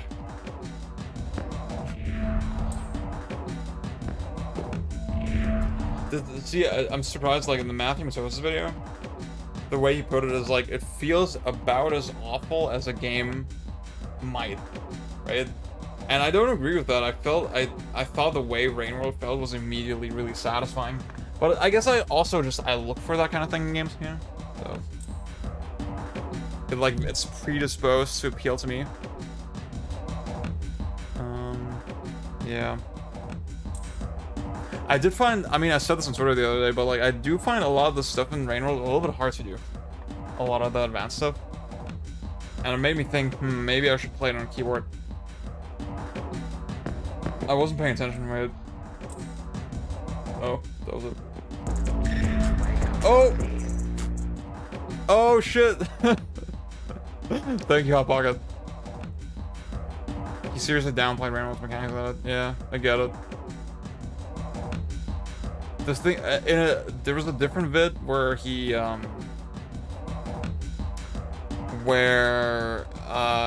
said, yeah, you can have experiential games that also have something mechanical to master, and he showed Rainworld, right?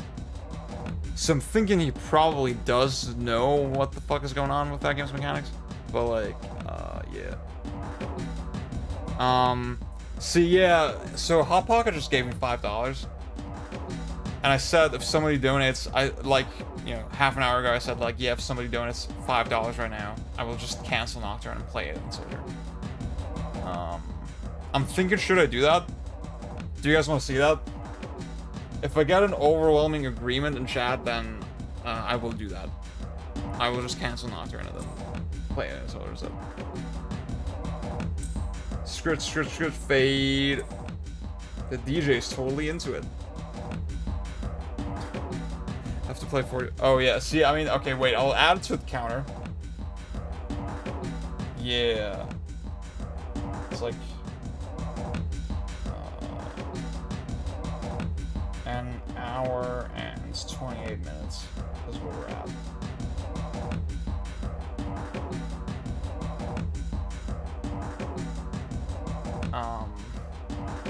Do them both simultaneously to make a point. He's just super scared of spawning rain world. Okay.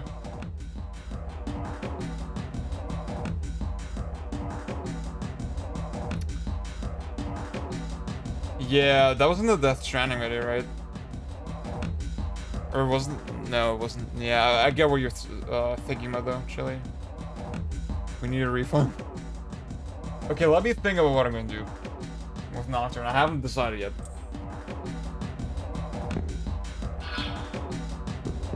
I mean, it's funny, right? It would be funny to play Alien Soldier instead. As a meme. And like, clearly, I mean, nobody actually wants me to suffer, right? So... What? What? Alright.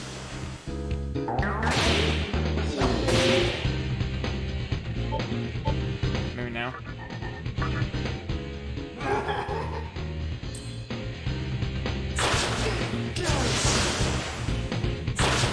Oh, this is the fucking worst, dude.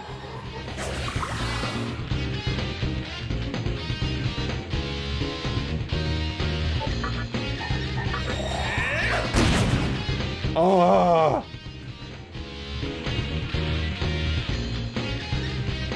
Fuck this, dude. Alright, we're playing Alien Soldier, fuck this. It's so funny, dude. I was unironically into it. You know? I was unironically into it for the first hour when it was just the story. And then once the gameplay started, it's like, oh. Oh. Like, this exact enemy constellation. How many times have we seen it now? And has it stopped being annoying since we first saw it? No. Of course, the easiest way to deal with it is, instead of just, you know, trying to make decisions and like trying to play properly, I just press triangle and then it's way less intolerable.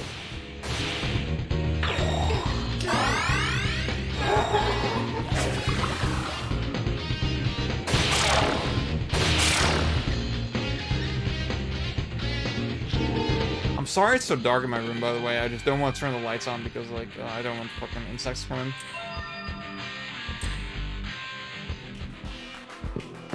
Leave the rest of the party. Yeah, I'll just save and then we'll move over to Alien Soldier, dude. Just play the fucking insect.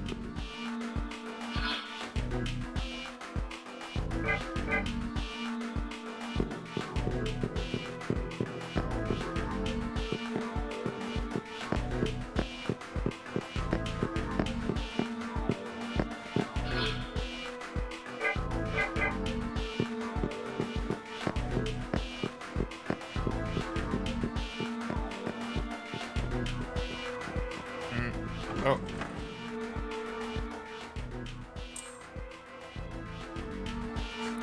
A dark ceremony is being prepared, but something seems off.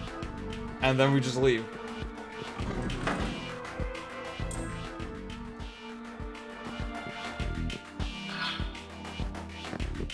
Dude, what is this, bro?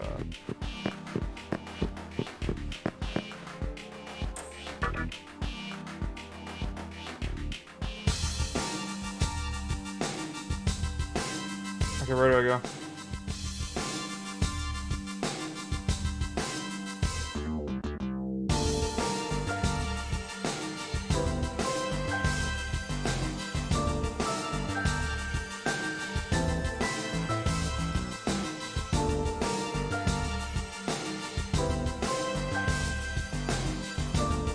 I did, Alan. Yeah, I did actually turn on the bloom. Alan, I was raging so hard just now. I decided I'm gonna cancel Nocturne and play Alien Soldier instead. In Shibuya.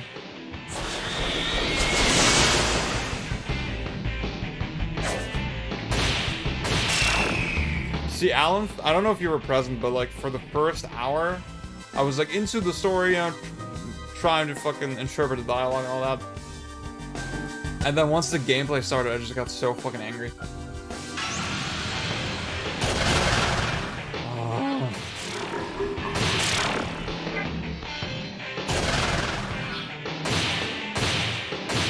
Oh my god, a new enemy appeared that doesn't fucking matter.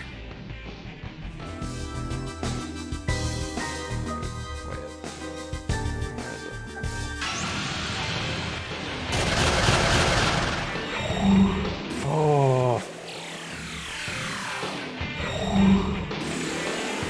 See, Alan, I would say, with the current setting, it looks relatively similar to the PS2 version. I do think some effects, is it not like this on PS2? Is it different on PS2?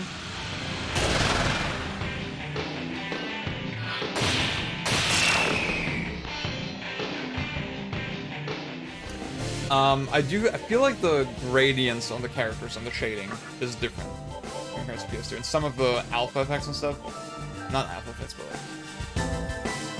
like yeah, effects like that are different. Yeah, this is where I have the brightness at.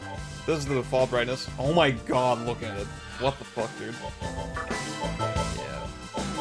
I think like 3 notches works. I think that's good.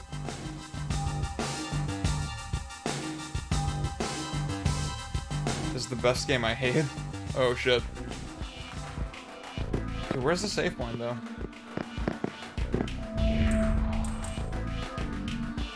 Oh, it was underground, right?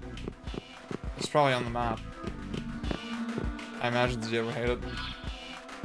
Cal, I'm sure you also like good games.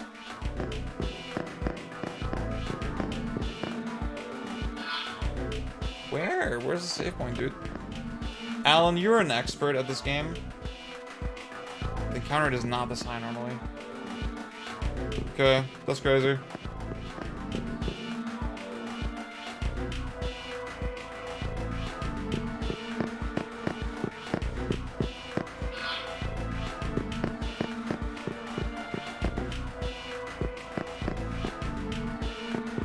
I feel so too, to be honest with you. See, Hot Pocket, I'm gonna be honest with you, I feel like I remember there being a safe one here as well, but I don't know where it is, dude. Maybe I'm just an idiot. The other like here? Ah, oh, I haven't... Wait, what? I haven't even been here yet. Okay, cool. There it is. Okay. Yeah. See, Alan, my thing is like, I keep getting into enemy constellations like this. I'm thinking, yeah, I could play this. I could try to hit the weaknesses, try to be a little more optimal, right? But it's so much less painful to just press triangle. And then even then, pressing triangle takes long enough that I'm like, oh, I just wish this game was at the end. Not gonna lie with you.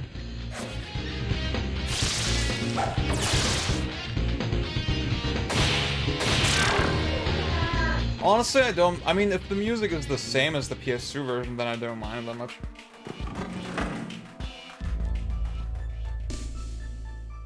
Oh, it's the cathedral. Oh, yeah, I don't have to watch this cutscene.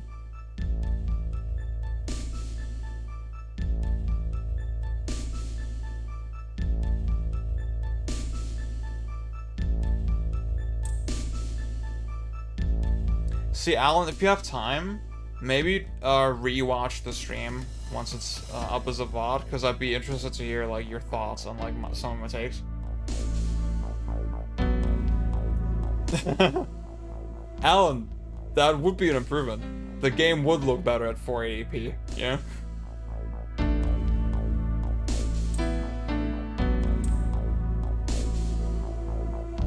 Okay, I'm not gonna do that.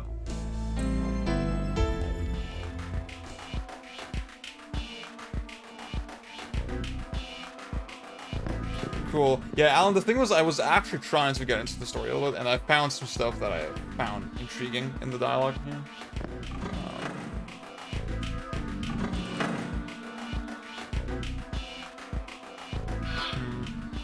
Chili, that's an interesting point.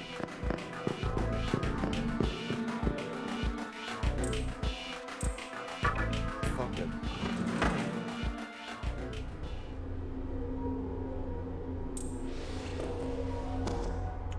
I love that Hijiri, he's always walking around with this dumb fedora that he never wears.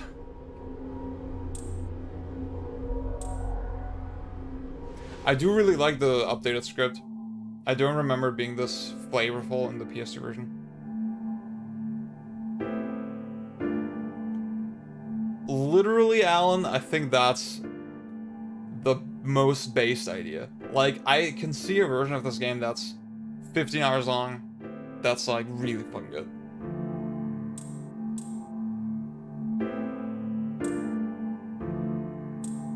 It's an incredibly complex device.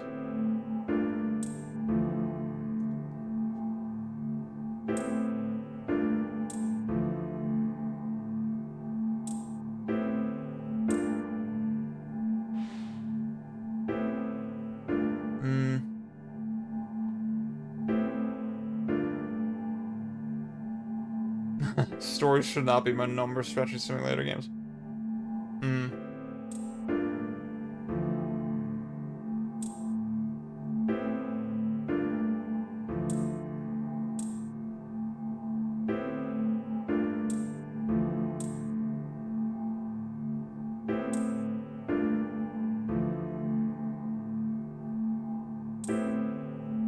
Oh.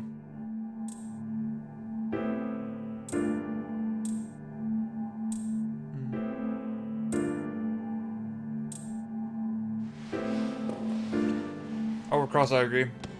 Well, I don't want to be prescriptive, right?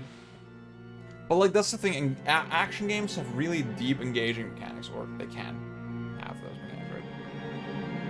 But they're usually not longer than 15 hours, you know? It's really hard, I think, for a game to have, like, to be a linear string of situations, and then actually have, like, more than 15 hours of, like, variety to justify all that.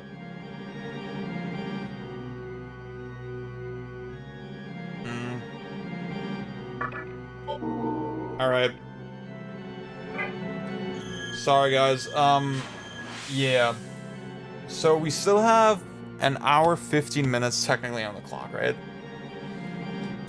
If you guys insist, I will play Nocturne again and do good on my hours. On my 1 hour. But for now, let's play some fucking Alien Soldier. Okay. I'll leave the music on, dude. Actually, wait, no.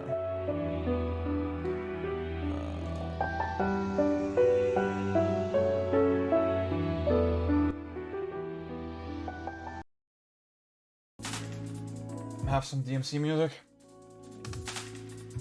And then I'm gonna plug in my Mister.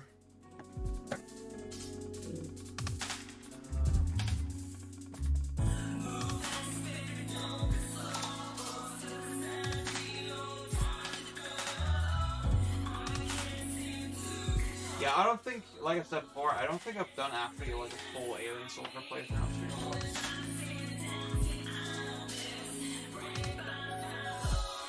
So I have shit to prove.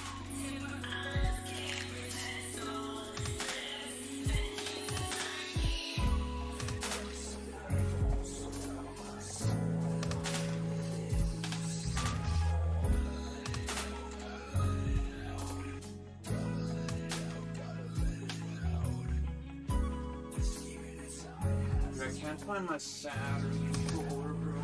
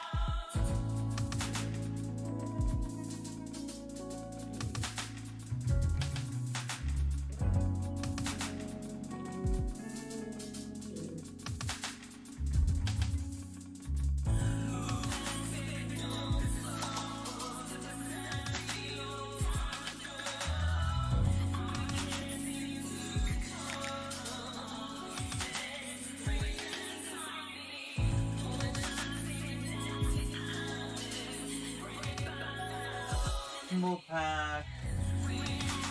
That's not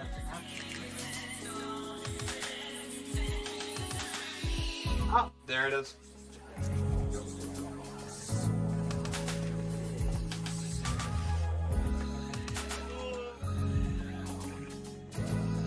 I'm actually out here with a fucking flashlight looking for my Sega Saturn controller, dude. I'm a freak.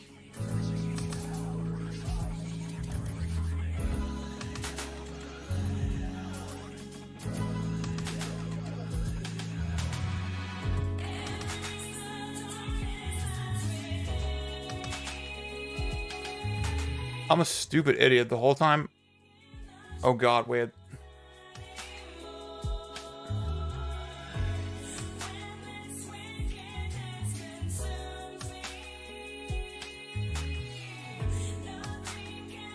Hold on, I'm back. The whole time I didn't realize I still had the desktop audio on. I hope that didn't cause any problems.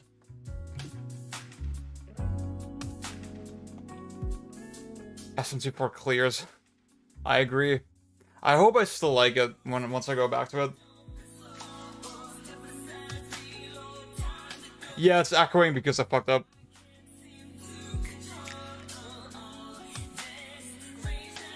I forgot to turn off the desktop audio, so it got like doubled basically.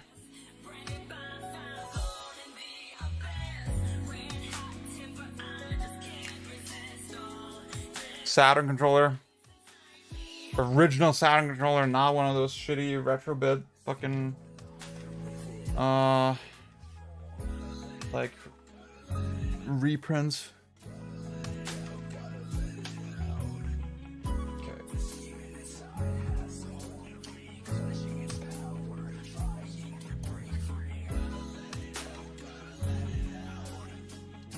Let me tweet about this actually.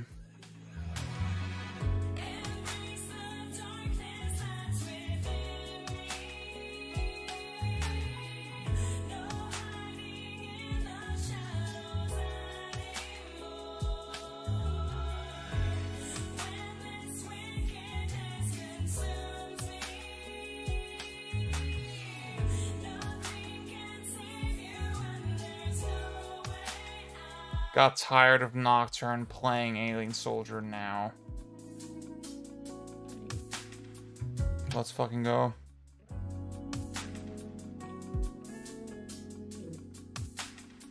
Alrighty. Oh wait, you can't see the game.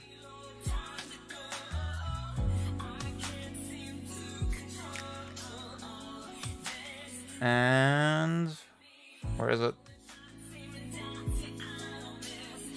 Wait, what? There we go. Nice.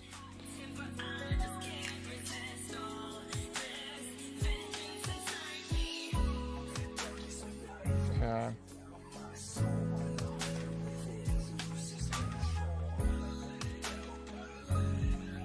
Turn off the music. And there we go. Oh. Oh god, I'm an idiot. Wait, I should, hang on. Actually, there's no resolution switching Alien Soldier. It's probably fine. Yeah. There it is.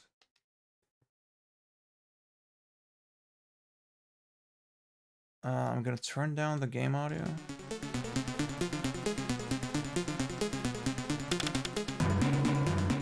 Because, like, old-ass games have loud-ass sound levels. Is this good? Or is this too loud?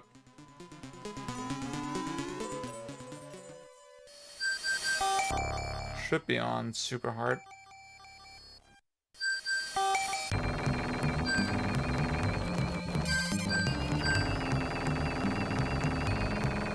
Oops.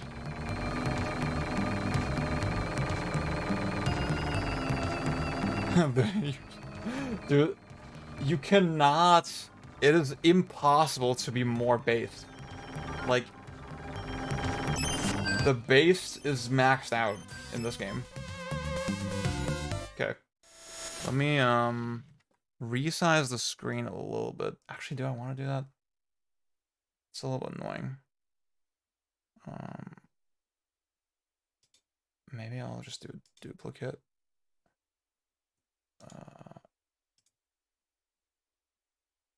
I can't. Okay, fuck it.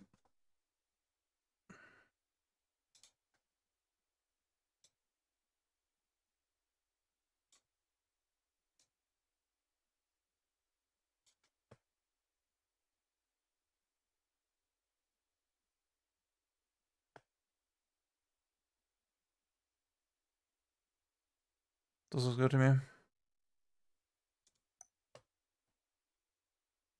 So this is based on a true story. I'll probably get a 1cc, yeah. I have like enough practice. I don't wanna jinx it, but like getting a 1cc is like not super difficult for me at this point. Sometimes I get a little bit rusty, yeah. I wish I was good at this order. You can still get good. Fight and Rage seems so based. I need to put more silence with that one. Okay, I'll say though, to be fair, I haven't played with the Saturn controller in a minute. I already fucked up. Damn, wait. That's a run killer. I got the wrong upgrade. Wait. Let me try again.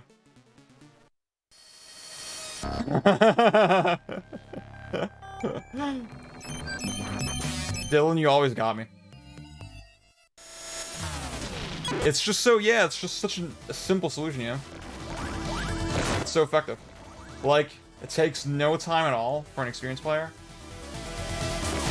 Yet, for a new player, it gives them all the time they need. It's like really obvious, but it's perfect. Yeah, so like I said, I haven't played with the Saturn controller in a minute.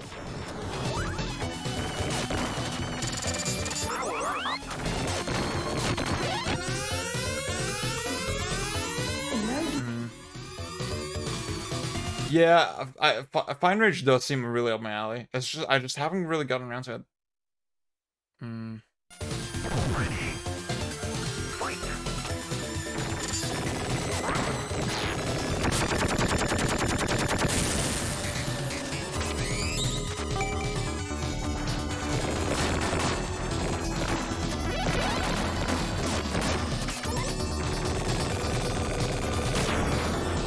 I'm gonna try not to get hit too much.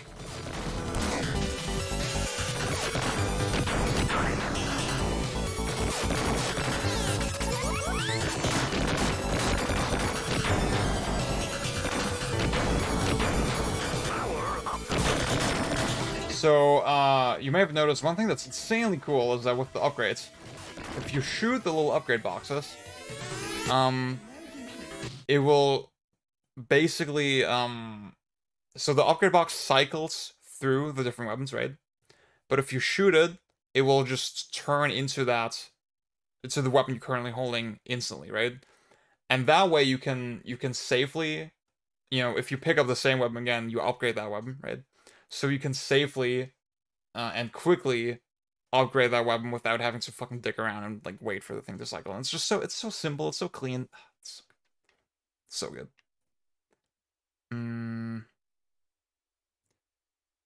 It's tricking Diablo and Soul Tones into playing game with action game combat.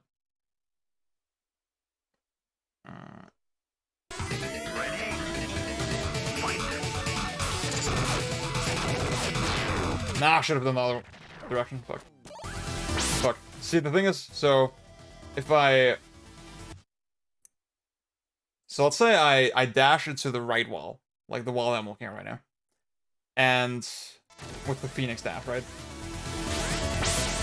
And at the same time, I'm hitting the guy. It will basically, like, it will essentially extend the duration that I'm doing damage. There's a lot of interesting runs that people do sort of using that technique. I'm not very good at that, to be honest with you, but like, I just love seeing it.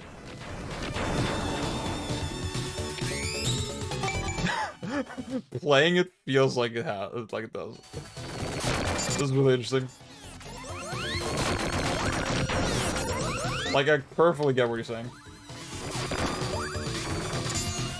This game feels like a game that would be advertised with the fucking Rumble Pack game.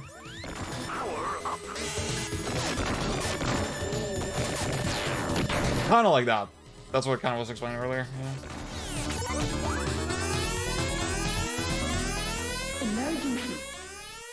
Yeah. Ready?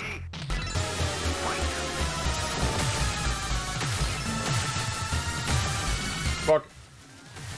I was overestimating the hitbox there.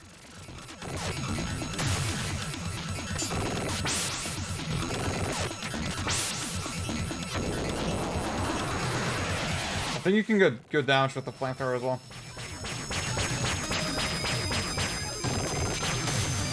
Try that actually.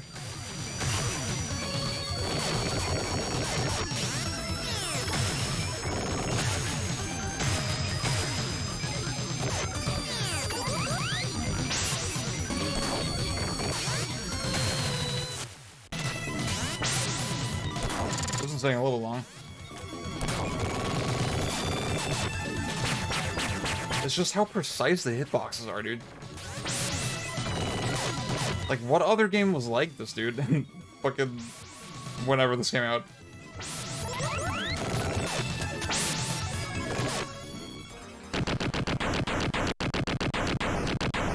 The Genesis Power Metal Life, I get it. Doesn't go... See, I think it does, actually, Hot Pocket. I heard something about that recently, actually. And that's why a lot of the speedrunners actually prefer the white mode. But I don't care. I just find it more more intuitive this way. I'm not trying to be optimal.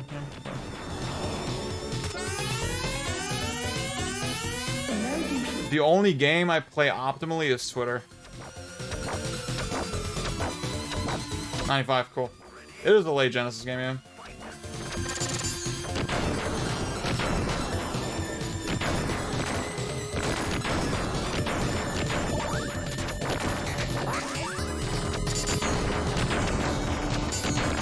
Alright, I want to get one more health. Hit. Fuck. Wait. Oh, baby.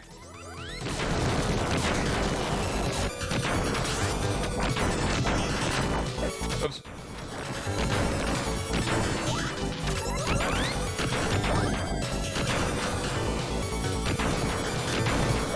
Oh, fuck. I fucked up.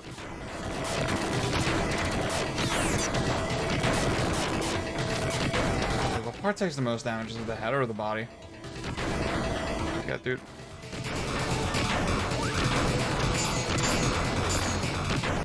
Silverman makes for more interesting decision making. I get it. But like, I enjoy playing the game enough this way. Maybe I should try to do like a full silver mode playthrough. I just think it's cool that they designed it this way, yeah. That there's reasons to switch between both, and like, it's so intuitive. Like once you understand, oops, the controls.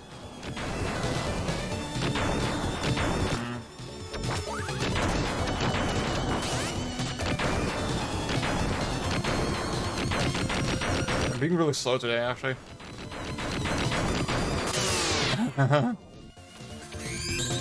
I know, Callum, I know I have some Alien Soldier players in chat. I know my chat are Chads.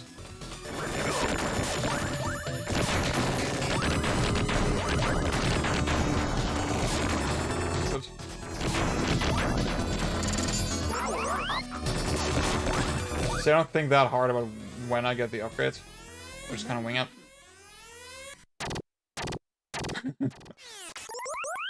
Okay. This is a little dangerous. Cool.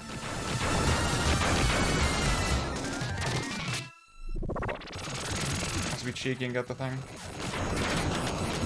Okay, here, like, I like standing below him, directly underneath him, and getting like a couple shots in with the flamethrower, right?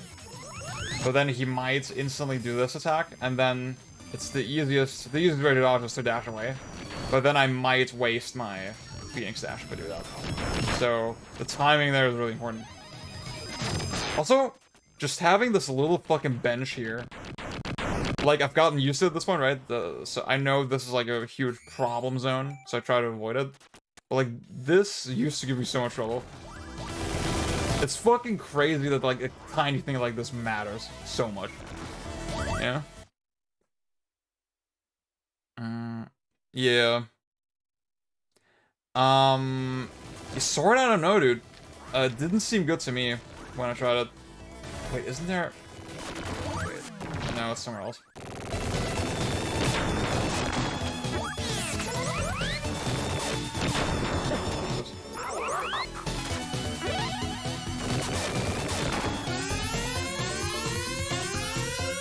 Should upgrade my Lancer.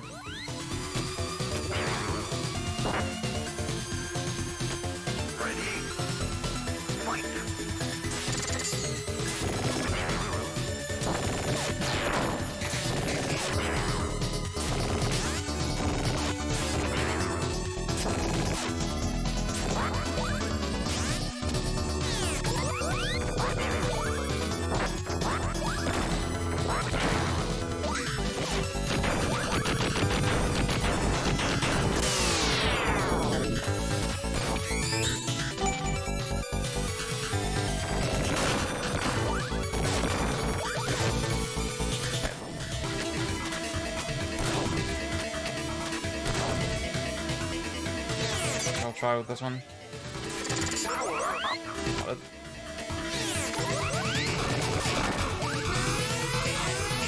I love that I posted, yeah, I'm gonna play Alien Soldier now, fuck this. And, I doubled my viewers instantly. That is so funny, dude. The meme works.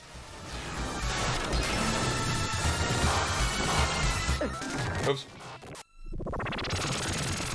Okay, once you realize that this guy, if you jump a little bit, he basically can't hit you.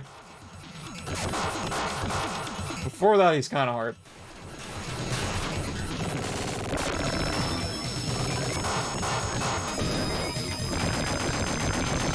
Training wheels version of Lancer. Okay.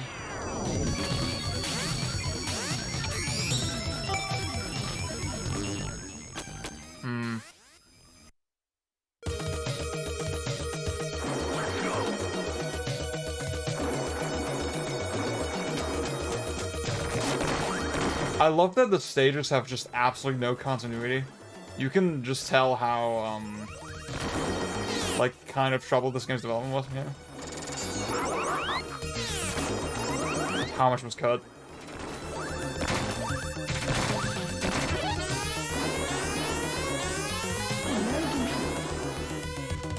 What exactly makes this more interesting than other run and guns? I think, the weapon and upgrade, like, all the weapons have really interesting quirks to them. And there's a really important sort of meta upgrade system where you have to really pay attention to the fact that you're upgrading all your weapons sort of equally and have the right ones for every situation. And then all that is governed by a pretty strict ammo economy, right? And then the ammo refreshes if you just wait, right? As far as I understand, the ammo refreshes on its own. But because there's a timer, you can't just fucking sit on it, you know? You have to actually... There's a lot of situations where you have to move out of your comfort zone a little bit. And generally, the fights just feel very dynamic. It feels like the enemies move all over the screen. It feels like they have really interesting patterns. There's, like, a really healthy amount of, like, RNG in this game where... the AI of the enemies feels... it doesn't feel like you're just fighting one massive hitbox, you know? And then couple that with just the fact that the game has no fat. It's just all killer, no filler. It's just constant action. Every situation is interesting and different. That makes it a masterpiece. Where were the gamers for Nocturne? Sleeping, dude. Continuity's overrated. Yeah, yeah. Because they move and because the weapons aren't like catch-all fucking solutions to every problem, you know? Like all the weapons have like the really distinct weaknesses, you know? Like, I can show you a thing right now, actually. This guy. Do you see the wind is blowing left? He is weak against the flamethrower, but look, if I'm firing the flamethrower, it actually is affected by the wind. So if I stand here, that actually amplifies my fire. So then, depending on the situation, I have to think, okay, where does it make sense to stand, and like where could I use which weapon? So now you just saw the guy. I expect him to move right, but he actually remained more to the left. And now he's here. Okay, I mean, that kind of weird that happened, but like... I just can't think of many other run and guns that feel this dynamic, you know?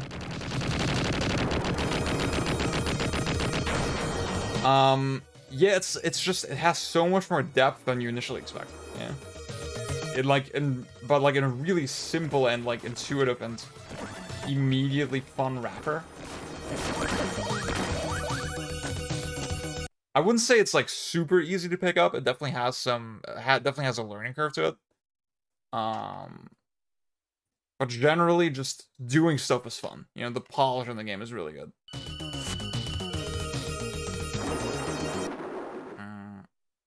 The first immersive sim, I wouldn't call it that, but yeah. That's what's called Nocturne, because it puts real CBA.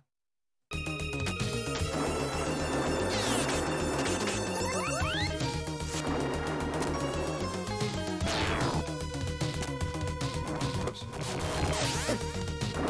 I actually want full health for the next boss.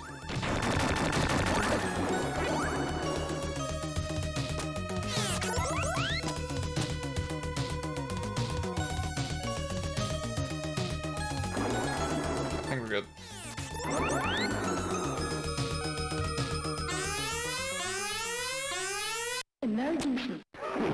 That's interesting.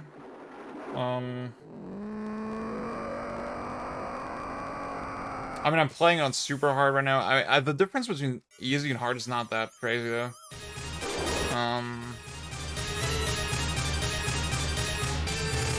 Like it's mostly that on easy you have checkpoints. Or infinite credits, I should say, yeah. Oh, that was juicy. That was juicy. That was a big one. Okay, fuck. And like, even to switch weapons, I have to stand, you know? I have to stand still. Like, the fact that that's a meaningful decision, I think is really important. Like this guy, he doesn't move to the exact same locations every time, you know? There's like a little bit of randomness to it.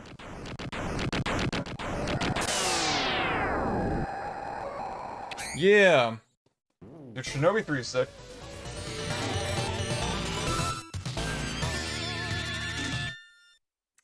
Yeah! That's a good comparison, Dylan, actually. Like, Super Metroid has something about it that's really messy, you know? That I kind of like. That I kind of miss in other games.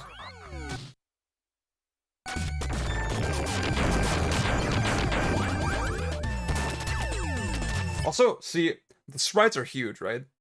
And that kind of, I think the claustrophobic feel of the game is really interesting, right? I feel like every inch of space matters a lot. But then at the same time, they doubled the playing field effectively by letting you walk on the ceilings, right? So even though the space is so cramped and like you really have to think about where you're going, it doesn't feel limited because, again, you still have the second layer to move to. That is, like, I don't know if people understand how genius it is.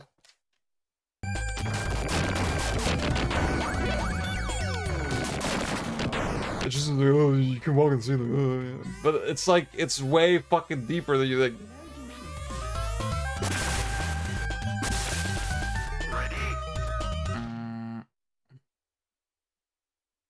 Yeah. I feel like the game just, it wouldn't benefit from more buttons, you know? It's perfect the way it is. I feel like Matthew Matosis, he made an interesting point where, like, if we had a 6-button controller for Devil May Cry games, that would just be objectively better, right? Because then you wouldn't have to cycle at all. Oops. You could literally just have a distinct button for each weapon.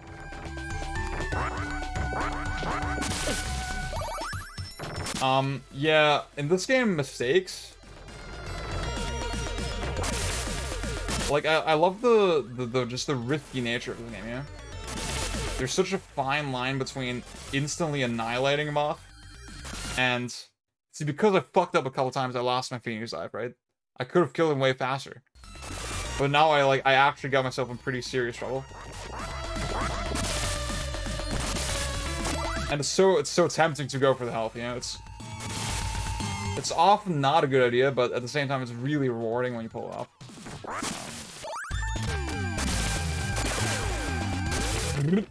Got him.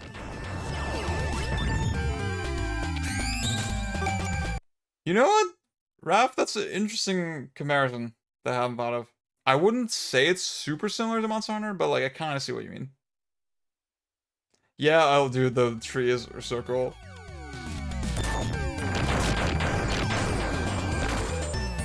Let me see.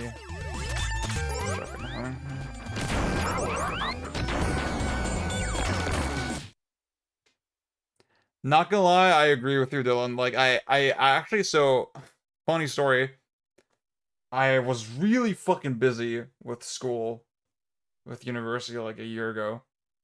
And then I got through that, and then I was like, damn, I'm just gonna, the whole week, I'm just gonna play through Alien Soldier and Mega Man X every day. Right? I'm gonna do playthrough a day for each of those games.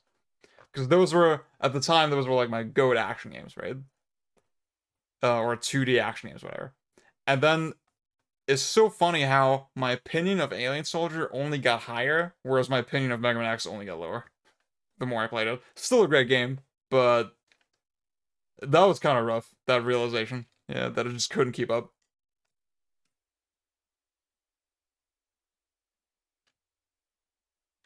It's not similar to 5th gen, yeah. See, all the recent Monster Hunter I played was 5th gen, so yeah, I get you. I'm out of my depth a little bit.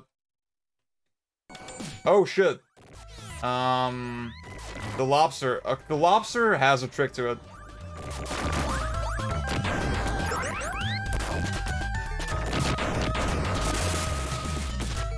Okay. So this part, you need to parry, right? If I stand here and parry, I'm gonna push myself into the water eventually, right? And then, even then, like, I push myself back, right? If I want to go forward a little bit, I put myself at risk of getting hit by the laser again, right? So that's something you have to think about. Like, how fucking good is this game? Come on.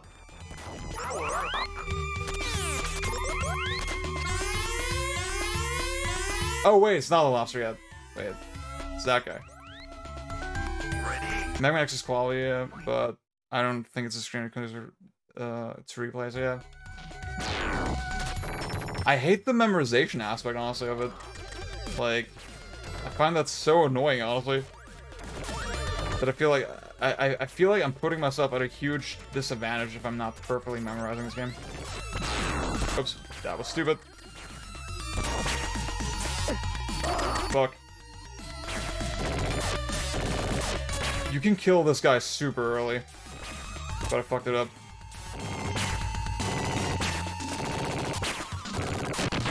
Oh, got it. I actually got it. Yeah, there's a whole second phase to this fight, but I skipped it.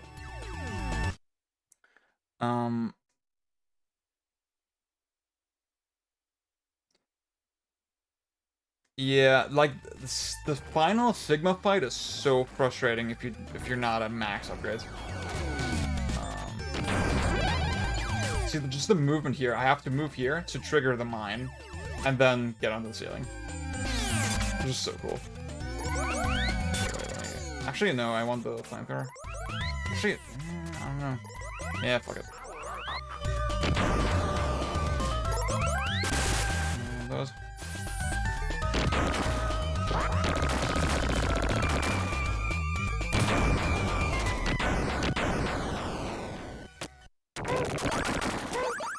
Okay. So for this part, I actually move to the silver. Yeah, I get it, Dylan. I personally can't stand it, but like I get it. So here's the trick with this section, right? the boat moves. Actually, let me rephrase it. When you move the D-pad, you're not just moving Epsilon Eagle, you're also moving the boat. So if I'm crouching and then use the directions, I'm still moving the boat. And that's how you need to deal with the boss later. And I'm thinking the reason you're fighting all those other enemies first is like to teach you the fact that, oh yeah, you can move the boat. Kangaroo with my answer here. Yeah, I just thought I'm gonna need the flamethrower in this part, but like not so much that like. Actually, you know what? Having flamethrower in the part right after is also useful. So yeah, I get it. Yeah, I'm gonna switch. Yeah, it's like it's a little bit obtuse. Okay.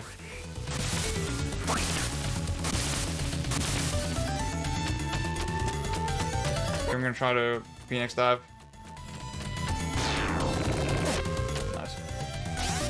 And then what I do is like, I just dash into the wall every time. That's how I fight him.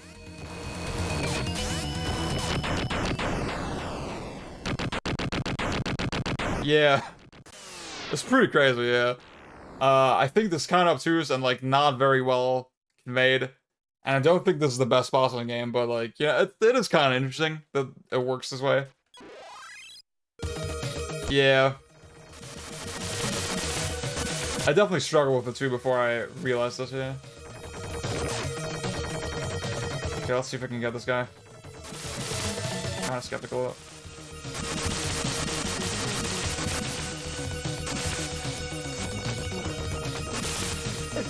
Fuck.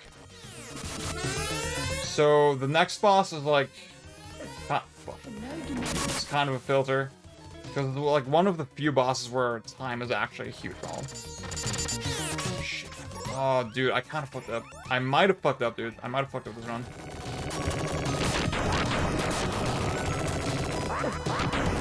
Oh god. It's really hard to parry the projectiles in this one because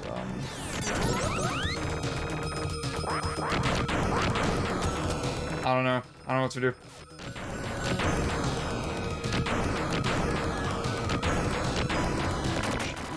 Okay, wait, I got it. No, I don't. Oh god. Wait. No! Fuck. Damn. I played really badly there. Damn. Well, time to restart. Yeah, that's it. Like your performance right before that part hugely affects how easy of a time you're gonna have with that boss. Okay. Damn. I'm sorry, guys. That was pretty embarrassing. Not gonna lie. All right, we can get it this time. Like that's definitely one of the big run killers for me. That one.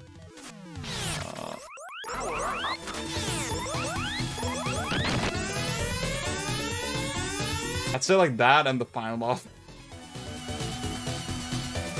Unsub, damn. I'm sorry, Cal.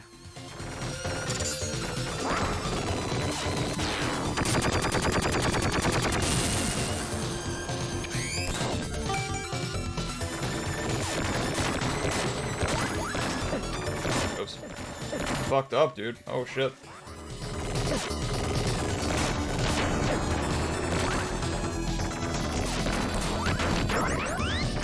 Don't give me a little less patience this time.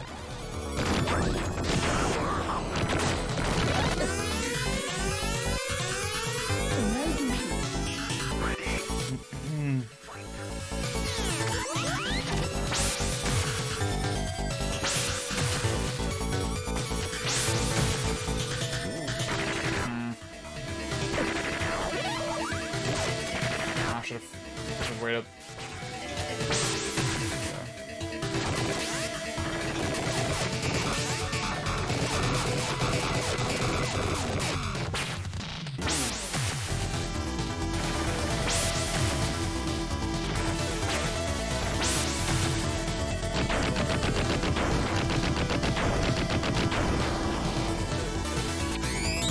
I can still restore my reputation.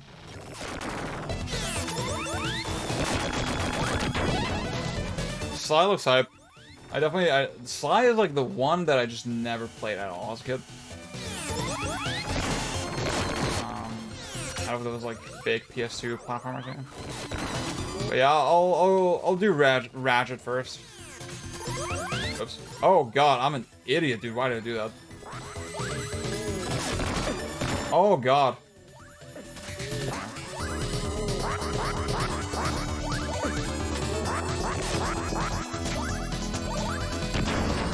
That was really stupid, dude. That was really bad. Reactive versus proactive. I try not to think of games that way.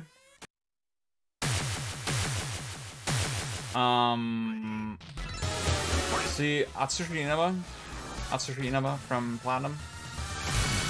He had like a really interesting sort of definition of those ideas, where he basically says, yeah, an action game is more reactive. Because like the only reason you're doing stuff is because there's stuff on screen, right? There's a situation that you're dealing with and you're reacting to it, yeah.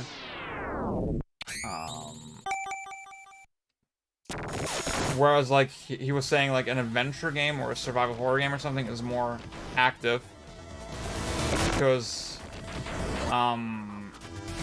there's not really anything particularly pushing you to do something, yeah? It's like, yeah, you have like kind of a blank environment and then you're just investigating it or something, yeah?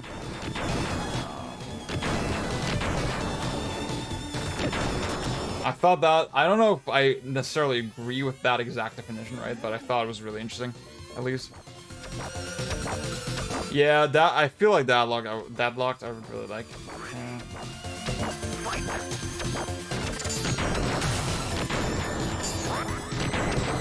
I mean, in this game, it's like, I see a boss, I kind of have a specific strategy for it, right? I know I can't just do random shit.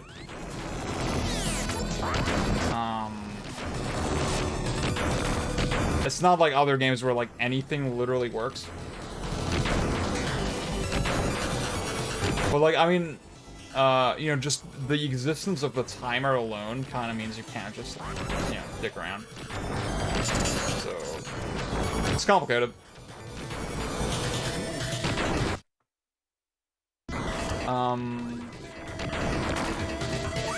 Yeah, I guess it depends on how you define that, right? Like, why do you think Gotham is an example?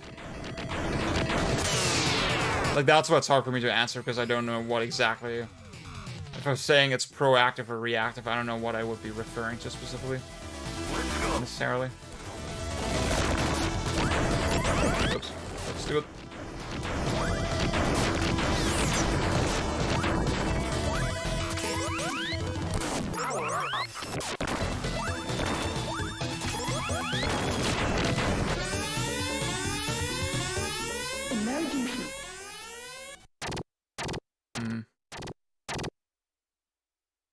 It's so good, dude.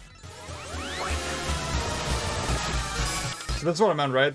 Timing here is pretty tight. And I can't just dash away, because I don't want to waste my Phoenix Dive. But also, even if I dash away, right, the little crabs might get me. So it's like, damn. It's just crazy. I have so many runs in this game, and I can still get filtered, you know? I can't just autopilot.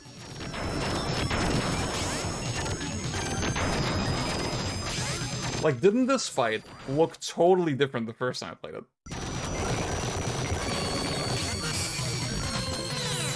Isn't that kind of crazy? Like, it's so simple, and yet... I'm having, like, a totally different experience this time.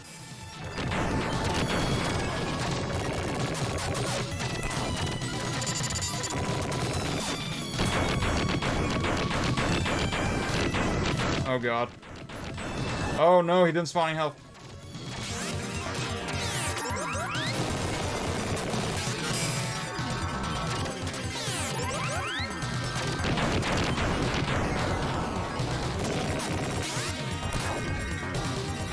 See, that's the thing, right? The fight is literally easier when he spawns health. But it's easier in an interesting way, you know? It's easier in a fun way, an engaging way, because I still had to get the health, you know? I still had to make the connection. Okay, I can grab the health and then do the things that, like...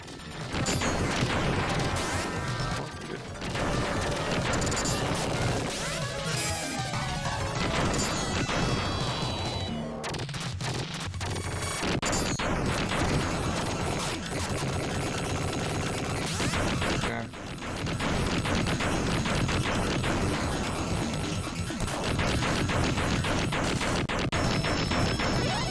Oh, shit. That was not enough. Got it. Okay. Yeah, I really need to play that.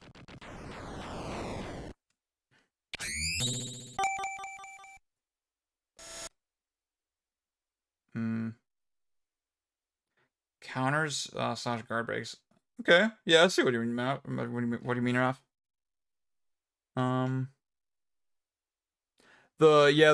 So the Switch Online app, the Genesis app, is really good. Like, I definitely recommend that version. The button mapping is a little weird, but you can get used to that. I've done a couple runs on the Switch version as well.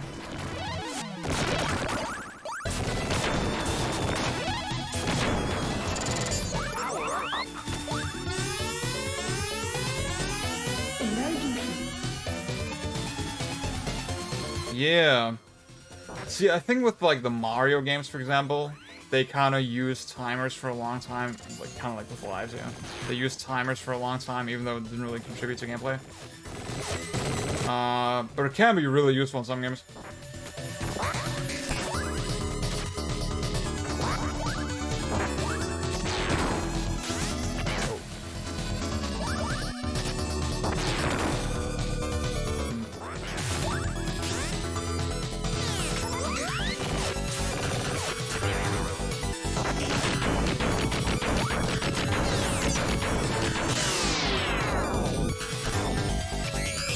For more melee-focused games, but will add them to these. Yeah, honestly, I felt that as well. Yeah, I see what you mean. Like it's Sin Punishment as well. You know, having like a Cabal shooter, I think is what you call that specific genre, right? But then you have a sword.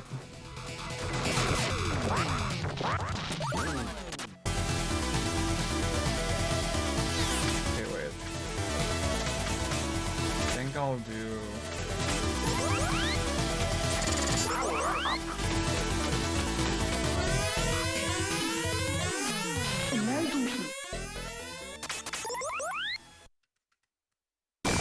Oops. Ready? Oh, baby. Juicy. Oh, fuck.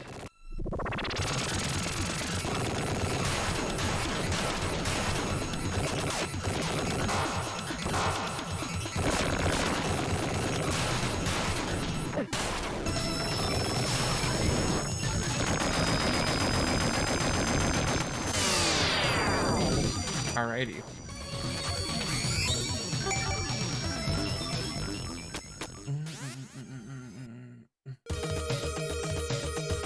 Let's go.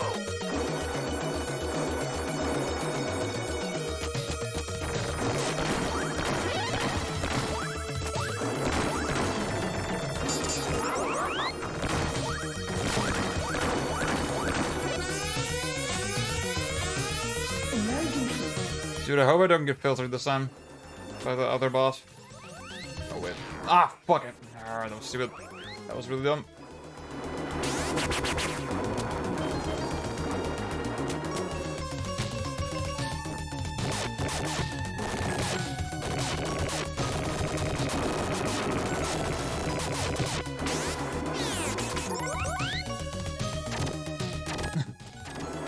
Luke, I'm kind of the same. On my backlogged fucking favorite games, see, I still love Symphony of the Night, but I feel like I need to replace it with either Alien Soldier or Melee. But I can't do that unless I actually write about those games, yeah. I hate scoring games without actually, justifying it, yeah. Not saying there's anything wrong with doing that. It's just not for me. So I'm not gonna feel like I can't just get on backlog, give Alien Soldier 5, and then not explain it. But then it's like it's surprisingly challenging to write about. Yeah.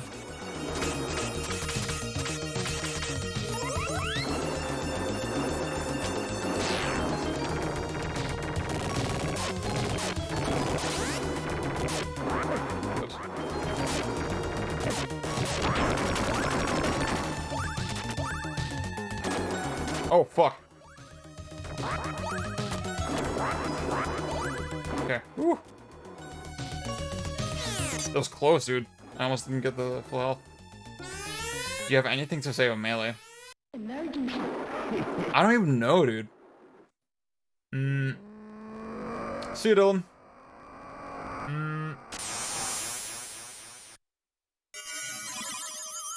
See, my one thing that I do say with melee is like the hardest game meme kind of hurts it.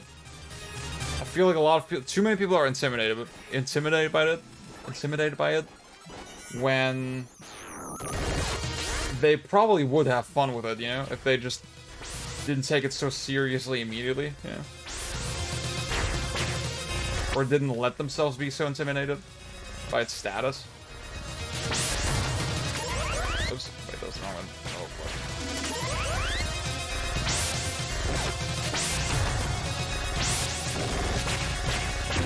And kind of just fascinates me how, a lot of the design, or, you know, I don't want to call them design choices because for some stuff you don't know, but like, I mean, there's some stuff that's clearly not random, right? Like that Falco's, shine pops you up. That's like so not random, and that's like such an insane thing to think of as a designer to me. Like the foresight that must have taken you to know that would be fun to do that. That's insane. And, I don't know. It's just such a fascinating fucking game. Yeah. I'm intimidated by the controller. Justifiably so, yeah. Let's go. There's like options now. You can get like a hitbox basically for melee. There's a new controller actually that's called the LBX something. It's sold by Snackbox. No, by Junk Food Arcades, I think is the store. And it's basically like a hitbox but for melee.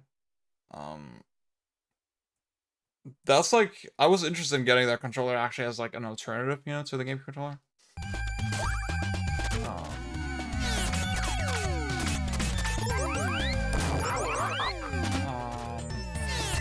But like that's the controller I'd say that's the most available right now. That's not just a game controller. I think with the game controller you definitely need to put plugs in your triggers to shorten the distance. Oops. Because when you have to press L or R over and over again, that gets really tiring.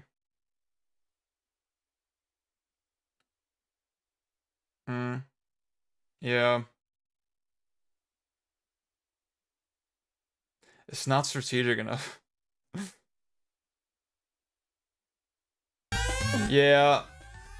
I get it. That's the thing, I don't play it seriously and aggressively enough to seriously wear out my game controller, but like, I think that's the thing, if you're starting from scratch anyway, then just get the hitbox, honestly. I think if you're already play melee and you have the muscle memory sort of already for GameCube, then it doesn't really make sense to switch. But if you're starting, then that actually seems like a really good idea. Oh, fuck.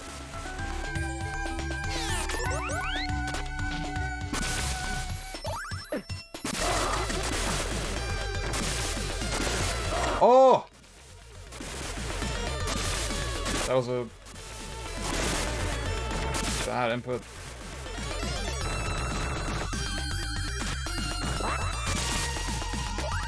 See, just the way you're always at least tempted into parrying. Fuck. Dude, I'm being so bad right now. See, I need to explain what's going on here, right? I need to explain what's going on here. I'm tempted to parry, because obviously I want to fill up my health so I can do the Phoenix Dive, right? The thing is, the best weapon for this boss is the Lancer, right? I do the most damage with that one. The thing is, when I parry with the Lancer, I use a fuck ton of ammo with every parry, right? So it's really wasteful. So I try to switch to the Buster, I think that's what it's called, for the parries. But the switching takes enough time that gets me in trouble a lot. Think about how insane that is. Think about how fucking thoughtful that is, dude. Fuck, dude.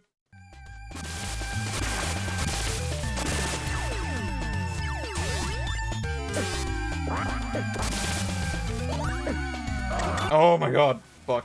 I really fucked up. I screwed the pooch.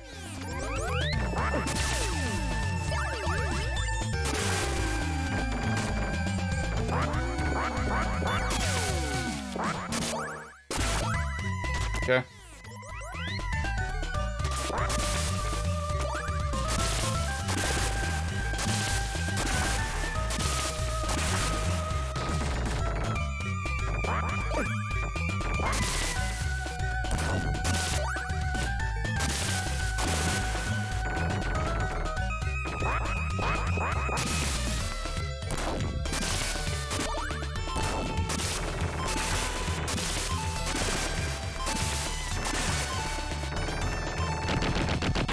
Dude, I don't know when the last time was that it took this long to beat him. Yeah.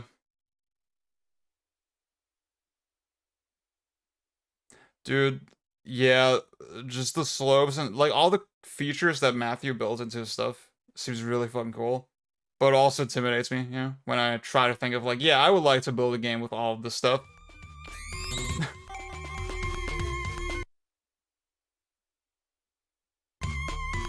Yeah, actually, Matthew literally talked about this exact thing on his last stream. Because the reason you use ammo on the parry is because you double tap the button, right? But since you know, the first time you tap it, you fire the shot, so you use ammo. That's why you use the ammo for parrying, right? That's why it happens. So Matthew, the way he was describing it is like, it's an interesting mechanic, but it's kind of not real, you know? It's kind of not even built to the game, because it's more a consequence of how physically the controls work, right? And that's so interesting, yeah? Like, for me, that aspect it's not really relevant to my judgment of it. I just think it's really, it's something that really benefits the game, right? In terms of decision-making and design and all that. But just academically, I find that very fascinating, yeah? Dude, I'm not playing. I was so confident when Issa asked me earlier, like, this is gonna be fine. But I'm actually playing way worse than I expected.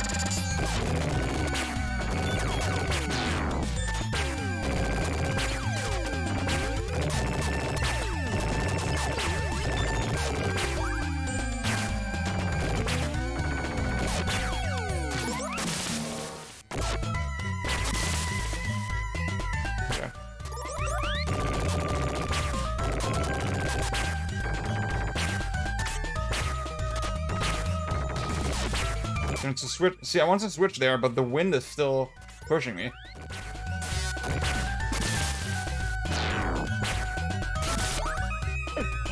How is this game so good, dude? How is it fucking possible, bro?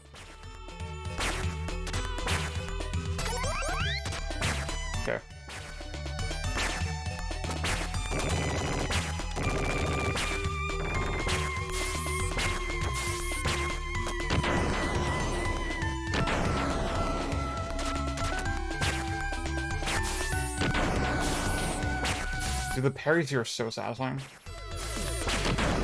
Feels like, I don't know if this is true, but it feels like the boss is programmed to shoot when you get like a certain distance.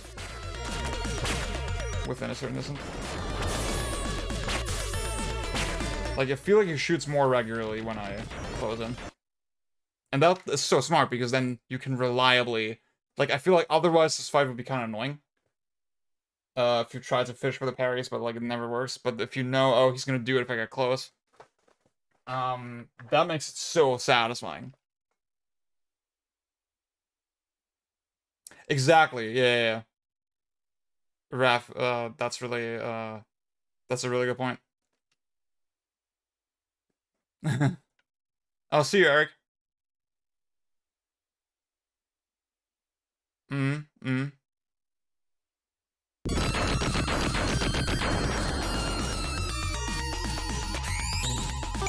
Shoko Monkey DX, dude. The fucking goat.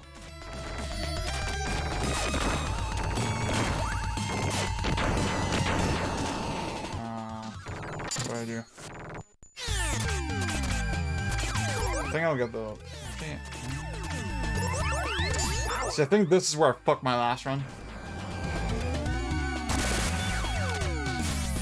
I think I'll try to get the...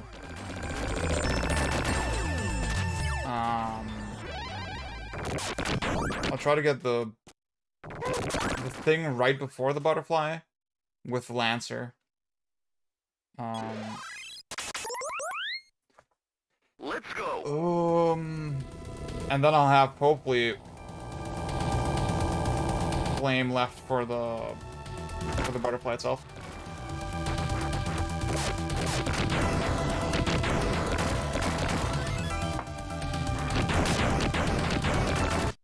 To adjust my chair a little bit.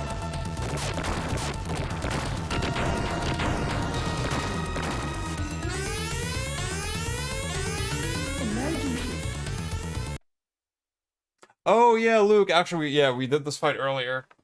When I fucked my first run when you weren't there. Yeah, I'm curious. Like, I have an idea what you mean with certain technique. I think we might have the same strategy.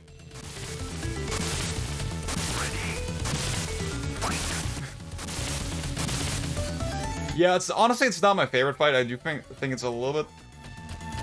By the way, nice. Oops. Yeah, a lot of people don't realize that you can move the boat. So I always move it toward the wall and then dash. I do think that's interesting to execute, you know? It is a little bit, like, prescriptive, I guess, but it's not that.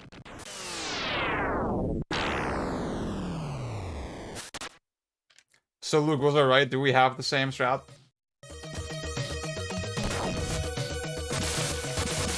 Okay, that works way better, yeah. Nice. Yeah, I don't know, sometimes, like, I panic really hard in this fight. And then I make really stupid mistakes.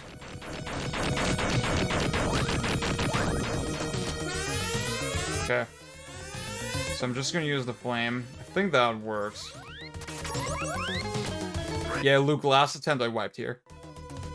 Very embarrassingly.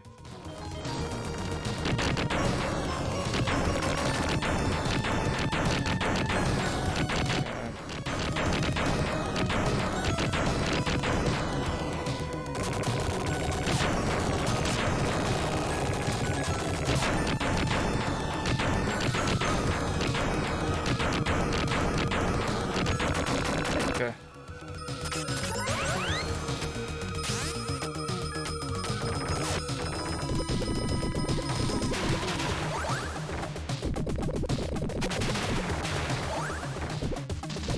Okay, one more.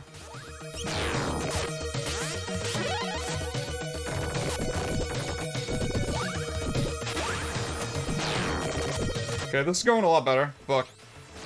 Oh! Oh, baby. Holy shit. Okay.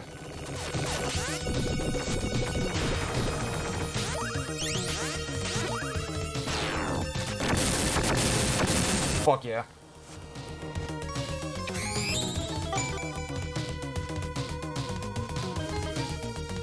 can still flame it from the left moving to... Oh.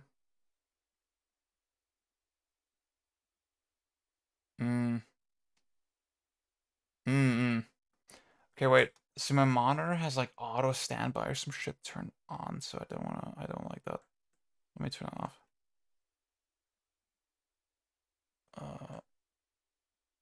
Maybe let's put it at 8 hours. Okay. Okay.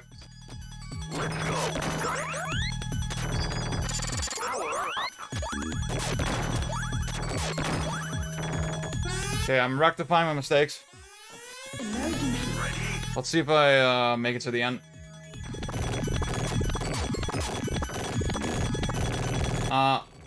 So 7 Force is like the next big fucking hurdle, right?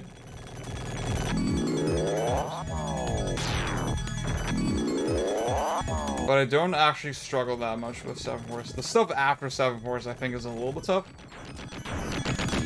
And then the final boss is like really dependent on the day. Okay.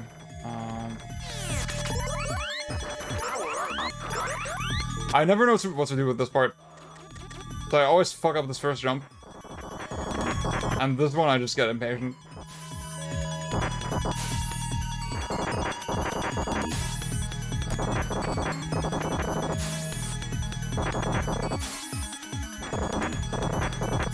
So I'm doing like an empty jump to move the camera and then... Yeah. Ready?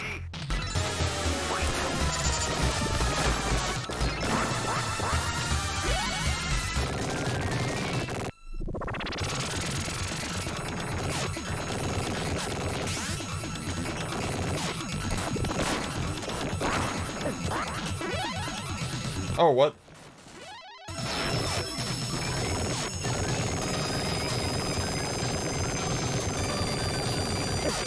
Oh.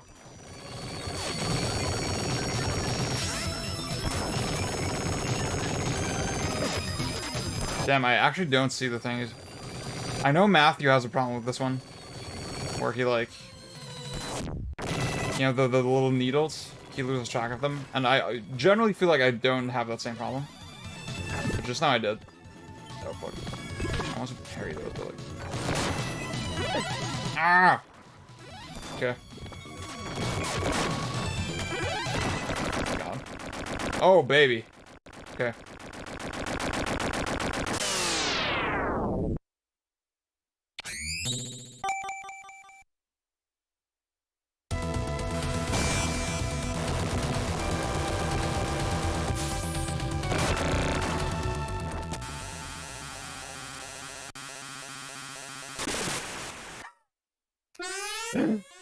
Wait, let's fucking go.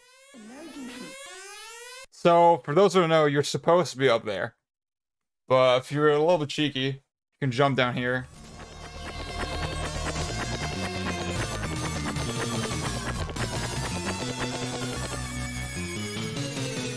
Oh my god, that was perfect.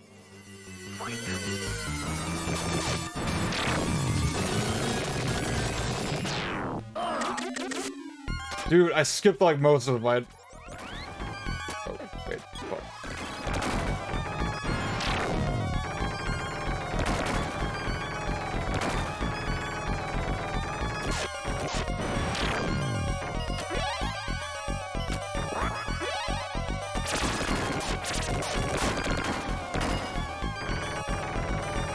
That is so worth it. This is just so... Isn't this the coolest fucking game? Isn't this the coolest fucking game? I am sorry, dude.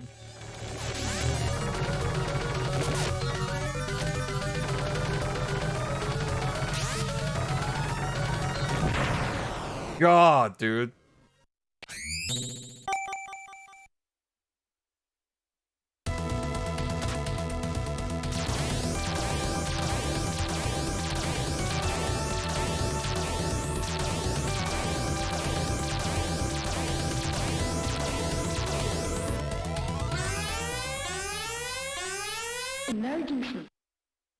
Just the best. It's the fucking best, dude.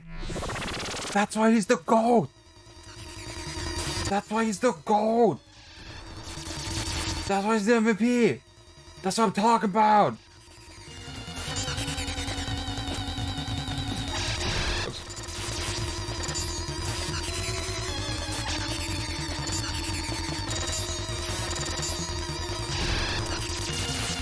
Oh, I'm up.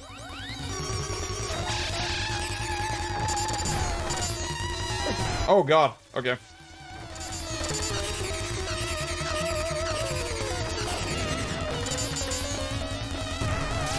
So yeah, the way I understand it is like he will not, when he comes down, he will not go on the exact location where you're standing. So you're safe if you just stand still. But sometimes I feel like I have a feeling of where he's gonna move, right? And I don't know, I just act on that feeling. Fuck.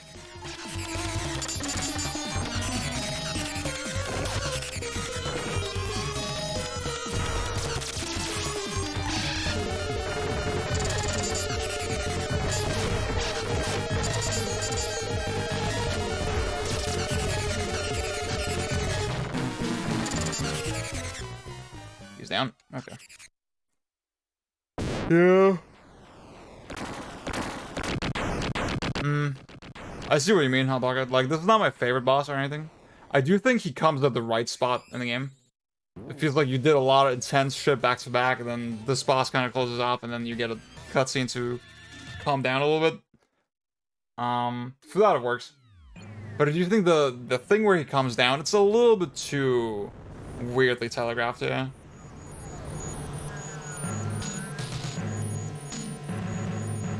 The thing is, even with the weaker bosses in this game, I would argue they still provide an interesting experience, you know, at the very least.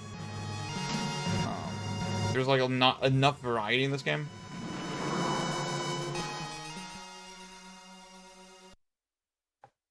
Okay. Oh.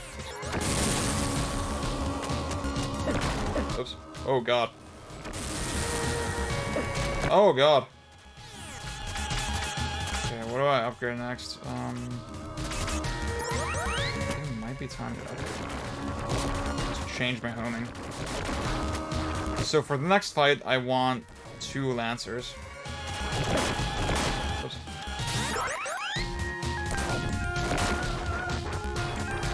The next big fight.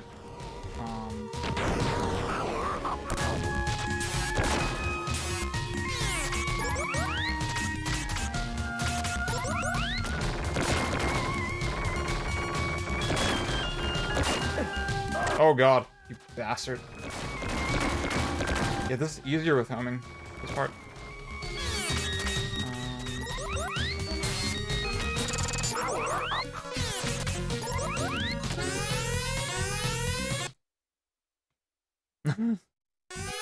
No, I'll be done after this run. It's like 1:30 a.m. I'm going a little bit too long, yeah. I hope I beat it. If I fuck up, then that will be very sad.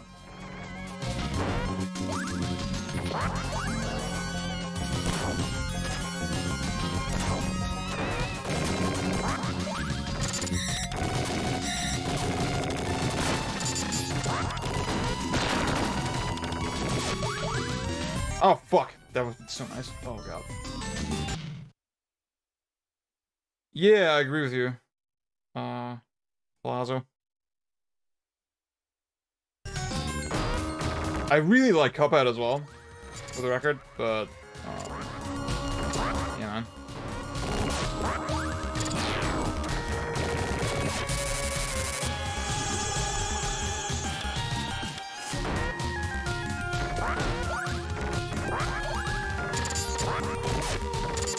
Oh god, oh god.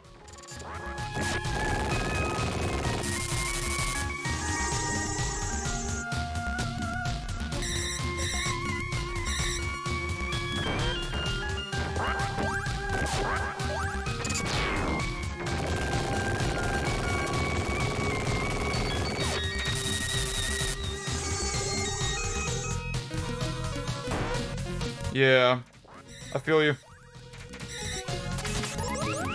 Oh.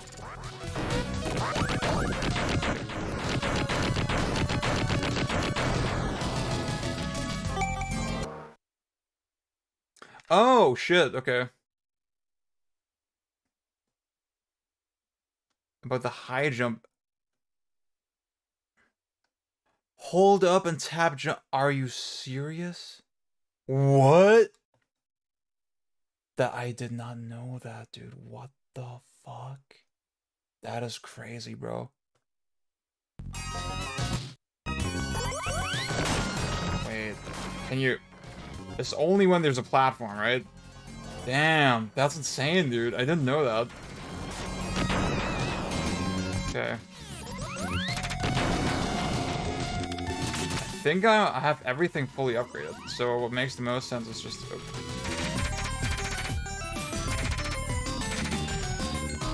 It's just stocking up my buster.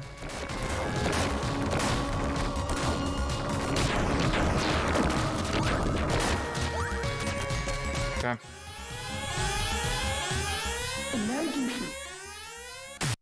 For this guy, I think flame is good. Ready?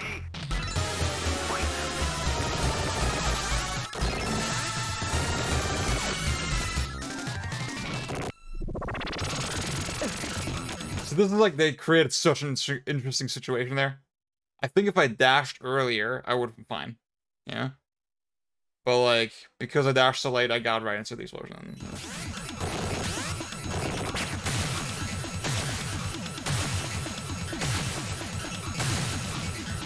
Why? How is this game so good, dude? I don't understand, bro. Fuck. Maybe we just need to dash back and forth.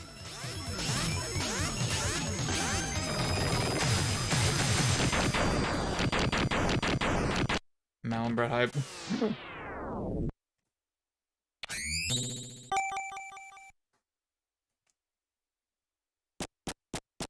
Okay. Okay, 7 force time. Let's fucking go. Emergency. Battery force.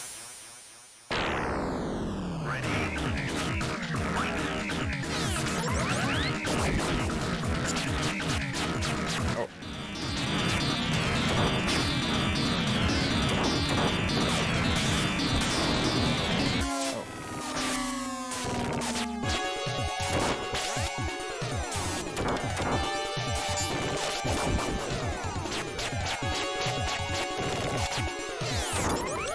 See, as far as like cooldown systems go, this is actually really interesting because like it's maximum capacity, right? That's content. The thing is, because of that, it makes sense to use each weapon at least a little bit. Because like if you're not doing that, it's not gonna refill. And then, I'm gonna be in a situation where both my lancers are like half empty, you know? So before I run out of the one on the right, I should use the one on the left first, you know? A little bit, at least. But again, it's complicated because it just takes time to switch, right? It's not something that's just can be super easily done, you know? Fuck. That's actually really easy to dodge, I'm just an idiot. So you just do this. It will never hit you if you do that. God.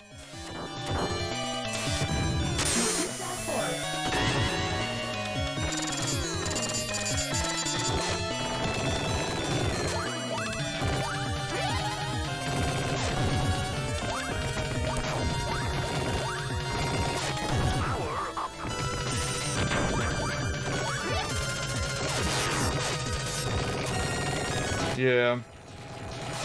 It's just the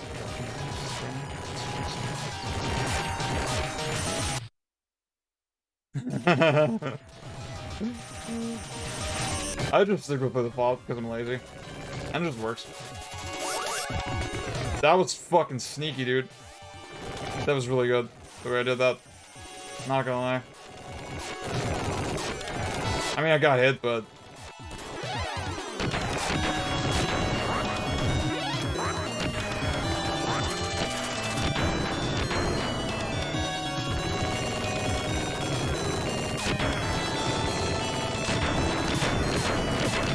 Oh my god. Okay.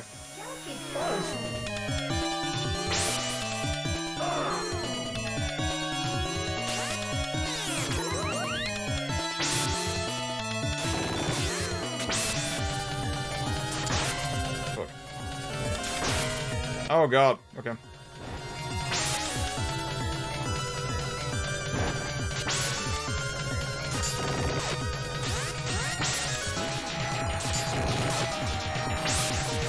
It's definitely better to shoot earlier than later. In this case.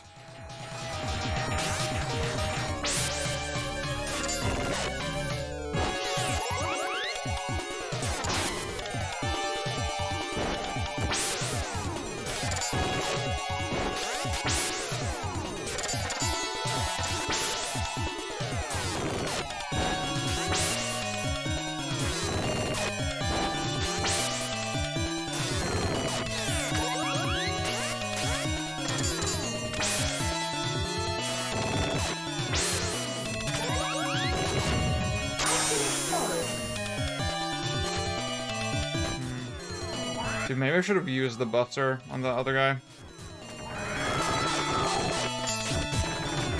I let my lance recharge a little bit.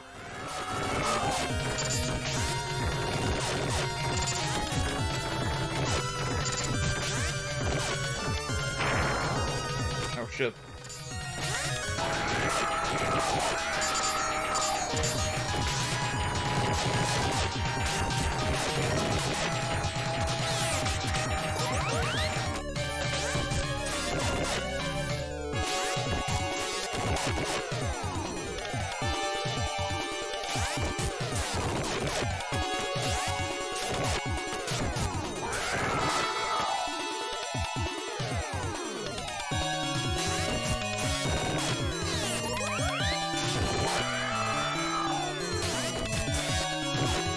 Shit.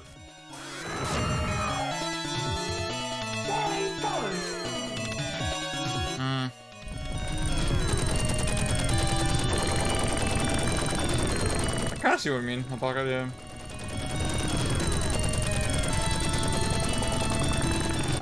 Luke, I actually see speedrunners do that as well.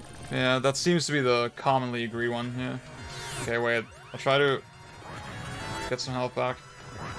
So you can't Phoenix dive in this section, because it's underwater. But, like, I want to have full health in the next part, so... Even though, you know, there's some other opportunities to get your health back later as well, but, like, you know, I'm a bitch, so...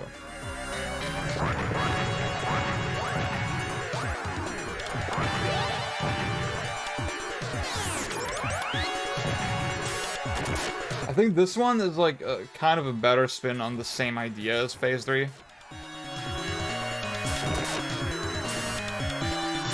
Because like it's very clear that like his hands are gonna block the thing, right? And then you can just trace the movement path of the hands. They're not gonna suddenly snap back.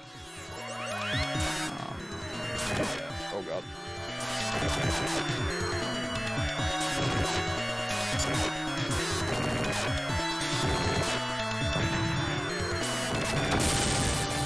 Okay.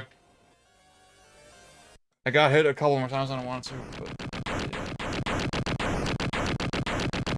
Yeah. Woo. This is so fucking cool. Just the coolest fucking game, dude. Alright. We're in the home stretch.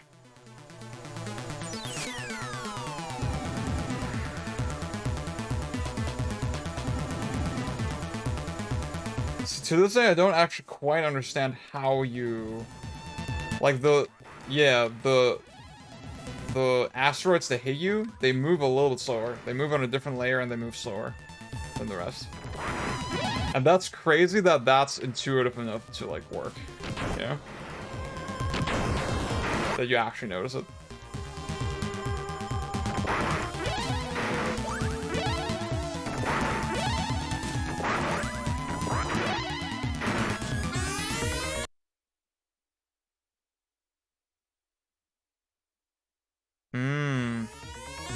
Yeah, it's like too risky for me. I always dread like picking up the wrong one with the weapon markets. I just ignore them. Okay, wait. Alright. Oh fuck, that was stupid.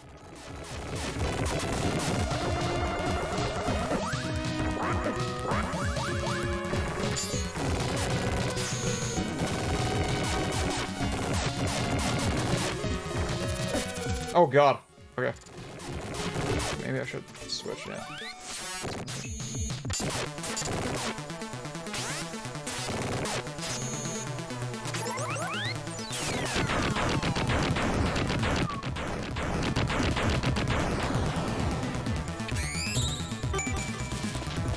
Ah, okay. That was a good strat, Luke.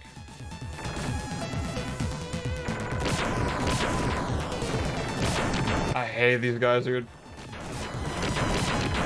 They can really fucking shit in your cereal.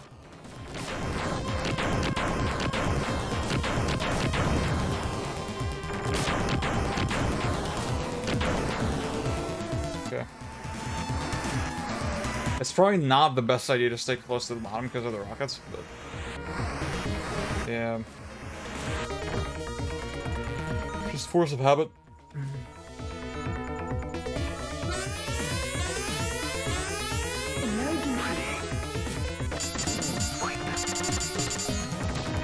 Alien soldier is just the goat. Oh god. Okay, I should use the flame.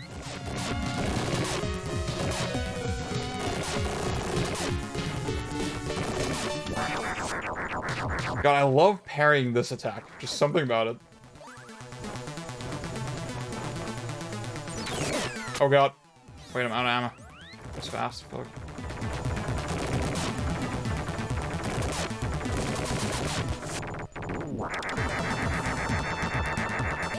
Oh, that was... shit, dude. Okay.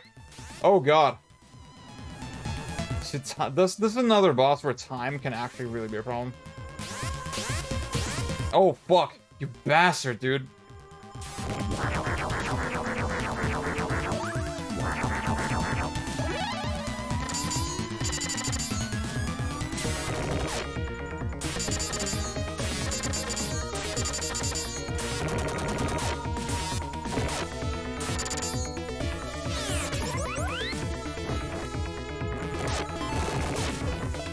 Okay. Okay. Oh god. Dude, I might screw the pooch here. Oh, fuck. Yeah, this guy and the butterfly. Like, those two are really asshole-ish. Okay. It's time for Wolfgun Blood.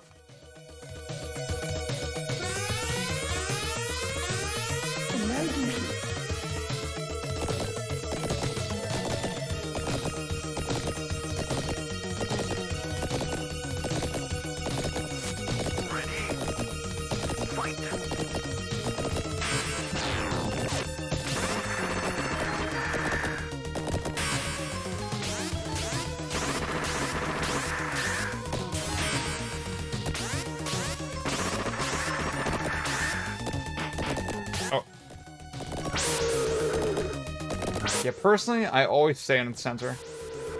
And then I wait for him to either go up or down.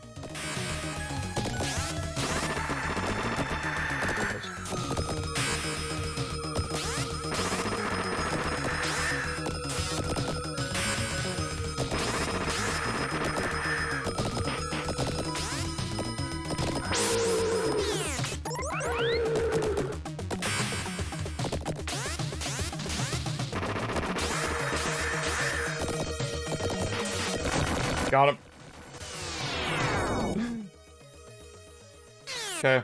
I used to always forget that there's a boss after this one. Like another mid-boss. And not the final boss, yeah.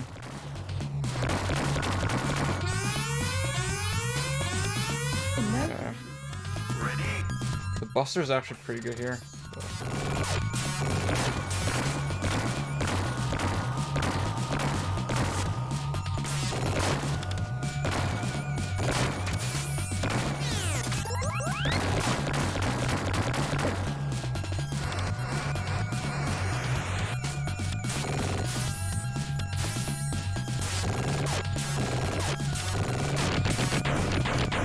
Like, the realization this fight that, like, oh my god, I can just aim diagonally. Yeah, Like, the thing is, at this point, you're so...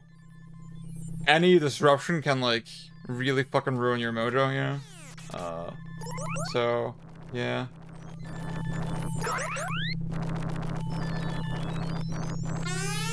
Alright, this is the final boss. For those who don't know. This is it.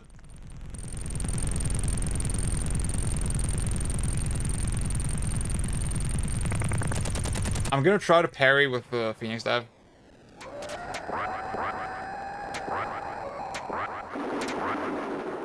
Yeah, look, I agree.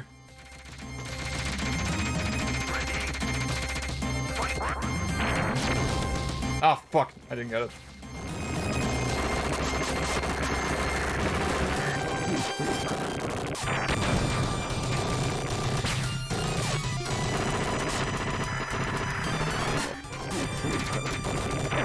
Oh god, that was really bad. That was really stupid.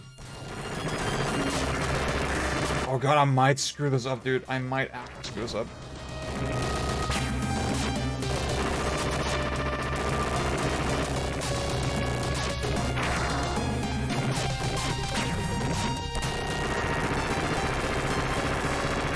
Oh, by the way, epilepsy warning. Epilepsy warning. I'm sorry. Oh god, I should have said this earlier. This is really bad.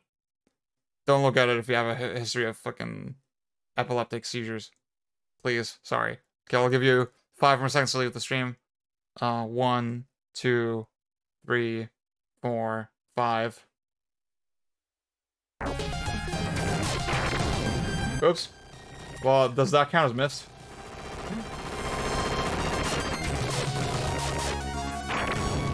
Shit, dude. I just hate timing it. I'm just too pussy. I get really nervous. Got it. Okay, I think we might get it, even if he does the thing. Okay, I think we might get it. Without him doing the thing. That was lucky. That was the luckiest fuck, dude. Usually, I've had so many runs where he... So basically has another attack where he throws up the platform and then shoots missiles from below. And it's the most difficult to dodge attack in the entire game. IMO. And I've had runs where he does that shit like 5 times in a row. So not seeing it at all now was pretty lucky. When my reputation was on the line, yeah. 1 CC achieved. Nice. Yeah, yeah. Okay. Yeah, I'm a little bit upset that my first attempt was a failure today, but like whatever, you know, we saved it in the end. Thank you.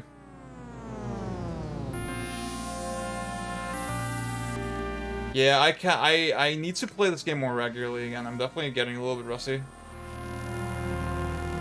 So good, dude. I'm glad I got to show everybody why this game's so good. Fuck. Oh. Just the best. Just the fucking best.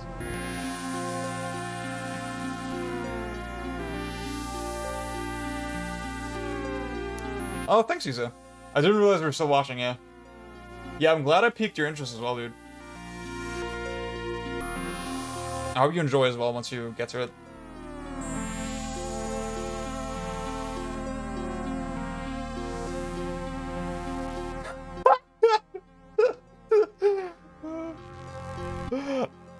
So,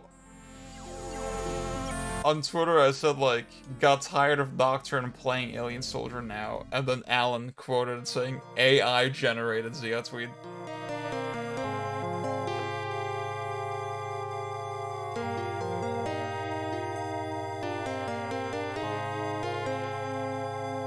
I'm sorry. I think this is a good, dude, the Nocturne part, I'm sorry, it was depressing. It was depressing playing Nocturne. Yeah. See, I'm not sure, I'm just not a no damage type of person.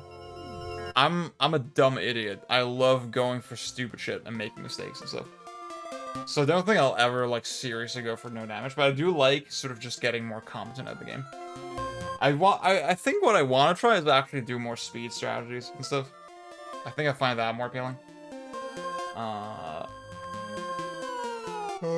Like, I want to... So the objectively fastest way, not necessarily the easiest way, but the fastest way to play is with 2 flamethrowers and 2 lancers.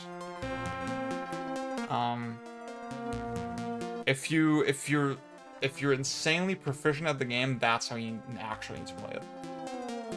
And I would like to master that. I would like to just embarrass the bosses. I want to get to that point. Dude. This is, so Matthew actually addressed this as well. I agree with him that this game makes more sense to no damage it than to speedrun it.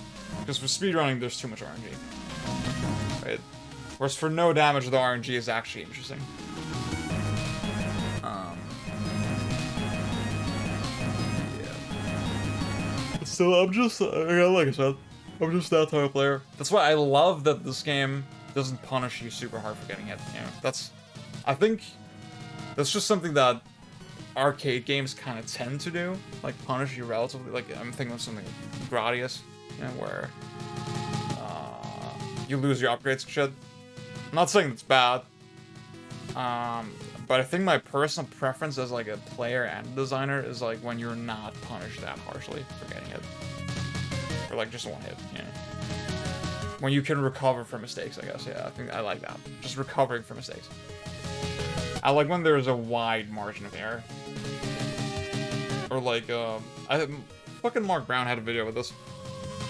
The failure space or something, you know? Like, where MGS5, there's like stages of failure, you know, that you can recover from. I like that shit.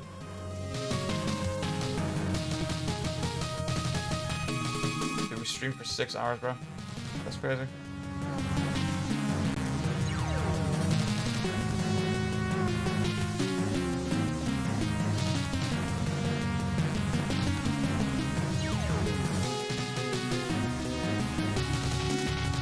Yeah, guys, let me know if you want to see more Nocturne, honestly. Like I said, I have an hour, 15 minutes still on the clock that I technically need to play.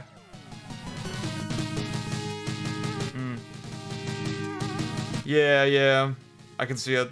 I need to, Ninja Warriors again. That's another one that I need to, like that one and Fight and Rage. I need to play those more. I did another one of Streets of Rage 4 the other day. Still very good. Love it.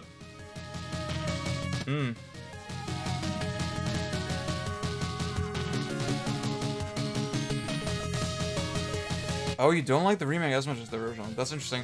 All the hype for the game was like that I've seen was for the remake primarily.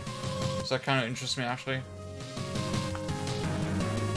An hour and 15 minutes of Neo. I would stream longer than that probably.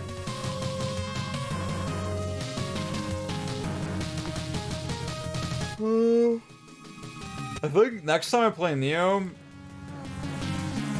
I think the 2 weapons I want to try this time is just regular sword. And there was like another weapon that I want to try. I just feel like I still haven't found the thing that clicks with me, yeah? Damn, 84 damage is not that good. But it's not that bad either. I've had worse runs, definitely. Yeah, like I said, with Neo, I feel like I would just have a way easier time concentrating if I streamed it, yeah? So maybe that's actually a good idea. Maybe that's a good stream aim. I also...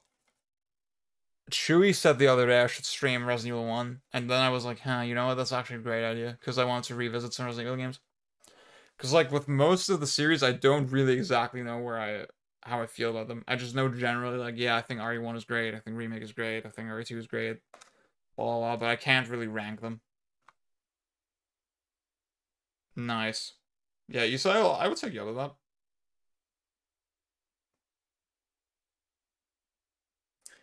Yeah, see about what Luke said, straight out. Yeah, I have that vague idea. Yeah, I want a pure plat Bayonetta at least on Infinite Climax, and like it seems very possible for my skill level, but I just haven't taken the time yet for it.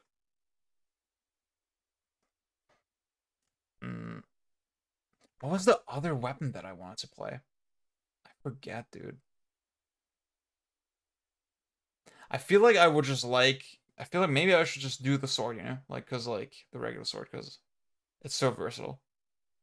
I feel like maybe that's, I feel like maybe I'm trying too hard to play like fancy weapons when maybe I want something that's like, you know, the all-rounder, the classic. Dude, I haven't played Gaiden, but I feel like I dislike Revelations more than most people. I never actually, Revelations 2 is one of those games that I never actually played. I didn't play through it. I played like the first episode, I think, but was not impressed with it at all. Yeah, that's the thing, it's not, I should just stop being a bitch, dude. I should just stop being dumb about it. I know I would like it if I just put more time into it. If I just didn't worry so much about the RPG stuff.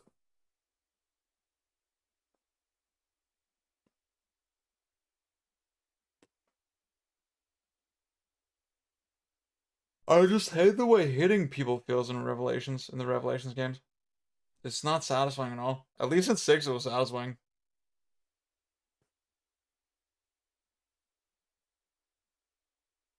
Yeah.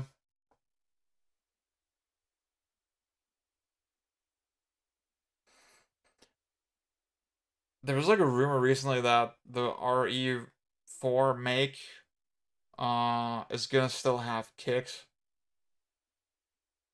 But like it was a very unsubstantiated rumor. It was like just a random Reddit post. So don't exactly believe it. Honestly, I have absolutely no faith in it. So we'll see. Okay. That was a fun stream. Thanks for tuning in, everybody. Thank you for watching me be really bad at Alien Soldier and really good at shimming out Intense and Nocturne. Really difficult game, but we made it through. Dude, straight out. Just that idea, just you posting it like that keeps me up at night. Fuck, dude. Yeah. Even just like fucking up the parts in the credits, dude. Like that seems very possible, you know? Oh my god, thank you guys. Oh. Aside from distracting from the comment. Uh yeah. Honestly, I just need to play other turn-based games, I feel like. Yeah. Like everybody is suggesting. I feel like I just need more context for the rest of that space. Into the Breach is like a big one where I'm like, it's like so stripped down, stripped back, streamlined, whatever. I feel like that would be very illuminating to play that game. Yeah, I don't know when my next stream is gonna be. I'm starting a new job in like 2 weeks. And I still have some college stuff to do, but like, yeah, this week I was not super busy, but then I didn't stream until like Sunday because I just wanted to watch Better Call Saul. That's all I want to do. Yeah, XCOM, that's another one, yeah. I actually have it already. I have the 360 version of Enemy Within. Yeah, I love selling people an Alien Soldier. You know, I feel like the appeal of it is not super immediately obvious. It is like deceptively when you say deceptively, I want to say it's deep, right? It's more deep than you think. Do I say it's deceptively deep or deceptively simple? What's the correct way to, like, grammatically or fucking whatever? Invisible ink. Not grammatically, but you know what I mean. Like, in terms of just the meaning of the words. I don't know. Also, thanks everybody for the donations. It's very, very kind. Even though, you know, obviously it was kind of shitposty context, but like, I don't take that for granted at all. Always puts a smile on my face that people actually enjoy the streams. I guess I'll talk really quickly. Okay, I'll review it really quickly. I had 2 little mini videos planned, like sub 5 minutes. One on 13 Sentinels, and one on Better Call Saul. And I also already wrote my whole. I can show you actually. Wait. I mentioned this idea of like doing a Sifu guide. And today I like wrote down a fucking structure for it. So I'm gonna record that hopefully like relatively soon. So that's what you can expect in the coming week or 2 weeks, hopefully. On the channel. Yeah. Exciting times. Yeah, I had fun. Again, thanks everybody. Stay safe, stay healthy. Manage your time in the heat. The heat is very bad. Hope the planet doesn't die. Hope COVID gets better. Hope the abortion situation in America doesn't stay as fucking fucked as it is right now.